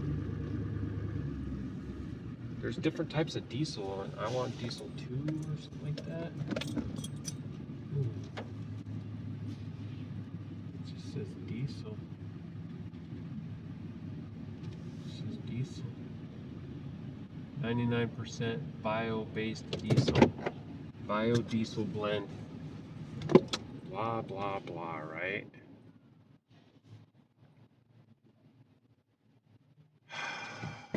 Okay, so yeah, 2 hours to the next place, which is the dealer. I don't know where I'm supposed to park in order to go in and use the restroom. But let me see if I can get my mobile fueling to work here. Excuse me.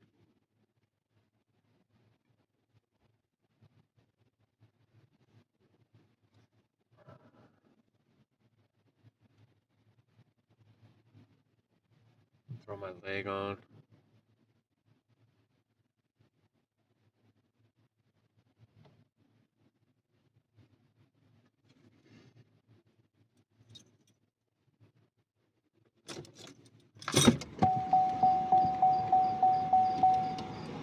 All right, guys, be right back. 890.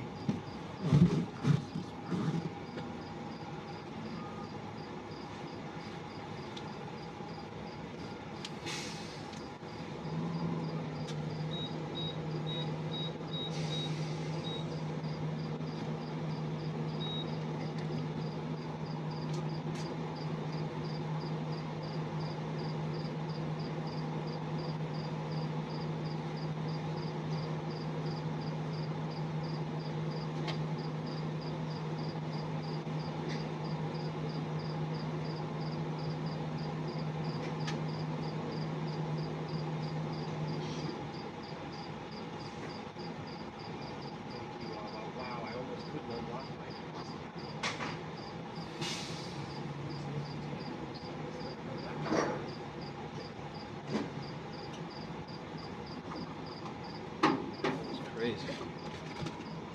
So I don't know how much it's gonna take, but this is the last place I want to buy fuel around here. Even this I don't really want to do, but I don't like I have a choice. So Big Pen says half, but remember the bottom half is fatter than the top half.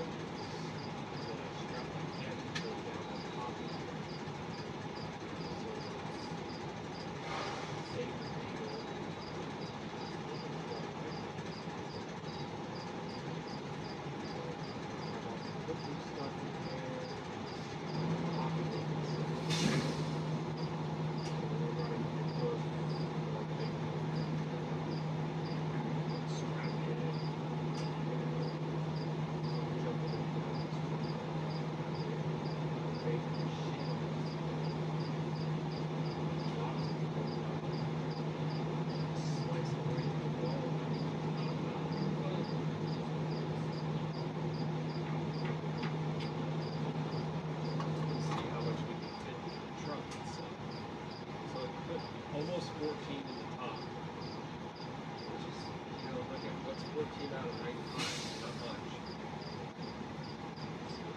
So that gauge that's on there is very unreliable. That's why it causes so much confusion for a long time, too.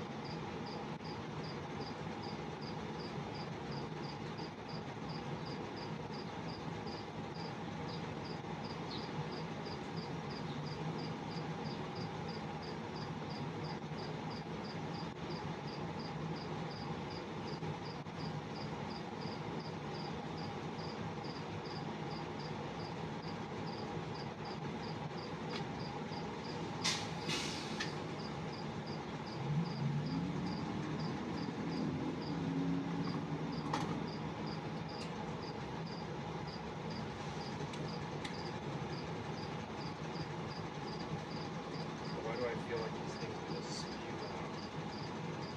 You got all the biodiesel temperature pumpers and shut off. Like you spill all on the ground. Act like you're safe on the planet. Or live on the planet. Ah, shut off.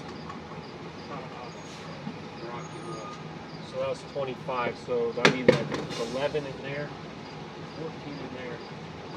But again, because of the fact,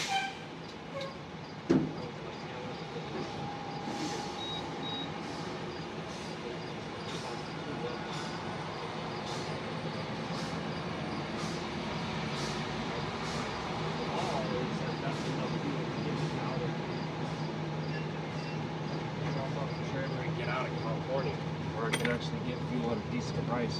But if I have to go to Washington from here, I'm going to be screwed either way. Because they're just as unwell. They're like twin sisters.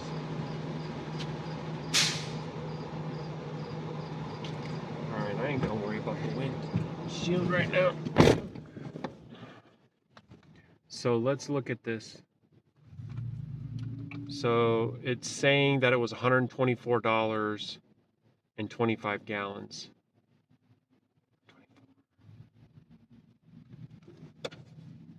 Let me get the truck started up.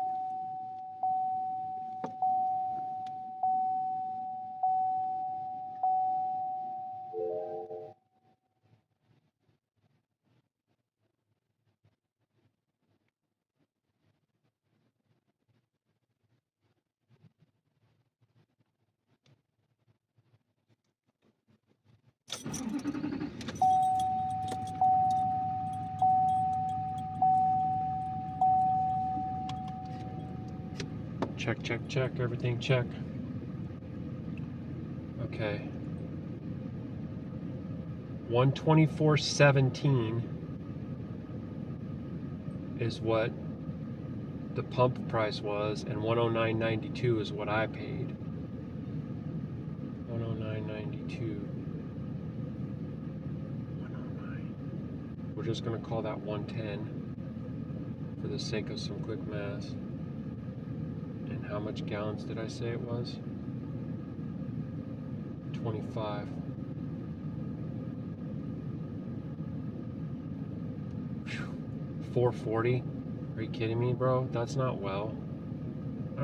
I hate this. I don't appreciate it. I don't like it. You know, it's really merged up. Okay, I gotta find a place to park so that I can use the facilities. You see how there's nowhere to park because they're all taking it.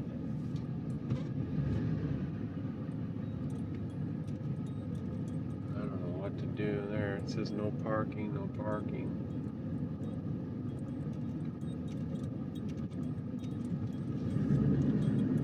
Dude, this is jackered.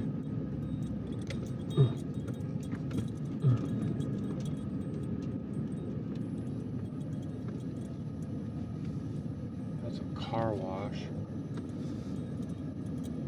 Is there anywhere to park up there? Does not look like it. This guy's standing there staring at me with his hand on his hip. Don't be queer.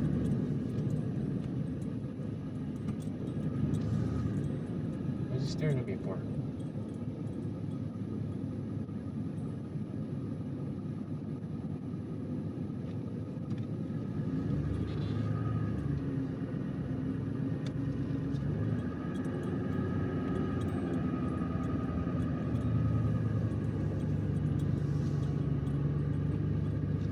Another little sign right there says W Heart R. W Heart R. What is that? What does that tell you? Looks like love of war to me. Alright. That's my seatbelt, guys. I'm just trying to find a place so I can park for a second. It's like nobody wants to try to park for a second except for me, huh? There's nowhere to park, dude. Like what the what?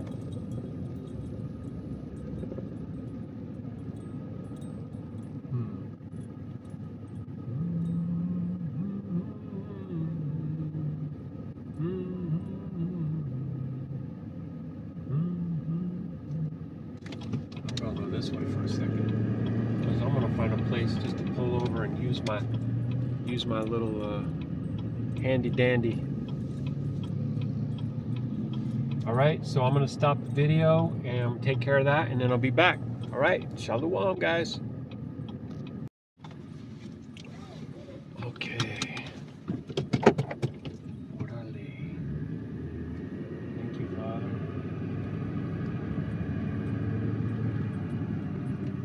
I don't know if you guys can see that camper right there, but I'm pretty sure they're just living there. This is another one of those little roads where I've experienced this as a dispatcher for the police.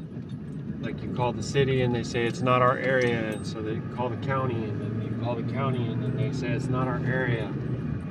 And so the people find a place where it's just like falls through the cracks on a map, I guess. I don't know, maybe it's intentional, but all right. Everything's handled. Ugh. Let's get back out on this road. So it's saying an hour and 45 minutes is what's remaining, which is putting me there at 9:30. I don't think I'm gonna be able to drop off that early. I don't know what's gonna happen. Only Yahuah knows. But right now the light's green and we're gonna see if we can make it.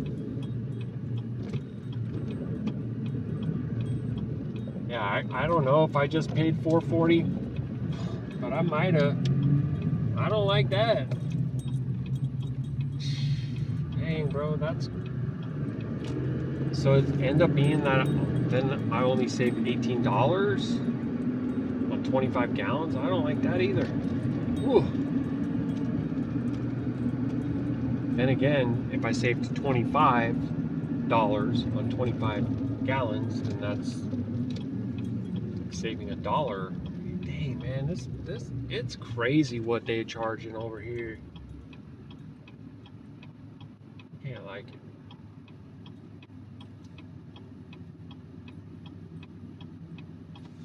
And the thing is, I don't feel like they're compensating.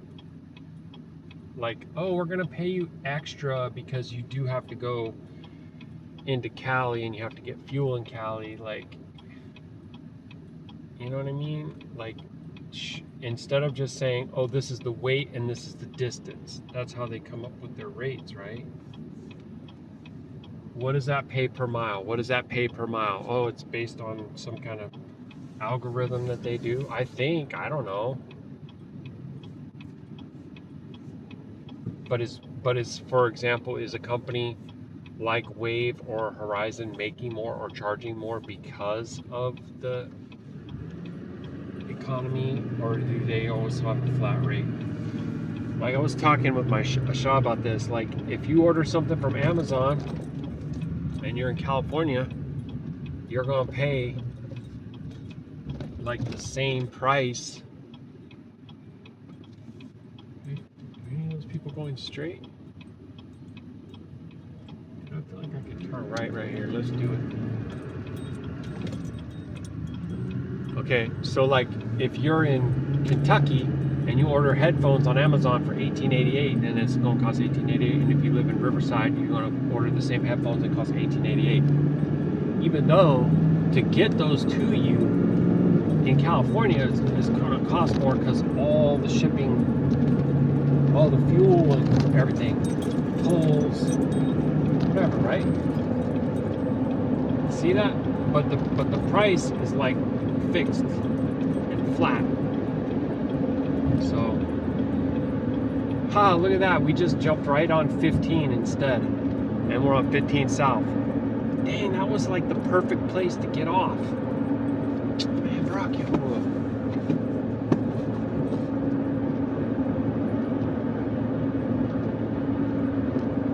Oh no, this is still 215. My apologies, Salakia family. It just turns into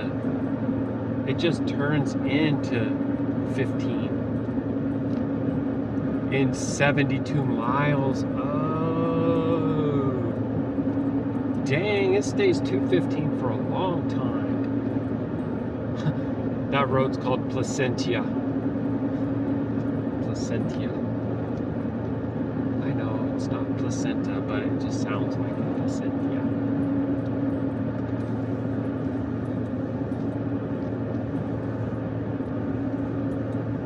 $10:47. That's the Goshen time. I had put a voicemail through to my dispatcher because I'm trying to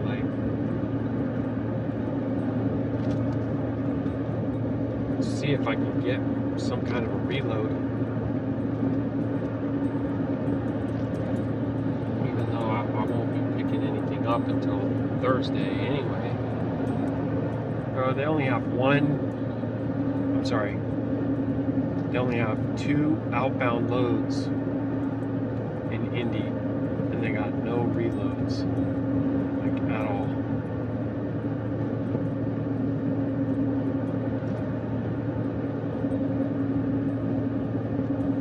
So crazy, yeah.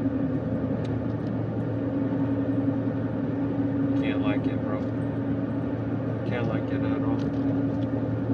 83 miles is what we have. Oh, I'm supposed to be going 55. Sometimes I forget. As do pretty much all the big trucks around me that are going past me. I got one on my left and one on my right now.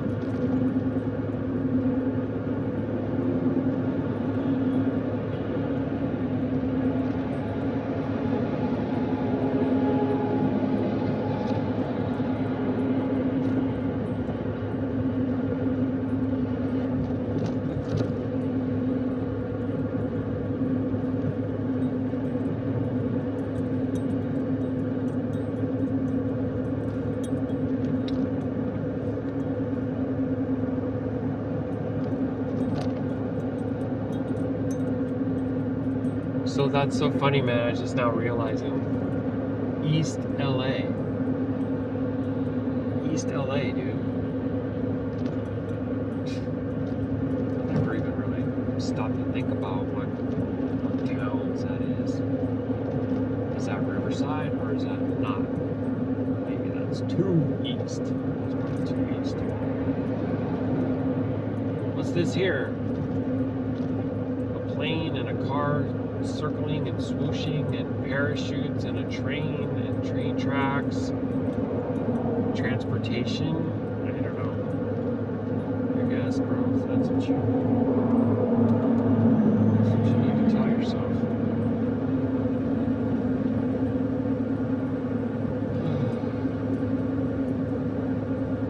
City of Paris. It's electric billboard, so this city collect money from advertisers. I know. We'll make a sign, and it'll be a digital sign, and it'll be both the welcome to Paris, and we'll show Home Depot and Chick-fil-A ads, and they'll pay us for it. So it'll generate revenue while it's welcoming people to the city.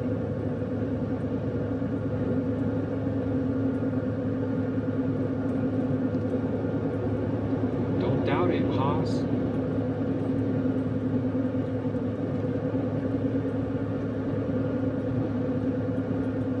$78 degrees, 10 minutes to 8 a.m. on the West Coast.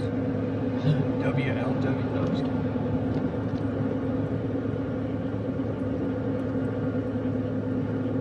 Alright, so I'm supposed to get a call.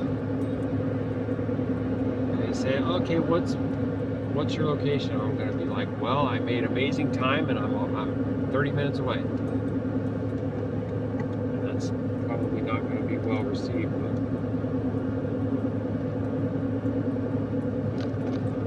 it is what it is. I don't know if there will be a place necessarily in the area that I can kind of like do a standby, you know?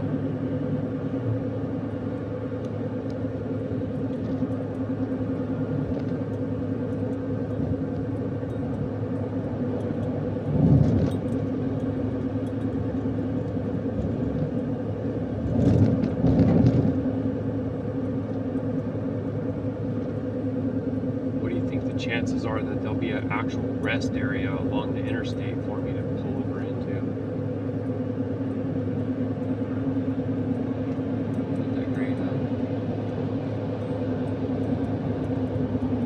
I'm not sure what it is, but I kind of think you're right.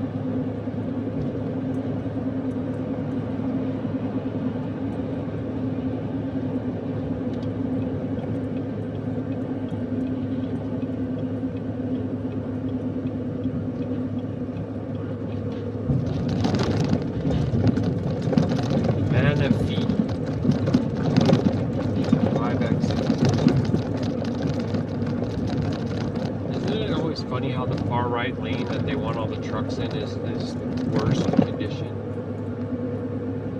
I mean, maybe it's because of all the abuse and the wear and tear.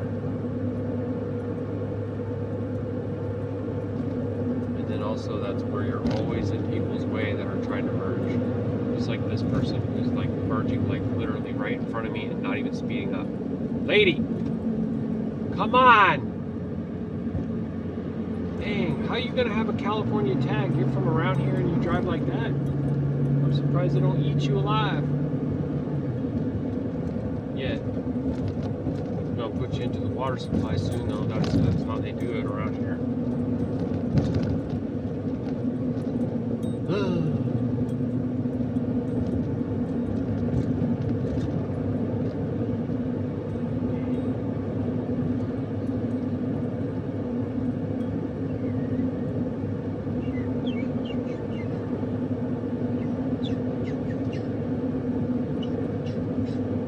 Alright guys, I'm going to jump off for a bit, see if we can figure out what's going on, rack up a few more of these miles. If I do find a place to pull over, I'll probably do that.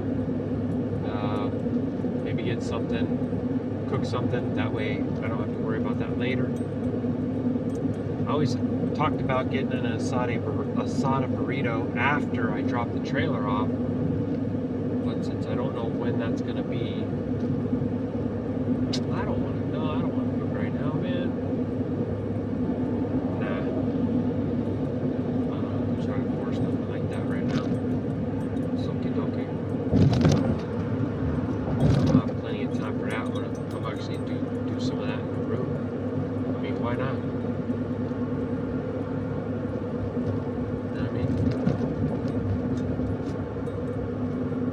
There's a camping world right there. I wonder if that's... No, I'm not. I'm in... Oh, Sun City. Is that where I am? I am. I'm in Sun City. Camping World Sun City. So if I ever see that one on the board, I know where that's going. I pretty much don't mind bringing things out here. Actually, that's funny. Vacaville was more trouble than this. Even driving by 215 and stuff like that, it's not that big a deal. Maybe even Riverside wouldn't be that unwell. I don't know.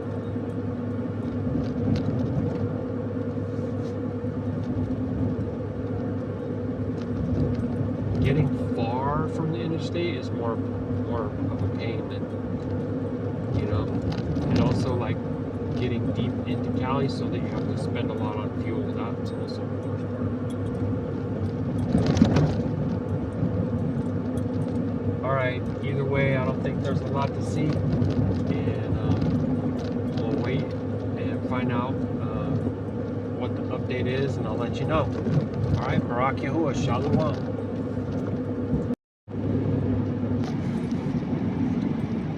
Okay, I don't know. It said all trucks exit at scales when open, but it doesn't say if it's open or not. But there's actually a bunch of trucks right here in a row. Dang, bro. And you know what else there is? It says low visibility reported. Yeah, because it's smoke. There's a freaking fire right up here or something. Man, I don't want to be in no California fire, Abba.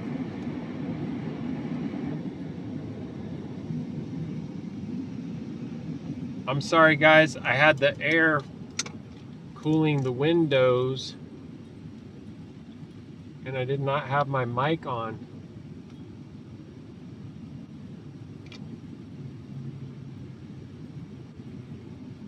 Okay, I'm sorry. I didn't have the mic on, and I had that air blowing really hard, so it was probably making it difficult to hear. But yeah, it said all trucks, scales when open. Then it didn't say if they were open or not, so I got off. And then there's a row of trucks parked here, and there's a bunch of smoke somewhere up over this hill coming. I don't like it. Can't like it. So let's see, what is that area? Oh wow. Luz Heights.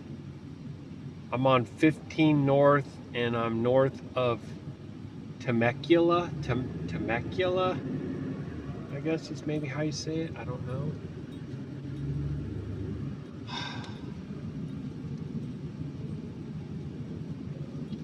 Just trying to obey the signs and what they're saying. So this is called Rainbow Valley Boulevard. I don't know where the fire is, but the smoke is just lingering all around here. Can't see which direction it's blowing. Let me see if I can get that from the Windy app. Okay, so it's showing that it's blowing north and east. So that would make the fire straight ahead and to my right, like possibly around 2 o'clock from our current heading, or maybe more like 1 o'clock.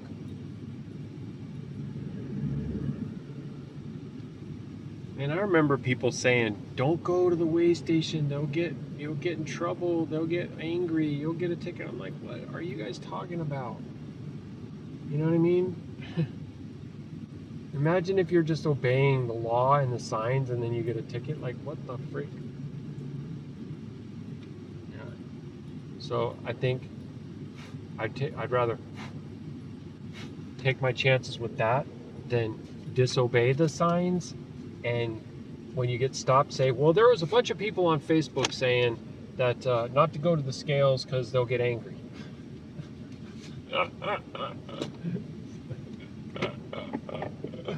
I'm laughing because it's literally like the most absurd thing that you could ever tell, like a cop, you know?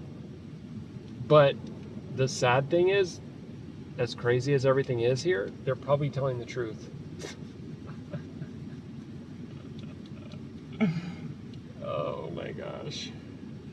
And earlier, if you were watching earlier, I went through and I talked to the guy who had a little bit of English, a little bit of command of the English language, but not much, but a little bit. And thank you for that, sir. And said he was with the Department of Agriculture. And so when I asked questions about RV transporters and scales and stuff, he said, oh, so sorry, please go forward and ask the CHP. And like, I go forward and there's nobody to ask. There's not a person anywhere. I look in the control room and I see big screen TVs and blinds half open, and it's like, but this is all like par for the course, right? Nothing Nothing surprising. Just another day in the land of the lost. Land of confusion. All the above. Do do do do do do do do do do do.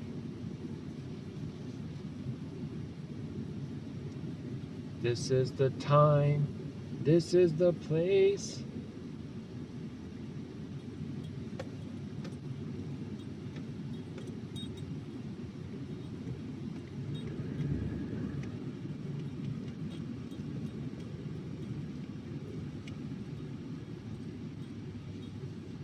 I'm trying so much to clean my glasses and I just feel like they're just getting worse. Stupid microfiber thing is not helping.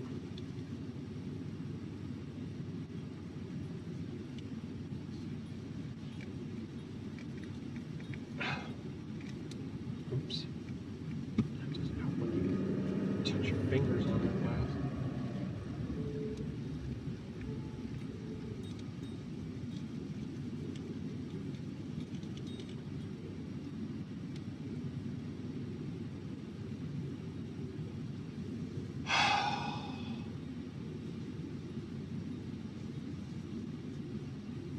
Sorry guys, kind of thought this was going to go a little bit quicker. I don't know what's going on. It's just utter insanity is what it is.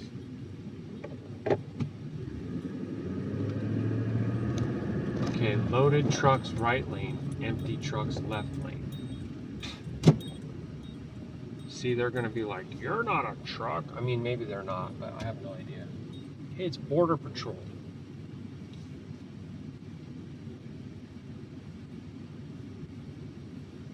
So far, every time I've seen them, they're just waving people through, literally. Oh, I did see one time, let's see, I was in Texas and they were searching a vehicle. That was pretty interesting. That was the day that there was, that was El 53.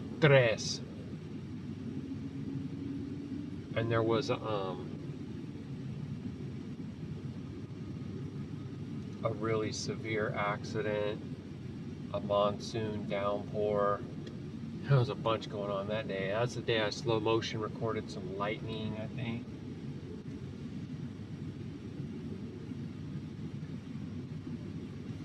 Looks like a multi-hauler with an empty trailer over there.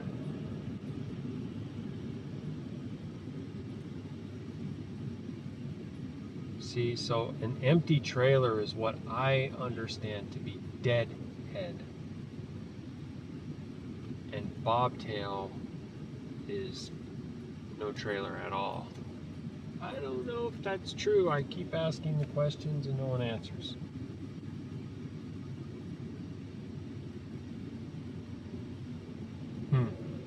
There's a smokestack next to that mansion over there. See, that's weird to me. Why is that there? It's not very tall. It's a little obelisk.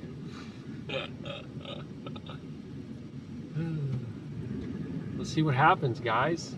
This is interesting to me. So far, everything involving the scales, the way station, whatever, has been uneventful, with the exception of that crazy chick in Washington that was like trying to give me a hard time. You need to pay better attention and all this. That was a trip. She was a little Gestapo girl. She's, yeah. She was, yeah. I'll leave that alone. Leave that alone. Vehicle clearance 15.6. Vertical clearance. So I wonder what that's for. I guess maybe they tell you to go in there or something if they want you to. I don't know.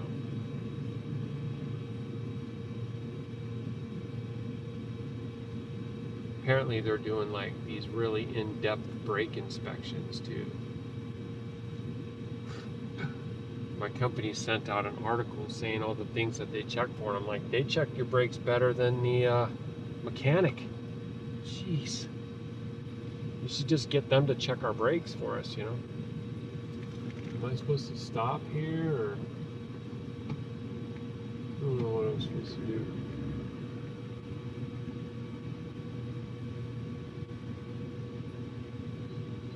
See anybody there, family? He just threw his hand up in the air. I have no idea. And he started eating his peanuts, or whatever the heck he's doing. Alright, here's the smoke. It's definitely coming over this mountain. Let's see if this big boy trucker will get some speed up.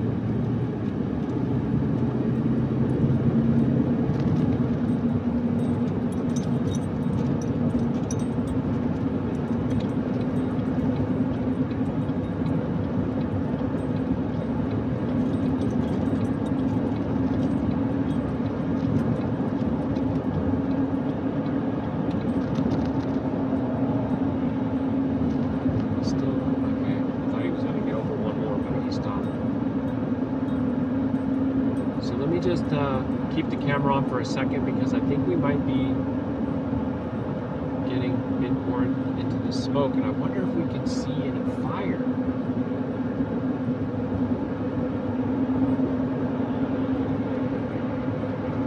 I don't know, only let's see.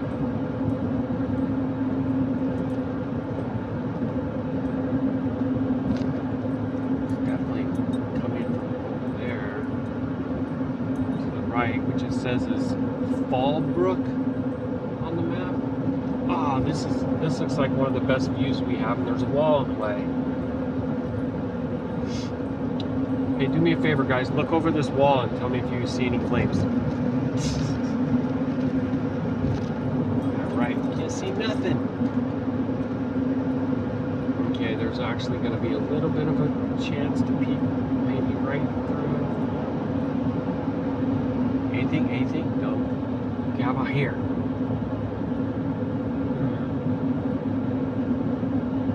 Mission Road, Fallbrook.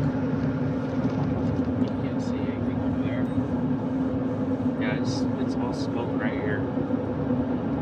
I don't even think the smoke shows up on the camera.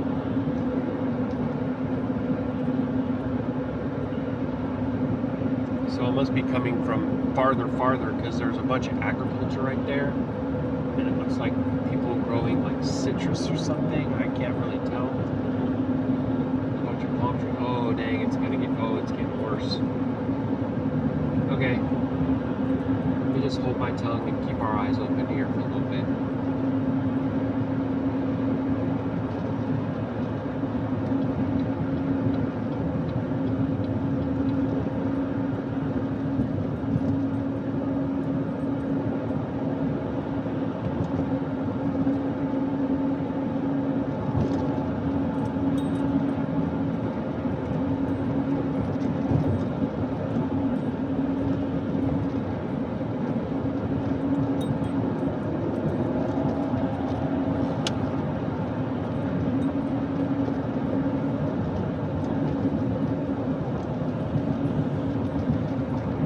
Rainbow Mission Fallbrook. Try to look that up and see if you see anything going on with fires.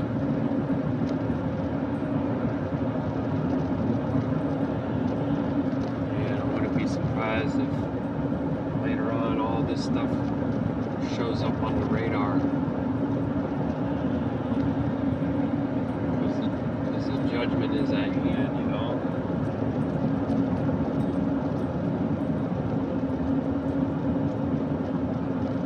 It's crazy out here, you know.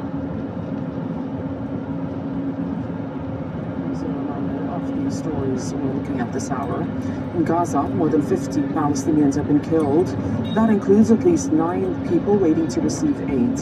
Attacks are mostly focused in and around Gaza City, which Israel wants to seize. Israel also continues to strike. The 2026 models are on the way. Pop-up ad.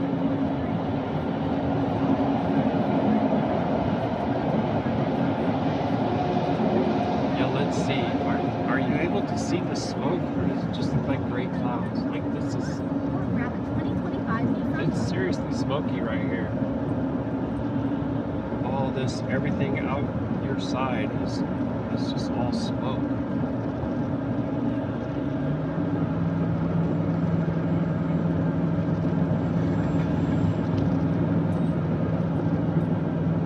Bunch of really expensive houses up on the hills.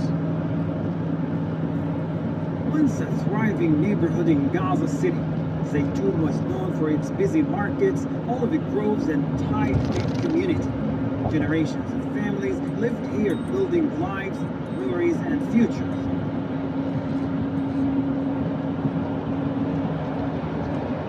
Dang it, there went the check engine light coming back on.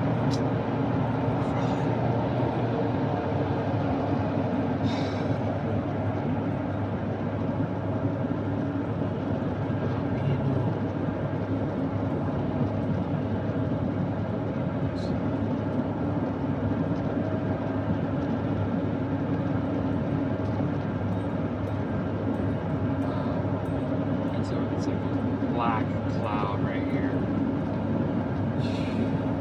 It is not rain either. I wonder if these people think this is normal.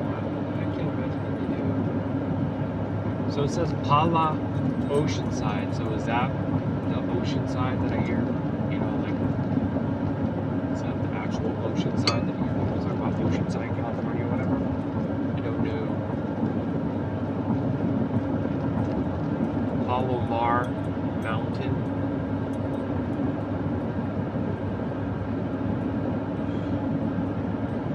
That's crazy, bro. Palomar. Palomar.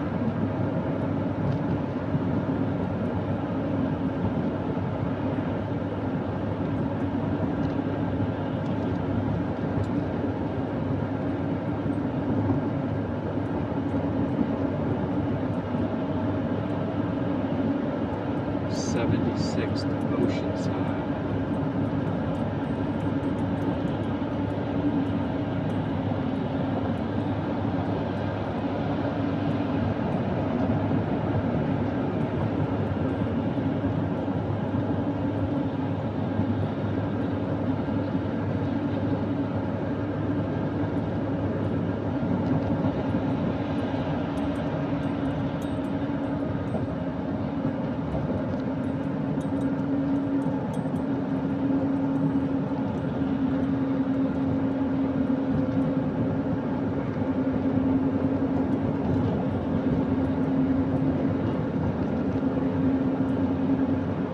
San Luis Rey River.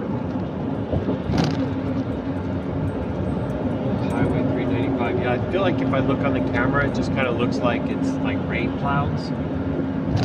So, weird.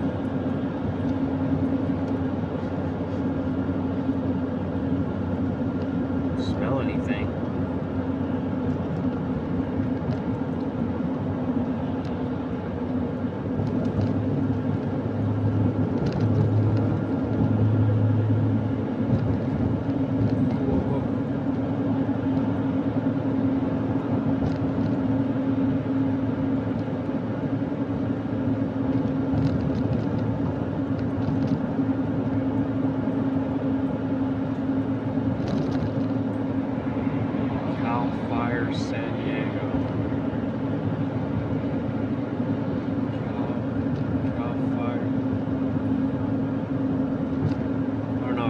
Search for fire, and it makes it look like there's fires all over the place. So I don't know.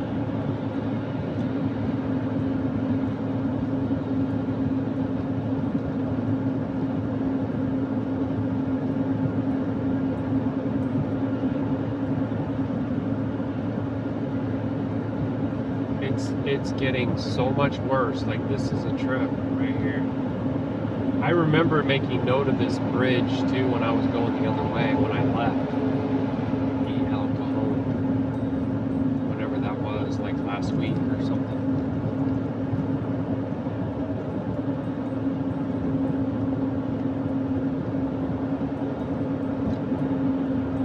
I couldn't have got to Indy and back here any faster than I did either.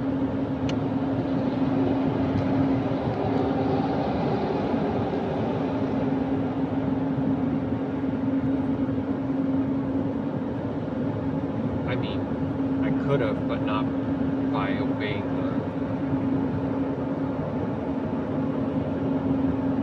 the logbook laws, right? The DOT laws.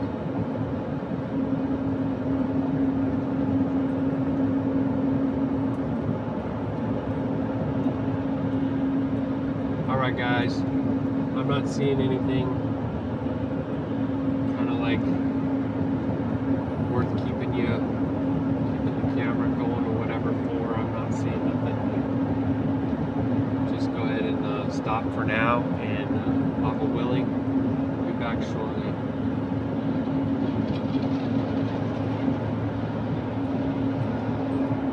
Alright. Shalom.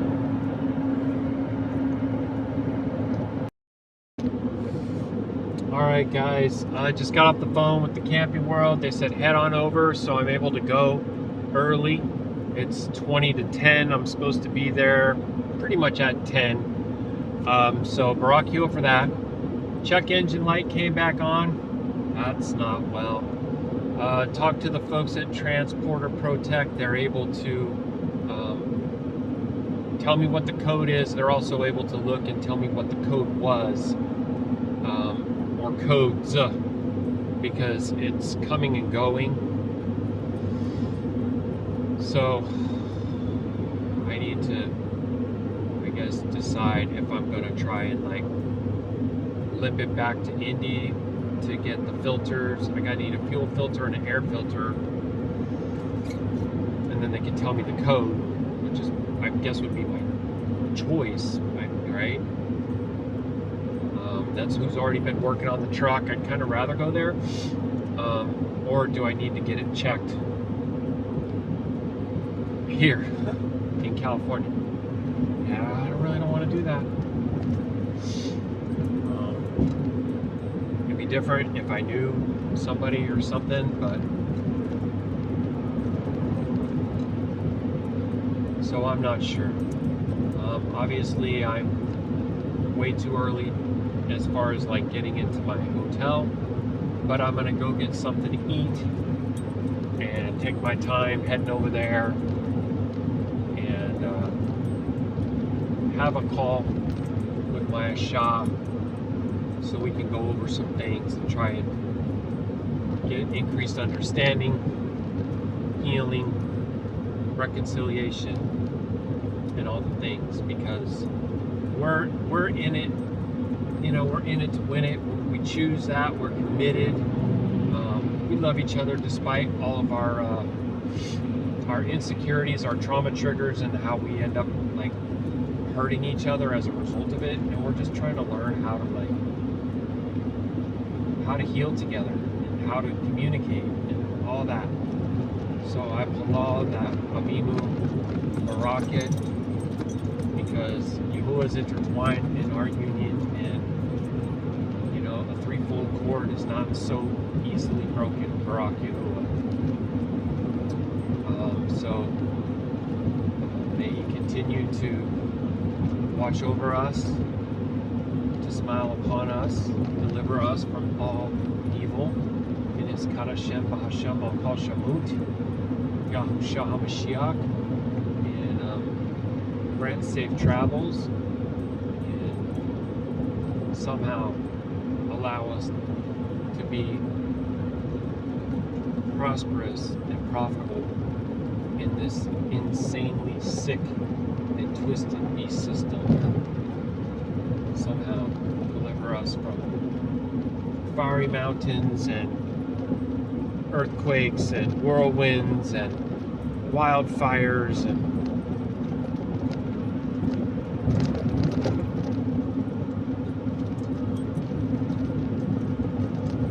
that's so crazy. The place that I just left, Littlefield, has got a significant flood watch. Like, I just spent the night there last night. Anyway, Abba be praised, right? Much love, Baruk Atah and Ahava to you and yours, in our King Yahusha HaMashiach's name. Aman, Aman. Shalom, family.